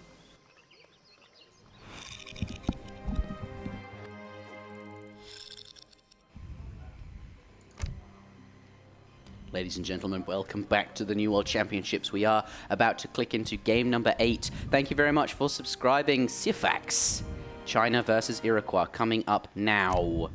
The score is 4-3 in favor of Tabben. This is not a very common matchup at all. And if I had to suggest what was one of the least common matchups played, this would be right up there actually. China versus Iroquois. You don't see this every day. At least I'm going through my memory bank at the moment, trying to think of times that I've seen this, but not really coming up with much. So it'd be interesting to see if the players themselves have experience of this. And HPCOP has subscribed. Thank you very much. That's a pretty good one there. Yeah, this is an unusual matchup. Let's see how the players want to approach it here. I think it's still a pretty good map for Iroquois, but let's start with Tabben. He's playing as the Spanish. No, he's not. He's playing as the Chinese. Both good fast fortress civilizations, but China in the color blue here. Looks like that monk and disciple going to get out onto the map and going to queue that villager quite late by the looks of it. 10 seconds there, but it's okay. Let's go over to Diarouga. Here he is in the top of the map in the color red or blue on your screen currently, playing as the Iroquois. Of course, on the ESOC patch, you do not start with that wood, so you cannot build a trading post every game like you may have seen them do. They're not quite as strong on the ESOC patch here, but strong enough. Diarouga has decided that they are strong enough for him to play here. Yeah, one thing you do get is you get that Iroquois Travois, so he gets a lot of scouts as well because he converted the line immediately. So we see the line in the middle, the Explorer kind of taking the right-hand side of the map and the Travois on the left. So he's going to get a really fast scout on all of the treasures here. In the meantime, Tabben's probably not going to get such a great scout because he had invested some time into taking that trading post. And in fact, the one treasure he did see there with that 30 food. Ah, I see. So he's heading actually back for the 100 food, which is a higher value treasure, and will certainly help him to age up because the Chinese they actually struggle a little bit with their age up time, whereas the Iroquois do not seem to have that problem. A bundle of ginkgo leaves worth 65 coin. Yeah, let's take a look at the treasures so far. Diarouga, 50 wood, and going to grab 65 coin here. But 100 food, I think that's just much more conducive to what Tabben's sort of strategy is, what he has in mind. And as China, as any TWC civ, you can just pop down your wonder and sort of start aging up. You don't have to wait for villages to be finished creating or anything like that. Shall we take a look around the map and see what other hot points there might be here? There is nothing interesting just yet. 2 rhinos guarding a tiger that can be tamed. I think actually that might be all the strong treasures apart from 80 coin up in the top there. Yeah, so it'll probably be a good time to kind of discuss how this matchup goes, and I think it's mostly dictated, the pace of this matchup is dictated by the Iroquois player. They've kind of got 2 options, I feel. One is the just the full-on age 2 aggression, unit shipment, more unit shipments. The fast fortress, but it happens in the colonial age, it seems. You just send shipments after shipments as soon as you age up, yep. But then there is another option that I've seen Diarouga occasionally do, which is sort of a semi-fast fortress. So I think he gets out the 4 Kanya shipment, and then the builds 5 Tomahawks, maybe uses the big button to get the other 5, and does a bit of pressure, but then looks to follow up to the fortress age at a later point. So I think those are probably the two main options Diarouga has at that point. And then it's kind of up to Tabben. Will he invest cards into, you know, shipping 9 pikes or 8 Chukonus to try and defend, or will he just do the sort of the traditional naked FF as China and defend an H3? You know, Tabben going up. Pardon me, Diarouga going up with the Wise Woman, no age up fast option or anything like that. Going to get the crates on the floor when he arrives in the colonial age, and we'll see if a villager does come forward. Currently a longhouse, I guess that was set up over in the corner there. I was wondering what that was, but was the initial longhouse. Tabben now going up to the next stage, has dropped the Summer Palace quite close to his base, but ultimately on the front there still. Starting to bring these herds in here. Has reasonable food, but Fertile Crescent is one of those like frustrating maps where there's not too much food, so could limit his options in terms of well, there is a lot of food, but it's out on the map, it's on the sides, it's on the sort of east and west region, but could make some sort of industrial age play a bit more difficult. Yeah, that's something we'll have to watch out for. He does, of course, have those 3 berry patches that will he might have to be forced to head on over to those if Diarouga does try and set up a contain. But yeah, the extra food, as it always spawns on Fertile Crescent, is actually quite far. So Tabben is going to be up against it in time. He's going to need to make sure he has a sufficient army in order to push out as soon as his hunts that he has in his base finish. Bit of a Pokemon fight in the middle of the map here. Stun lasts absolutely forever, but the Rhino is out of commission for the time being. But trying to get out of here. I guess War Chiefs and Monks both actually quite strong here. Neither of them quite flimsy, but Zhu Yuen, he doesn't want to stick around. He's going to leave. Very low HP, that Explorer. Yeah, and so Diarouga's Trawa heading into the middle of the map. He's going to take quite an aggressive position with this war hut, and he takes one of the 3 hunts that Tabben might have had access to off the board. And yeah, we'll see if I kind of suspect he's probably going to lead off with the 4 Kanya shipment. And yeah, well, no, he's actually gone for an economic play. So he's going for 5 villages and just taking the 2 teepees in the back, and is going to go for stagecoach. So this game is probably going to head up to the Fortress Age at some point. Yeah. Getting that stagecoach, units in queue. It's just a ghost war hut. It's just sitting here on the front, but actually no units sort of being trained from it. So Tabben is going to scout that with his disciple. Maybe it'll spook him, and I guess Diarouga hoping that he'll sort of overreact to it. But meanwhile, we know 5 villagers have been sent, and indeed is going to try and get that upgrade. Has these 2 trading posts built. Yeah, and it's nice that Tabben did get that scout with the disciple. He saw there wasn't anything too aggressive coming. So, but the Diarouga is going to put on a little bit of aggression here. So we got the first 5 tomahawks coming out. It's often very hard to actually kill Chinese villagers, as they often they've got the additional places to garrison in. So he can either garrison in the TC or in the village. And so now the 4 Kanya are coming out, and but it looks like that Tabben's villagers are all safe. So Diarouga is only going to be able to pick up the disciple there and the Rhino, which aren't really they're not really too important at this moment. He actually gets a convert there. One of those Iroquois units was not happy being on Diarouga's team. wanted to switch to Team Tabben, but he gets killed as well, unfortunately. Yeah. Mostly just killing, stuff that isn't really worth anything. A few disciples there, lots of treasure guardians that have gone down, but the Kanya horsemen that have arrived. Volley of crossbows or Chokanu. Second volley on that war chief, going to get out of there, and that village will be safe for the time being. 8 crossbows, going to hold it quite nicely as well as these sentries, which are scaring away the Kanya. But Tabben now going to be going up to the Fortress Age. That coin shipment has gotten him all the resources he needs, and we'll see him drop perhaps the Skirm Wonder. Yeah, there it is. But I was also going to say maybe the Porcelain Tower. Not the case. Going to go up with 8 arquebusiers. Yeah. Yep, and so Diarouga, he probably would have liked to get more damage done, but he's just going to be content here to fall back and seize that trading post. So he is going with that option there of just doing a little bit of a semi, and he's forced out the 9 pikemen there from Tabben. So I think Diarouga might actually consider that a win. As sort of Tabben, I think, was anticipating a stronger follow-up from Diarouga. He was probably anticipating maybe 15, 20 more units. And instead, he shipped the 9 pikes, whereas these could be the Changdao or a particular age 3 unit shipment. But instead, actually, Tabben's content to push out, and he might be able to get this war hut. Diarouga's coming back, but yeah, perhaps he'll consider it a win. He's forced a lot of shipments here, but equally, Tabben, yeah, he might be able to take this down. The Quang pikemen have a lot of siege, you know, considering how sort of small and small they are. But here comes Diarouga. He's going to get there in time. Is he going to get there in time? Though the Quang pikeman staying on the war hut here. Going to go for that final volley. And by the looks of it, very, very low. Blockhouse does go down. Going to pick that up. And Diarouga going to be without his war hut. Yeah, Diarouga got a couple of nice volleys there. One issue Diarouga would have had is, unfortunately, when you're aging, you can't tech that big button at the town center there, so he might have wanted to maybe call the extra tomahawks to try and defend that war hut properly, but wouldn't have been able to. And so Tabben is now aged up. He's actually aged up with the 8 arquebusiers, so...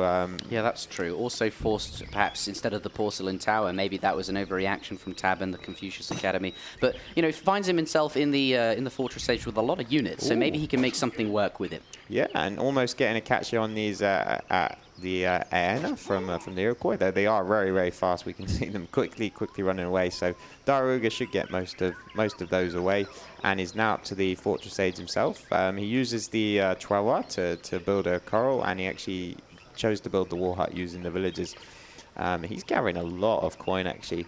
That's one thing about the Iroquois H3, the fortress units. The musket riders are very coin heavy, 100 coin each, I believe, and the forest prowlers cost a lot as well. So he's gonna churn through these mines actually pretty quickly. Intervention coming in from Tabben, pretty strong shipment here, waiting for them to get across the map, it would seem. But first, going to start sieging down these stagecoach TPs, and if he's smart, yeah, Tabben switched a lot of vills over to wood, it would seem there. He can take this down. His explorer is nearby. He's going to make it himself. He's going to get a stagecoach TP. In fact, just going to use the Quang pikeman to siege that down whilst he marches to the south with the ranged units. Not sure where they're going, but they are going that way. Yeah, curious army movement. Often you'll see top players just moving the armies just around the map, just trying to see if they can catch anything, and oftentimes they will. But his skirms are quite out of position, so these musket riders are taking a few pot shots, and the musket rider is never going to be caught. And Diarouga's even teasing his Kanya, so he's kind of showing that he can get a snare if he wants to, and so Diarouga's actually going to get a couple of free Quang pikemen just because Tabben's army was so far away there at the bottom of the map. Yep, veteran cuirassiers have come out, the shipment there, and it's looking like Diarouga in the Fortress Age now starting to pile on the pressure. He's going to replace that TP. Tabben wasn't able to build it, so that's good for him. But now it's just going to be a brawl in the Fortress Age. Both players setting up, very similar styles. That Fortress Age just send shipments and really brawl it out in the middle there. Except I'm feeling Diarouga here. He's got pretty good economy going for him, even in terms of villager counts. He's got hunting dogs, placer mines, and then, remember, he has the stagecoach. Did lose it, but now back up again. So there is that. Roga's he's looking pretty good. But China, they do produce a lot of units. Yeah. Let's see if Tabben can make that work. Here comes some more meteor hammers. I think maybe Tabben lost a bit of momentum there because he sent the intervention shipment at 9:21, but he's only just teched it to the British consulate now, almost to pretty much exactly 2 minutes later. So the 9 redcoats now come in, but they're timed well with the meteor hammers there. So now he's got a very respectable army and probably think about pushing across the map. But at the same time, I mean, Diarouga's quite happy with these strong cuirassiers and is gonna poke in, try and get a feel for how strong Tabben's army is. I think when Diarouga sees the size of Tabben's army, he might want to maybe pull back a little bit, as it looks quite intimidating at the moment. Yeah, there's a lot of stuff there. Yeah, but at the moment he's still, he hasn't seen it at the moment, and this summer palace is a little bit exposed at the end, and he's got his own eight forest prowlers coming in. It's a big deal that he actually lost that early war hut, as that that forward reinforcement point is no longer available to him, and Diarouga's reinforcements have to spend the best part of half a minute, maybe even upwards of that, trying to get across the map. And so if this fight happens on Tabben's side, he's going to have access to the Minutemen. He'll probably time it well with a military unit shipment. I think Tabben's got a unit shipment on the way at the moment. Shall we go into Tabben's perspective and see what it is? The Summer Palace is going to go down, though. What is Tabben up to? He has 11 Changdao on the way there. He's got his Flying Crow out. The Summer Palace does go down. Let's see how he handles this. Very tense moment. Yeah, here he comes. He's going to time it all together. But Diarouga sees him trying to come in a little bit. So I don't think these Changdao are going to pop out on the army. So Tabben might choose to just pop them out at the back safely. He sees that movement and is spooked and decides to get on out. Nicely done. He gets to kill the Summer Palace, and Tabben was really hoping to set up a big pop and snare him and keep him and sort of clean that army out. But Diarouga, being very sensible, not going to lose that. Yeah, Diarouga's been doing really well at that in this series about not getting trapped. As soon as he sees the enemy try and moving forward, he immediately plays it safe and moves back. The issue now is, though, that China has access to the Flying Crow, is now out on the field, which is a very long-range artillery piece that will be doing a lot of damage. Those Forest Prowlers are very clumped, actually. He doesn't want to clump them too much, or they'll take a lot of damage there from the shot. But luckily, they spread out just as soon as the Flying Crow did get off the shot there at the end. No lag in the chat. Somehow at the LAN event, so you can see that lag will find a way, always. Yeah, esocG will prevail. But here we go. Flying Crow does get a volley off, but lots of skirmishers going to take that Flying Crow out quickly, not before it gets one final volley in. Going to use the Arquebusier and Chuckanus to get some shots off. But I think Diarouga going to be pleased with that. Sniped off the Flying Crow and now going to try and disengage.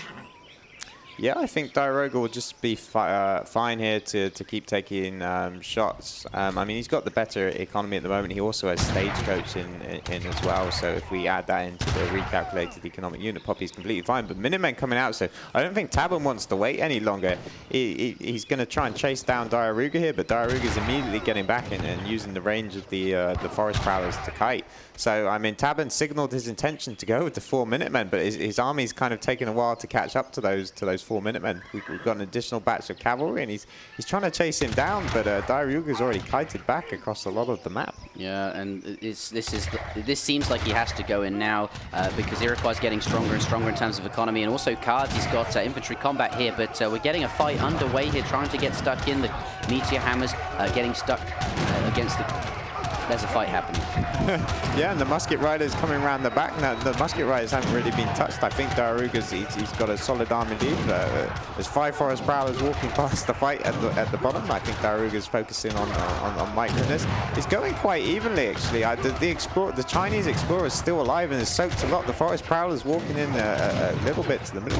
So perhaps it's quite even, though the 6 Canyons is a really strong card coming in to reinforce, along with another Chinese cavalry batch. So actually that went a little bit better than I anticipated for Tabben, but overall I would suggest that was a fairly even fight, though judging by the scores I think we can just see the difference in the fact that Diarouga's had the better economy throughout the whole of that, along with that Stagecoach, so he's just better set up to go into a long game. Completely no market upgrades for the China player either, so yeah, that he needs some good fights. That was a good fight, I think, for Tabben.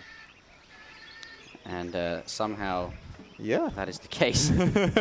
Diarouga, he wants to get his explorer back, so he's just built a fire pit. The war chief is a really important component of the Iroquois army. It boosts the hit points of all nearby units. So he's actually invested in what looks to be about 7 villages there and 100 wood into trying to get that back as soon as he can. So we got a pause here from the admin, and just to try and alleviate some of the lag, and they're suggesting that one of the casters and the admin can leave to see if we alleviate the lag. So we'll go ahead and do that. Yes. All right. esocG's in the chat. Let's continue. Here we go.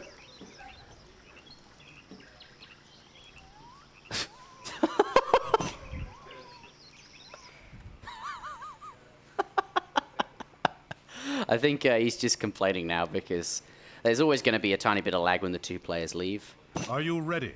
Yep. Let's hope it's all good to go as we hop back into this. 4 Iron Flyers hitting the board. Yeah, so both players are now just trying to remass their armies after the first initial engagement, and Tabben currently up on military unit population, but Diarouga was able to get his war chief back, and that is such an important piece of the army, as I mentioned.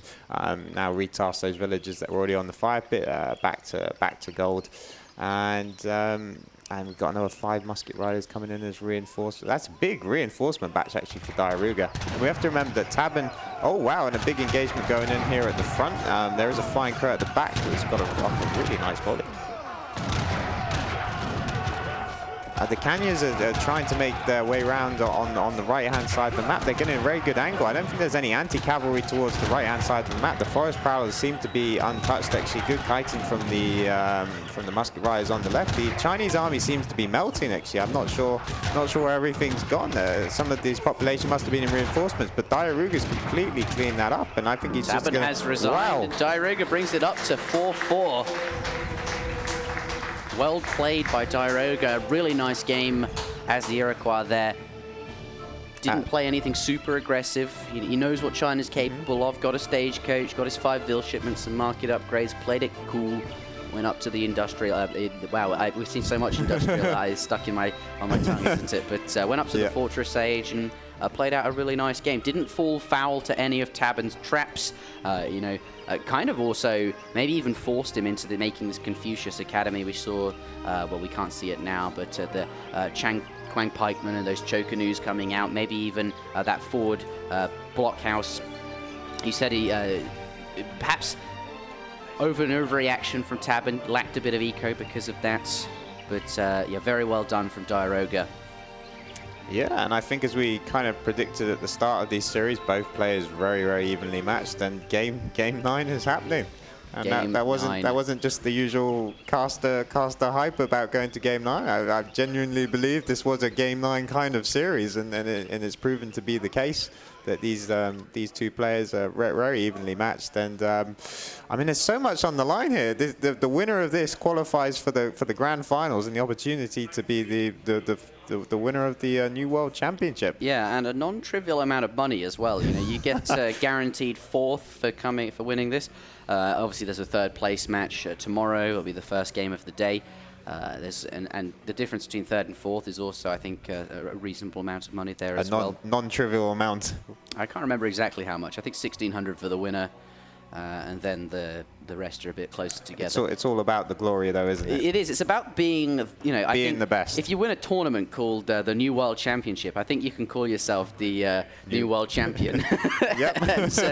And, maybe that comes with a lot of street cred. I think Tabben really has his eyes on that as someone that's, could you imagine that story? Someone that was, not so long ago a captain, just a sort of... I mean, yeah, I was speaking to a number of people here at this event, and people were saying they hadn't even heard of Tabben, just 6 months ago, never even heard of the guy. Yeah.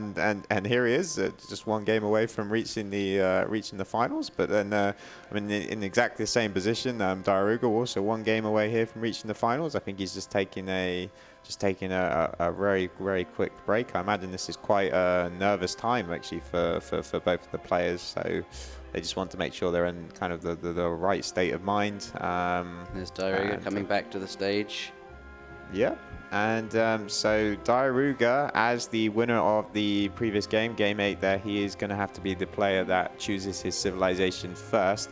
And Tabben will have that minor advantage going into the game 9 as he gets to make a counter pick. Yeah, we will see. And so the final map here is going to be ESOC Florida, and I think this is a really, really nice one to finish on. Yeah, I don't think we've seen too much of Florida because, of course, it's been stuck at the end of the map pool. But in the best of 9, if you reach all 9 games, you will play on Florida, and it's got a nice balance of. It's got everything. Really. It's got a nice balance of water. It's got the TP routes, and it's got livestock. So it should give the players an opportunity to play whatever civilization and play style that they feel comfortable with. It shouldn't be restricting to either player. in that respect. Yeah, Diarouga putting his headset on. He's thinking hard, isn't he? What do you do in his position? Yeah, you have to pick first here. It's rough. And you know, like this final game, God, that's an advantage. Tabben's that's his saving grace that he gets to pick second. But yeah, this is, you know, a lot of thought going into it. That's a man having a deep thonk. I wonder what do you go for the classic Civ that can't be counterpicked? France. I know Diarouga's. Look at that! I love it. I love watching Diarouga's expressions this tournament. Yeah, you can tell that sort of that puff of air was him thinking like, God damn it, what Civ do I've used that already? Oh no, I can't play that. Oh, this idea. Oh no, that won't work. And yeah, it's really nice to see players who have sort of a lot of expressions on their faces, and that's one of the benefits of being here at the LAN. You can kind of see how the players are thinking, whereas with the online events that we've had in the past, you don't really know what's going on with the players there. No, but he's not sure at all, is he?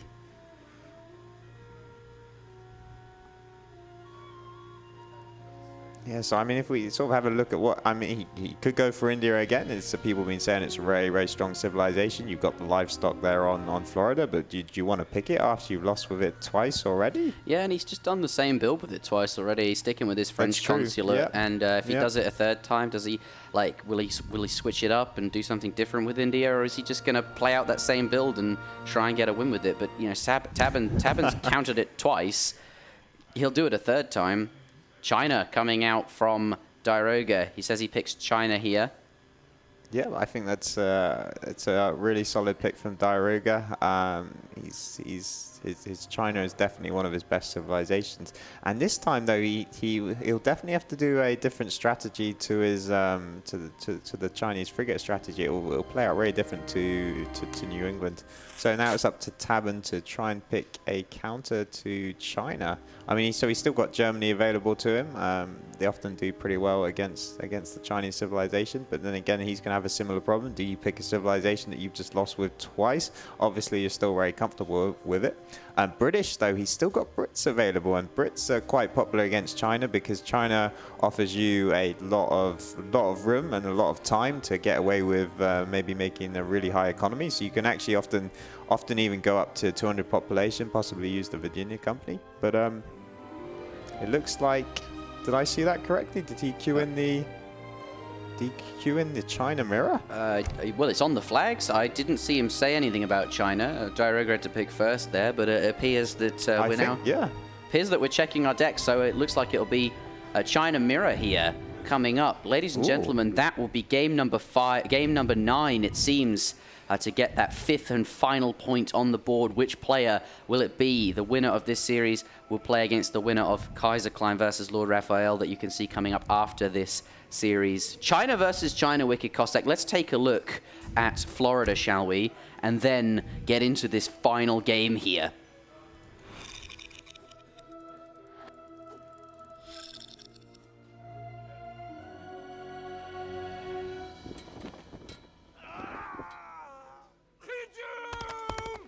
In the race to colonize the Americas, new arrivals are settling Florida and the East Coast quickly. Neighboring trade flows through this bustling region and directly into your new colony.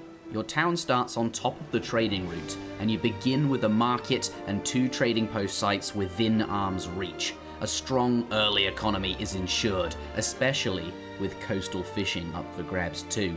But expanding your trade into the opponent's territory will be very challenging.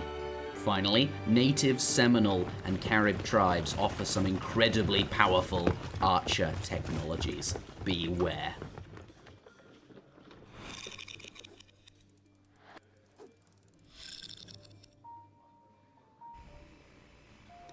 Beware. Ladies and gentlemen, welcome back to the New World Championships game number 9 in a best of 9 between Tabben and Diarouga. Coming up next, the matchup will be, by the looks of it, China versus China. Diarouga will be here in a moment. He's looking at his deck. He's making sure everything is set up. Got all the correct cards. I wonder what he's got in store for us. He's played a lot of China on New England here, but with the lack of pawns, he's going to have to show us something different. He most certainly is. And I'm just thinking back through all the China mirrors we've had. We've had some actually great China mirrors throughout the all the tournaments previously hosted over the years. I'm thinking of some great strategies, in particular Acer Games developed a new strategy. I think he aced up to Ace 2 with the Porcelain Tower, which was unheard of at the time. And then I believe he used the 8 RQBCS combined with a petard shipment to try and take down the opponent's wonder. That might have even been against I think that might have even been against H2O. So yeah, there's been some good history of China mirrors, and I believe even back even longer ago, there used to be some good games between H2O and Samwise. So it's a well-developed matchup actually, and it's seen kind of a variety of strategies throughout the years, and it's always changed, but often ends up devolving into just a lot of melee units engaged in one big fight. But we'll have to see if these two players have kind of developed the Chinese mirror any further, and if they kind of show us what's the leading strategy at this time. I'm looking forward to seeing how they approach it, particularly Tabben. He got the counter pick here, but just went with the China mirror anyways, looking to arm wrestle him down with the China mirror, and that just proves that, you know, Tabben, this is a civ that he's very comfortable with, and perhaps doesn't respect Diarouga's China as much as, or maybe he's just run out of civs and thinks, God damn it, China mirror, let's go. And that was actually the best thing on the table. One of those two options, and they're quite different options. But ladies and gentlemen, let's get into this. Game number 9 in a best of 9. The score is 4-4 between Tabben and Diarouga. The winner of this series qualifies for the grand finals. Spawning on the top of the map in the color blue, we do indeed have Tabben playing as China. Has a sheep, or is that the goat that you usually start with? No, that's under the TC. Sheep, right next to that market there. And of course, this is Florida, where you do get a market treasure in base just behind that market, 35 food. And we'll see where his explorer goes to. Looks like it's getting into position to construct the trading post there. Diarouga in the south of the map in the color red. Blue for you guys at the moment.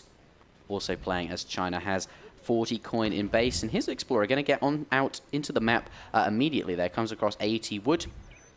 A little bit harder for China to get that one compared to a Eurociv because of the Buccaneer, the pirate there, but not going to be building that trading post immediately. It's now coming back for the trading post. So going to delay it a little bit, but ultimately that is what he wants, both of them going for trading posts.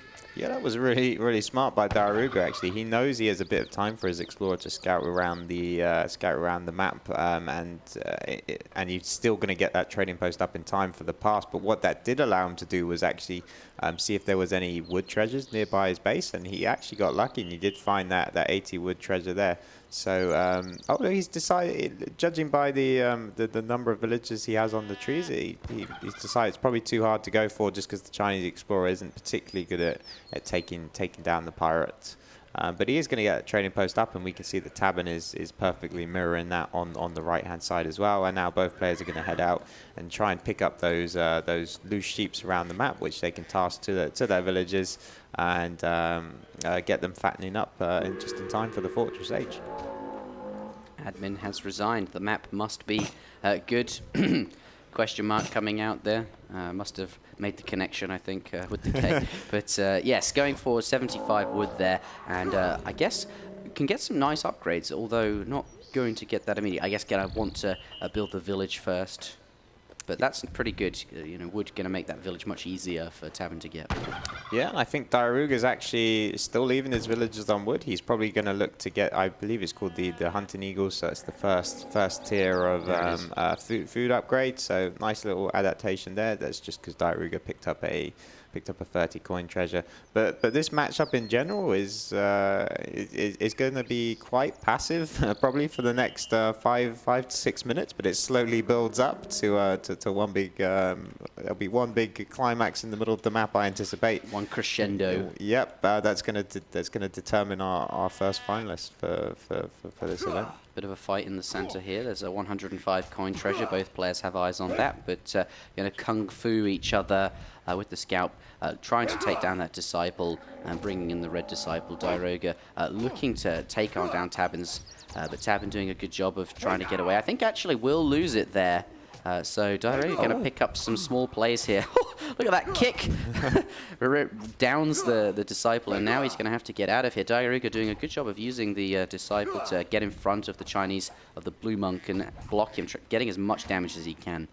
Yeah, so a nice little pickup for Diarouga starting off here, and I mean that'll just give him the extra scout. He has to be a little bit careful that he doesn't lose his own Disciple. But I think it looks like he's actually just going to stay on Tabben's Explorer. No, he's going to pull back. So he didn't want to get too close to Tabben's TC. He was a little worried that Tabben perhaps might try and volley him down, but he's content with the damage he's done.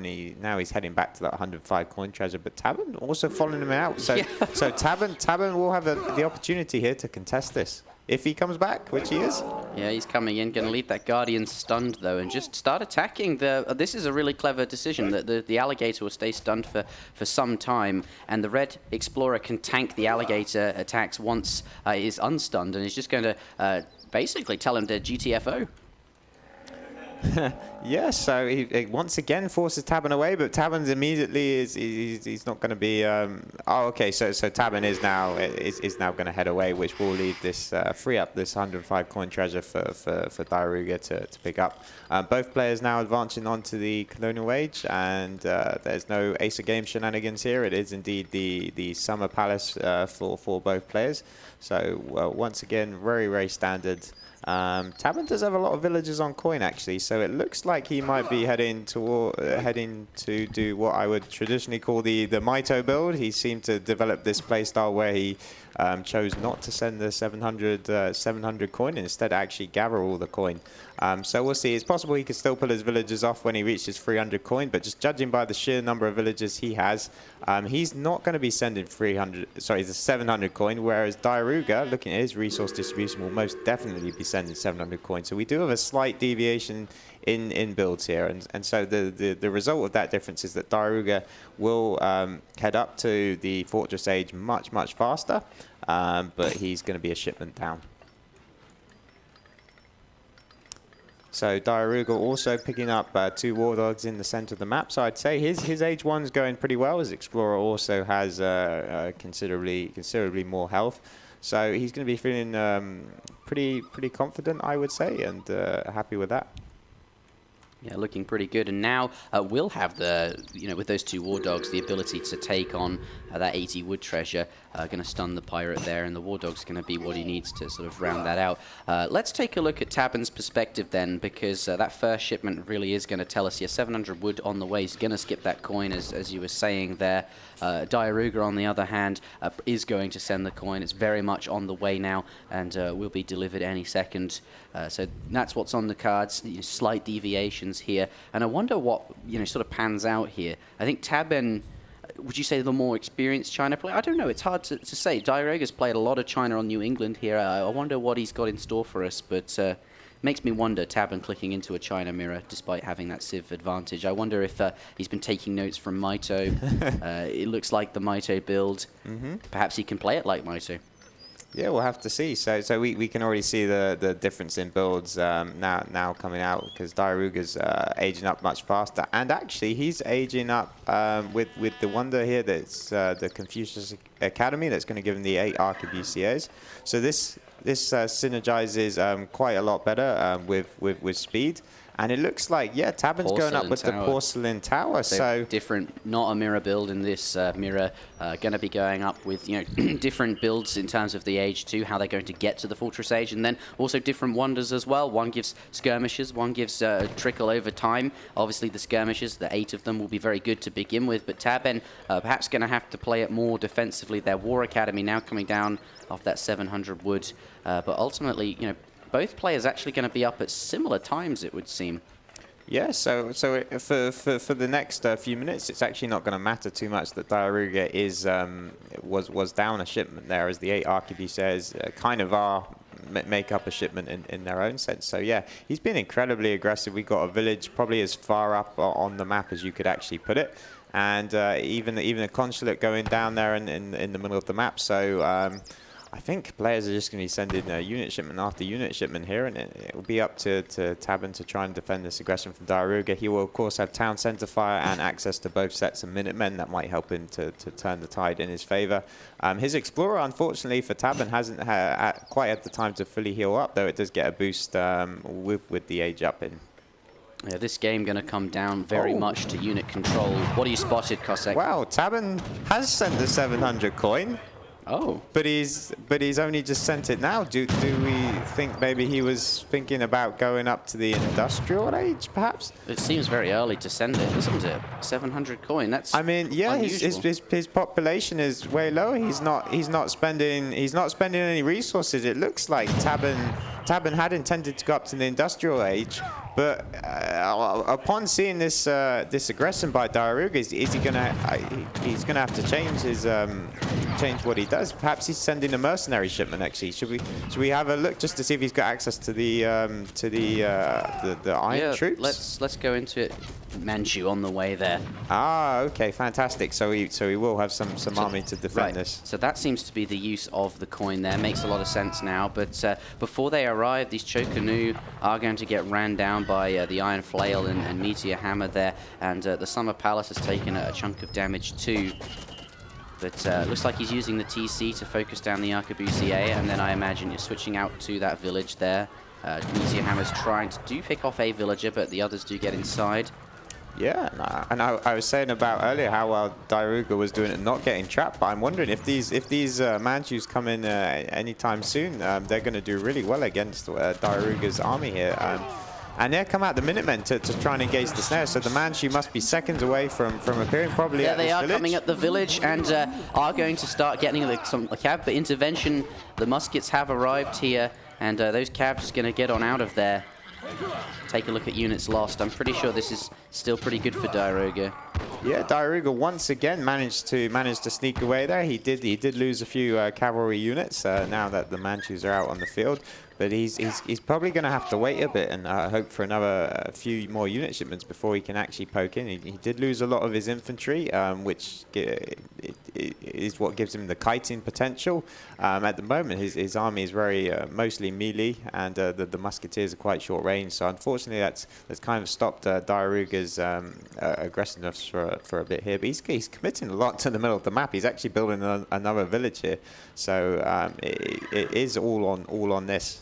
Yeah, he's built up in the middle, that is for sure. But intervention now coming in for Tabben as well.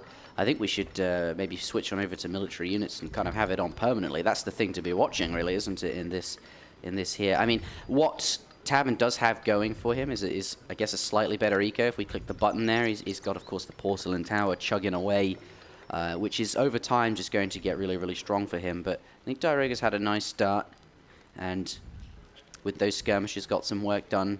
Yeah, so Tabben most certainly has the better economy. He's also got the better market tax as well. So he's got civil servants, which I believe Diarouga does not. So yeah, the Diarouga cannot wait forever. He can only wait to get a few more unit shipments in, which he has done. The 10 arquebusiers are now in, and so again he's going to start poking in. Yeah, Tabben losing a few units here and there. Just a lot of random stuff going down, and you know those Minutemen, if they're tucked away in the back of your army on 1 HP, they can still do a bit of damage. And you know, losing a few there, losing those Chocanu earlier, just Tabben losing a few units here and there, and it does add up over time, but is going to get that final batch out of the Summer Palace before it goes down, so does get that final little bit of value out.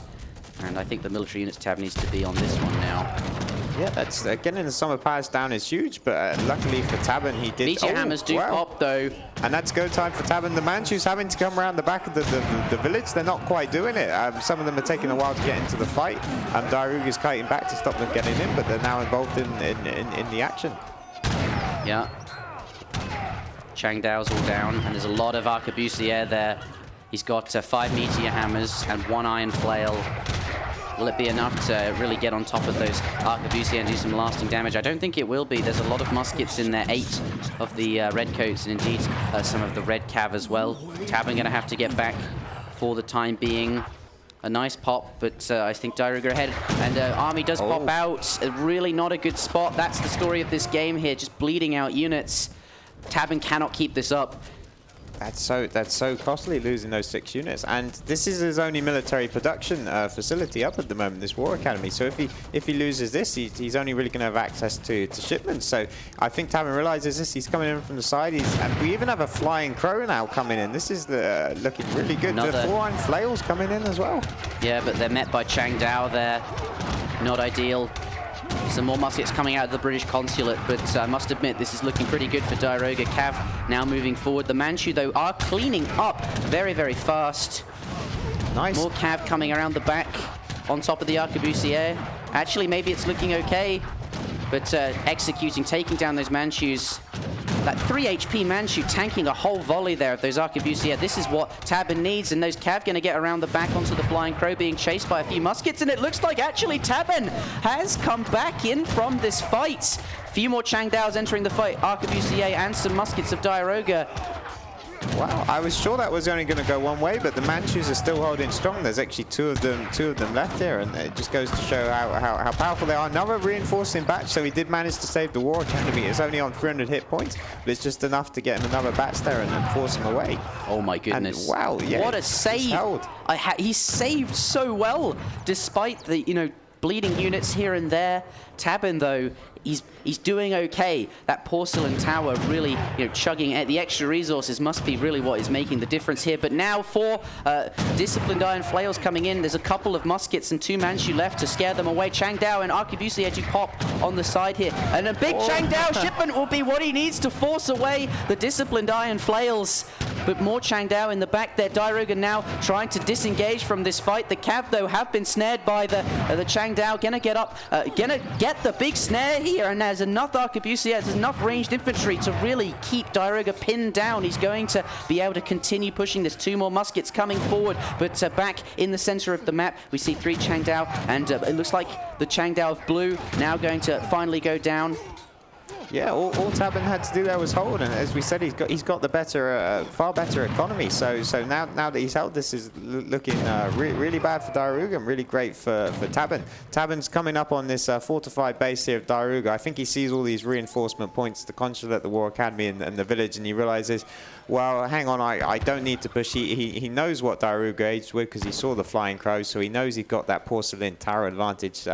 He knows his market upgrades are okay. He still has that civil servants in, so I like the decision here from Tabben to pull back. He knows all he needs to do at this point is just hold, and that day he has the economy lead. And I think he's done it. I think that's enough. Diarouga picking up 10 coin there. Every little helps. But yeah, arquebusier shipment. He's got the better eco. He's just managed to hold. Tabben's looking like he could win this game now. It looked ropey for him for a few moments, but after some tense fighting, I think the nerves are really getting to Diarouga. Usually very mechanically strong. There was a moment where that 3 HP Manchu, a whole volley of skirms went onto it. Perhaps a couple of micro decisions in that fight.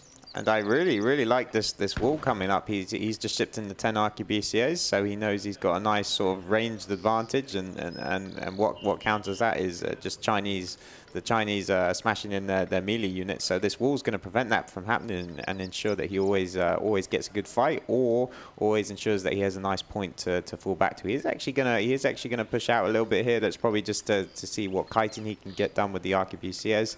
Kind of just suss out how much army Diarouga has left. And so yeah, he's just poking around, but I don't think he's actually going to go and pass this, especially when he sees that Flying Crow. Yeah, Flying Crow setting up for a volley. And we got the Manchurian archers here from Diarouga. So we saw how insanely strong these were for Tabben. They held surprisingly well, and so now Diarouga's got the mercenary advantage here. So the next fight could certainly go really well for Diarouga. Tabben is not out of the woods yet, and in the Chinese fight you have to micro really well. So this game is most certainly still on.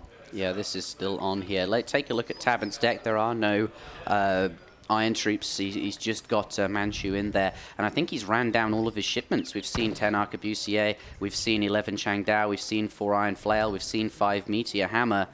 All he has is upgrades now. Diarouga, though, has got, by the looks of it, a similar situation, though does have iron troops here as well. I think the extra units could be what Diarouga needs.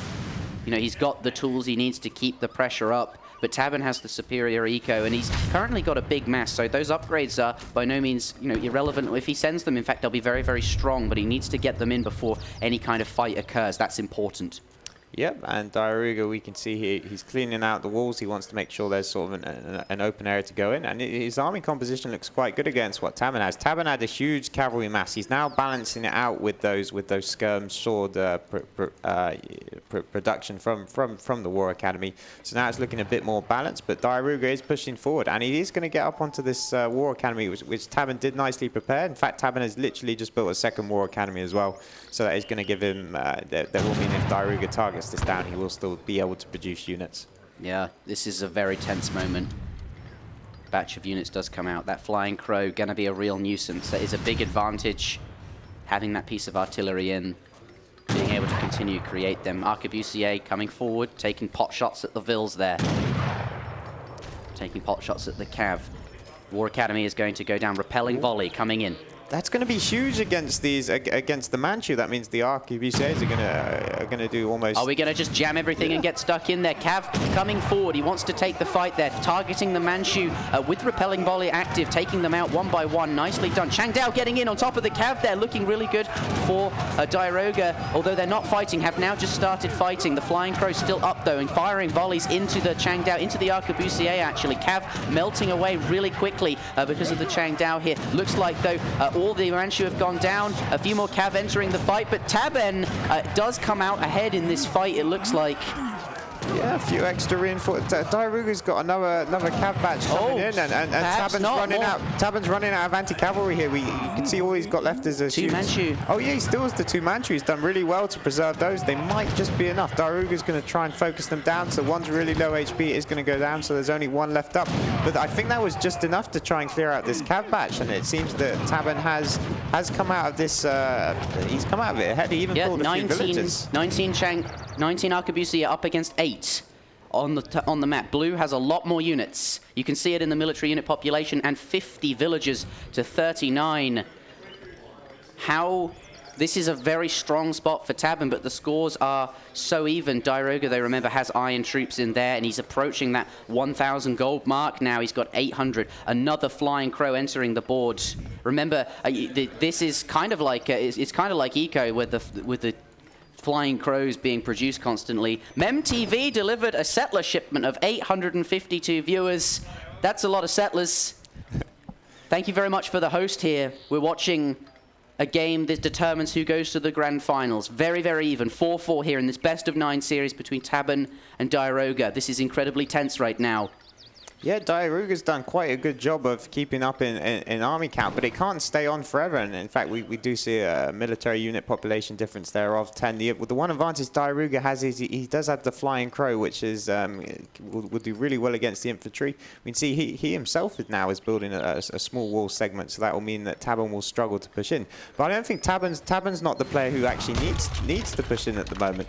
So Diarouga might just use this kind of as a fallback position. We might even see a gate here and try and push out onto this hunt that now Tabben's moved out to. It does create a few nice choke points here for Diarouga to work with his smaller. Oh, Iron troops do hit the board though. I was expecting this. That coin shipment is up. These units are very, very strong, and this is going to be the do or die push for Diarouga. He has the tools he needs to continue, but will they be enough? They are very strong.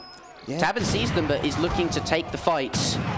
Yeah, these iron troops are in a great position. They're completely going to be untargeted, and they do a huge amount of damage. This Flying Crow as well, we can see it's been targeted onto the arquebusiers.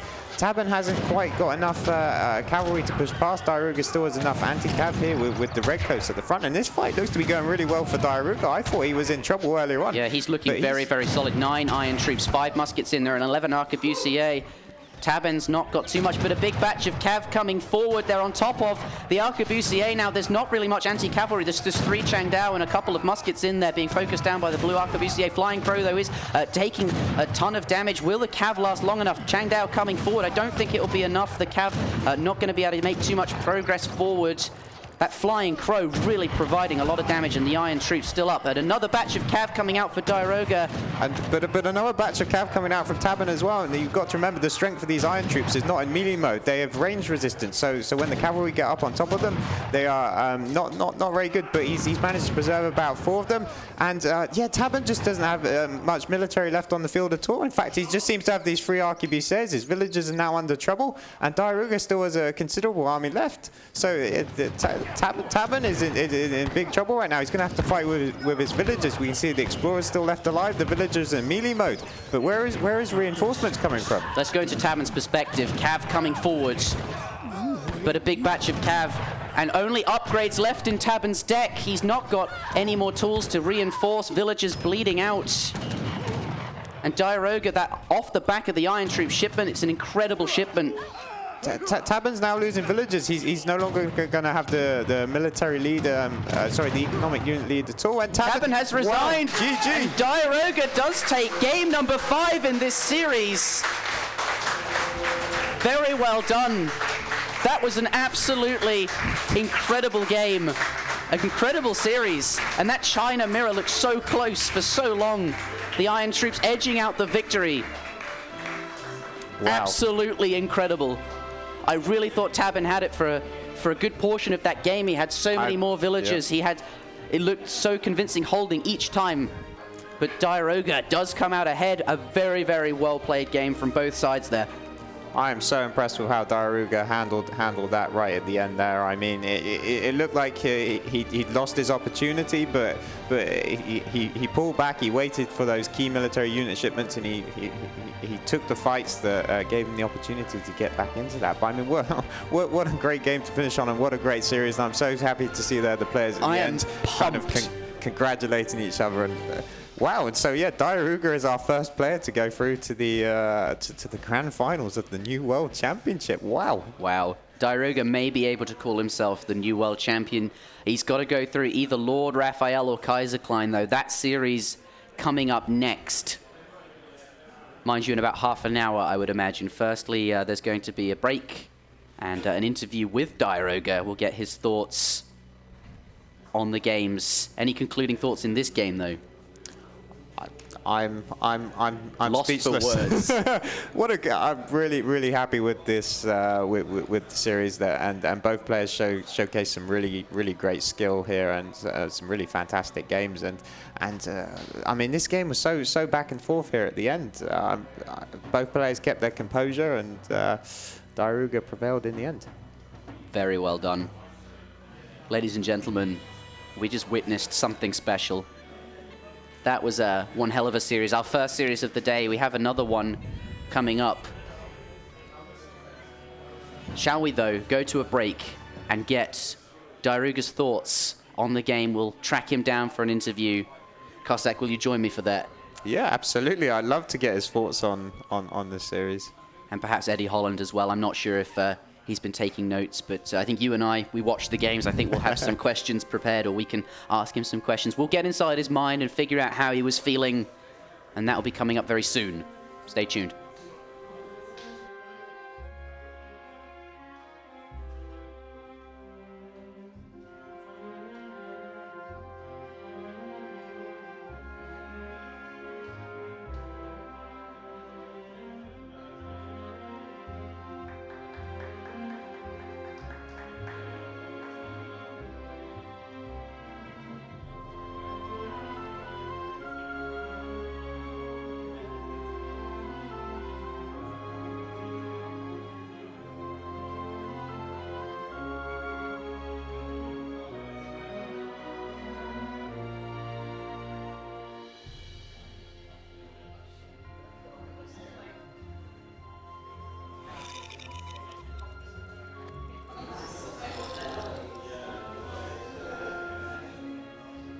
Ladies and gentlemen, what a series, what a final game. We finally made it to the 9th game on Florida. Ladies and gentlemen, give it up for Diarouga.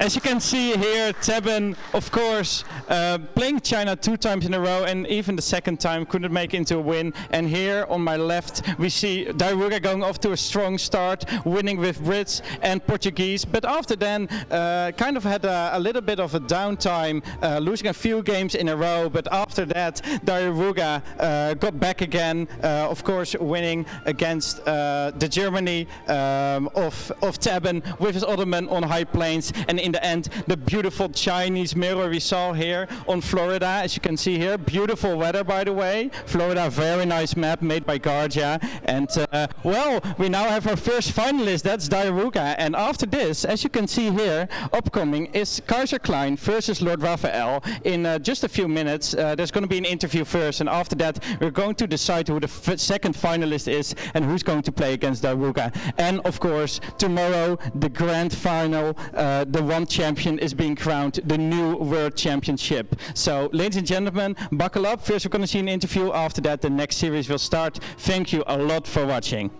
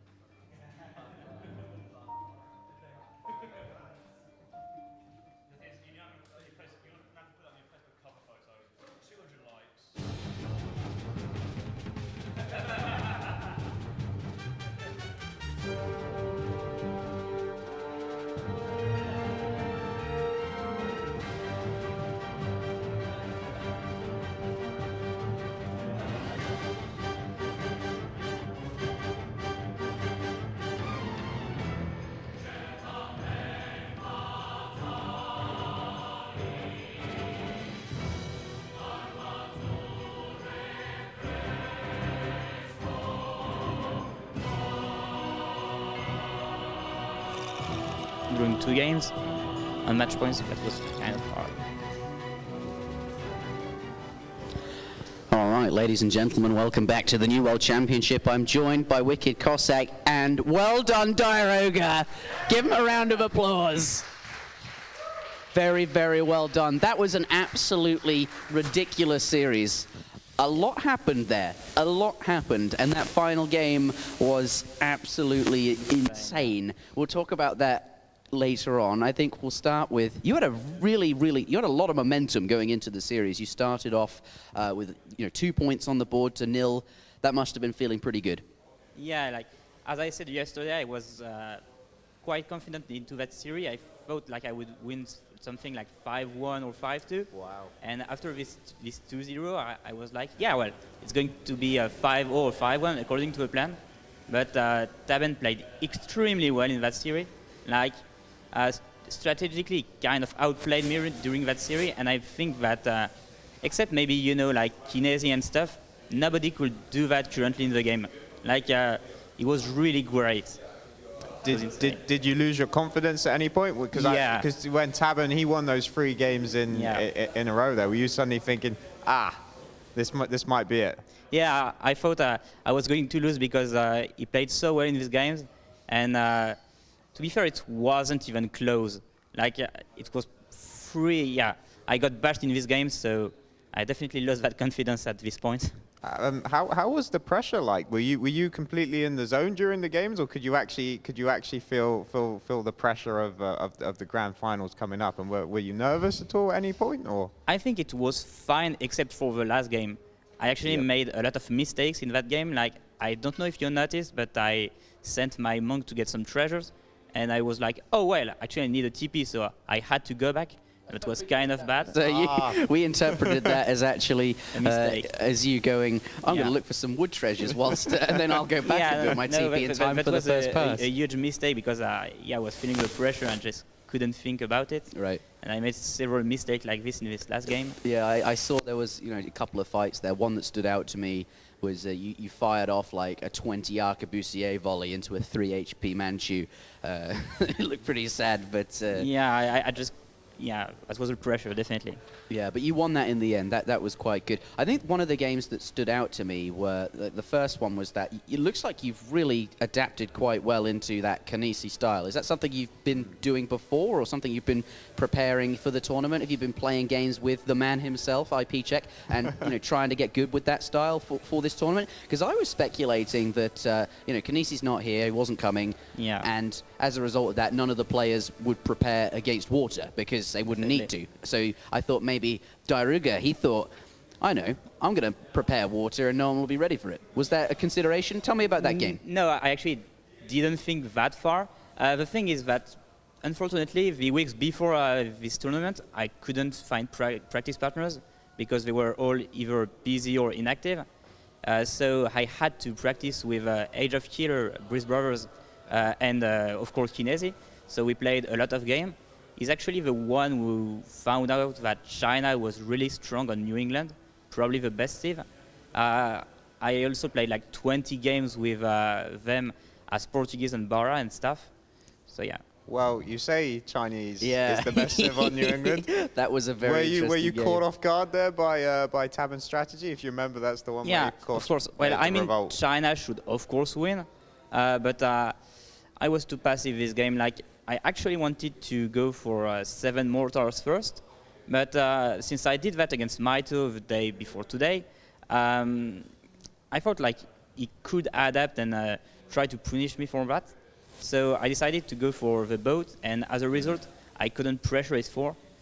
And I think it would have been a different game if I shipped these mortars first.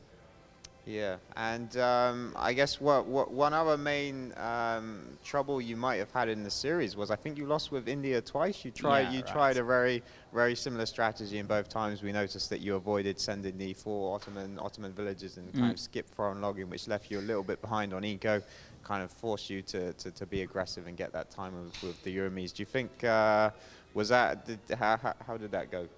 Well, in the India mirror, that was actually a bit weird because, you know, like yesterday I went a bit greedy and I lost my aggro against Prince of Kabul. Yeah. So I was like, well, I'm not going to make that mistake again today. I'm going to wall and just be safe. And he went for the most greedy build.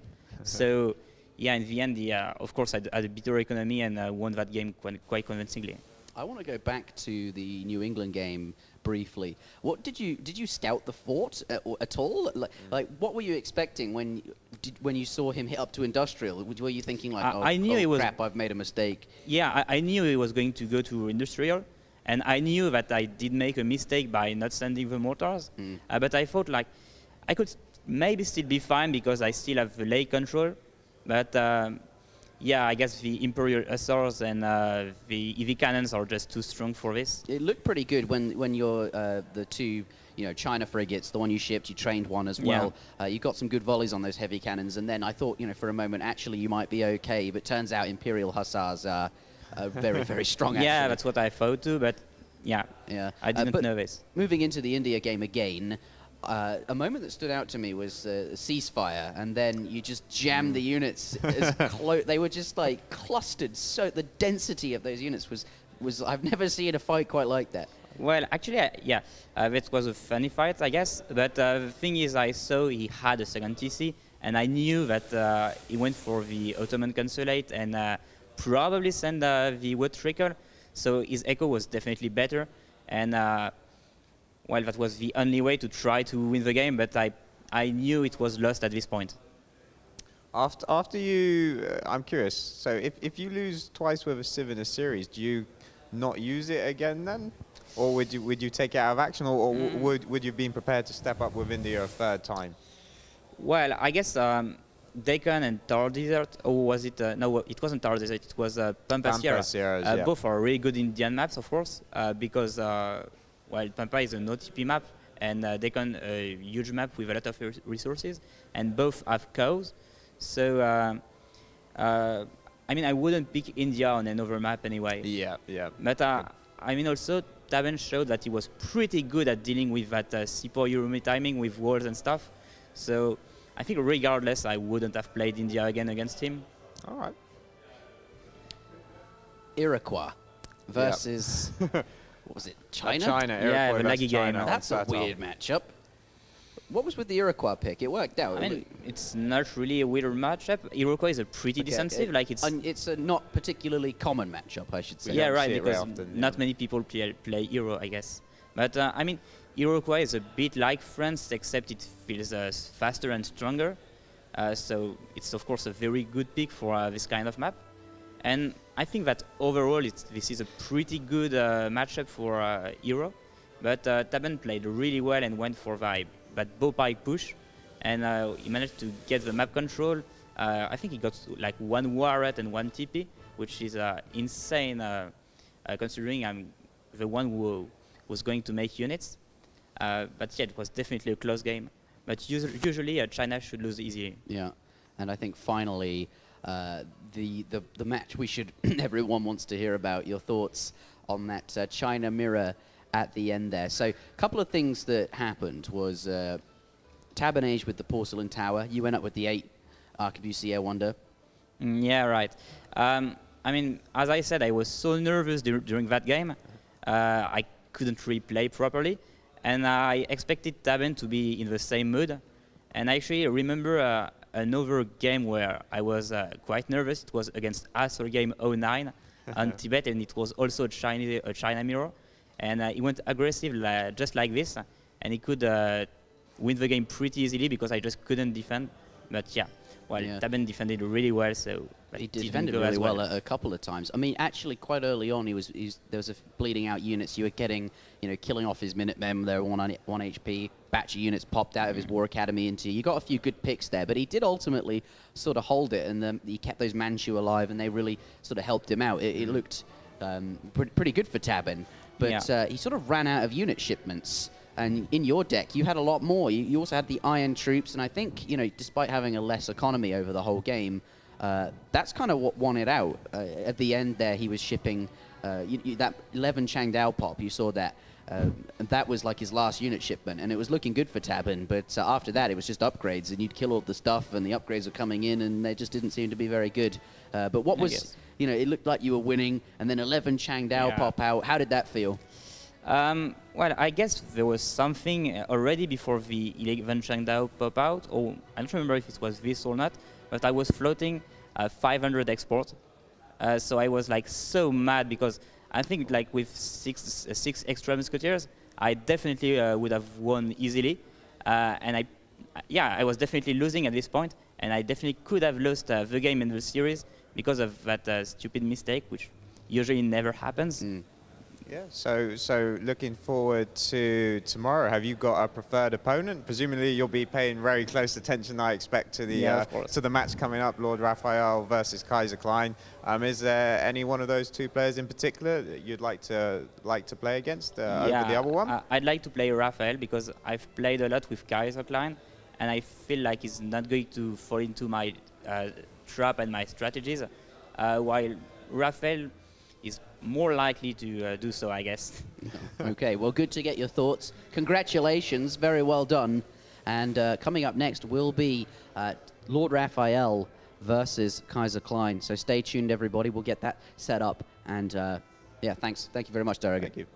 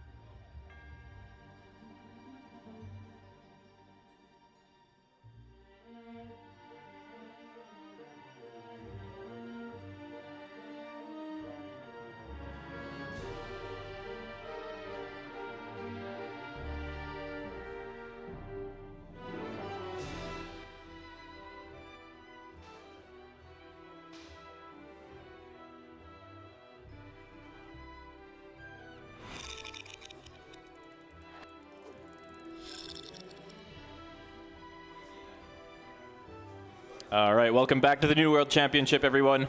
We're about to get into the semifinals match between Lord Raphael and Kaiser Klein. Currently just waiting in the lobby for the players to get started, but looks like it'll be a pretty close match, this one as well. Yeah, this is the number 1 seed and the number 2 seed. We had the battle of the two underdogs, so to speak, and now we're about to see the top 2 seeds battle it out. So. Yeah, this was these two players definitely were the two favorites going into it. The two people were most anticipating to win the whole thing, so definitely looking forward to a good one. This could have potentially been the finals, but not quite going the way the players wanted. We'll see if they can redeem themselves a little bit and actually get that chance at the championship. Yeah, right now we're just trying to get the players set up here. The first matchup is going to be very telling, I think, as to how this series will go. Yeah, for sure.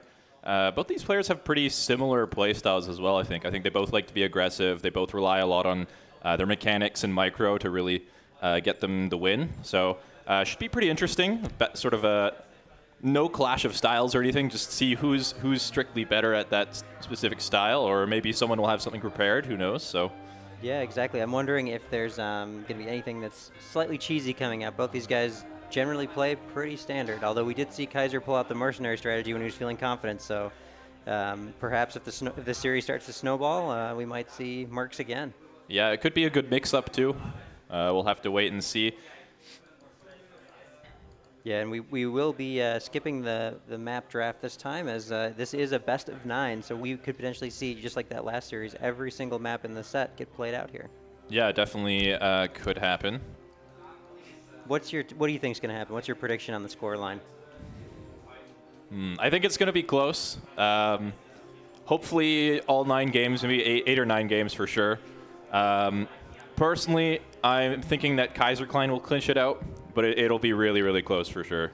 Yeah, you have to stick with Kaiser Klein, right? I'm thinking Raphael might be able to take this series, but I agree with you. It's going to be probably 8 games at a minimum.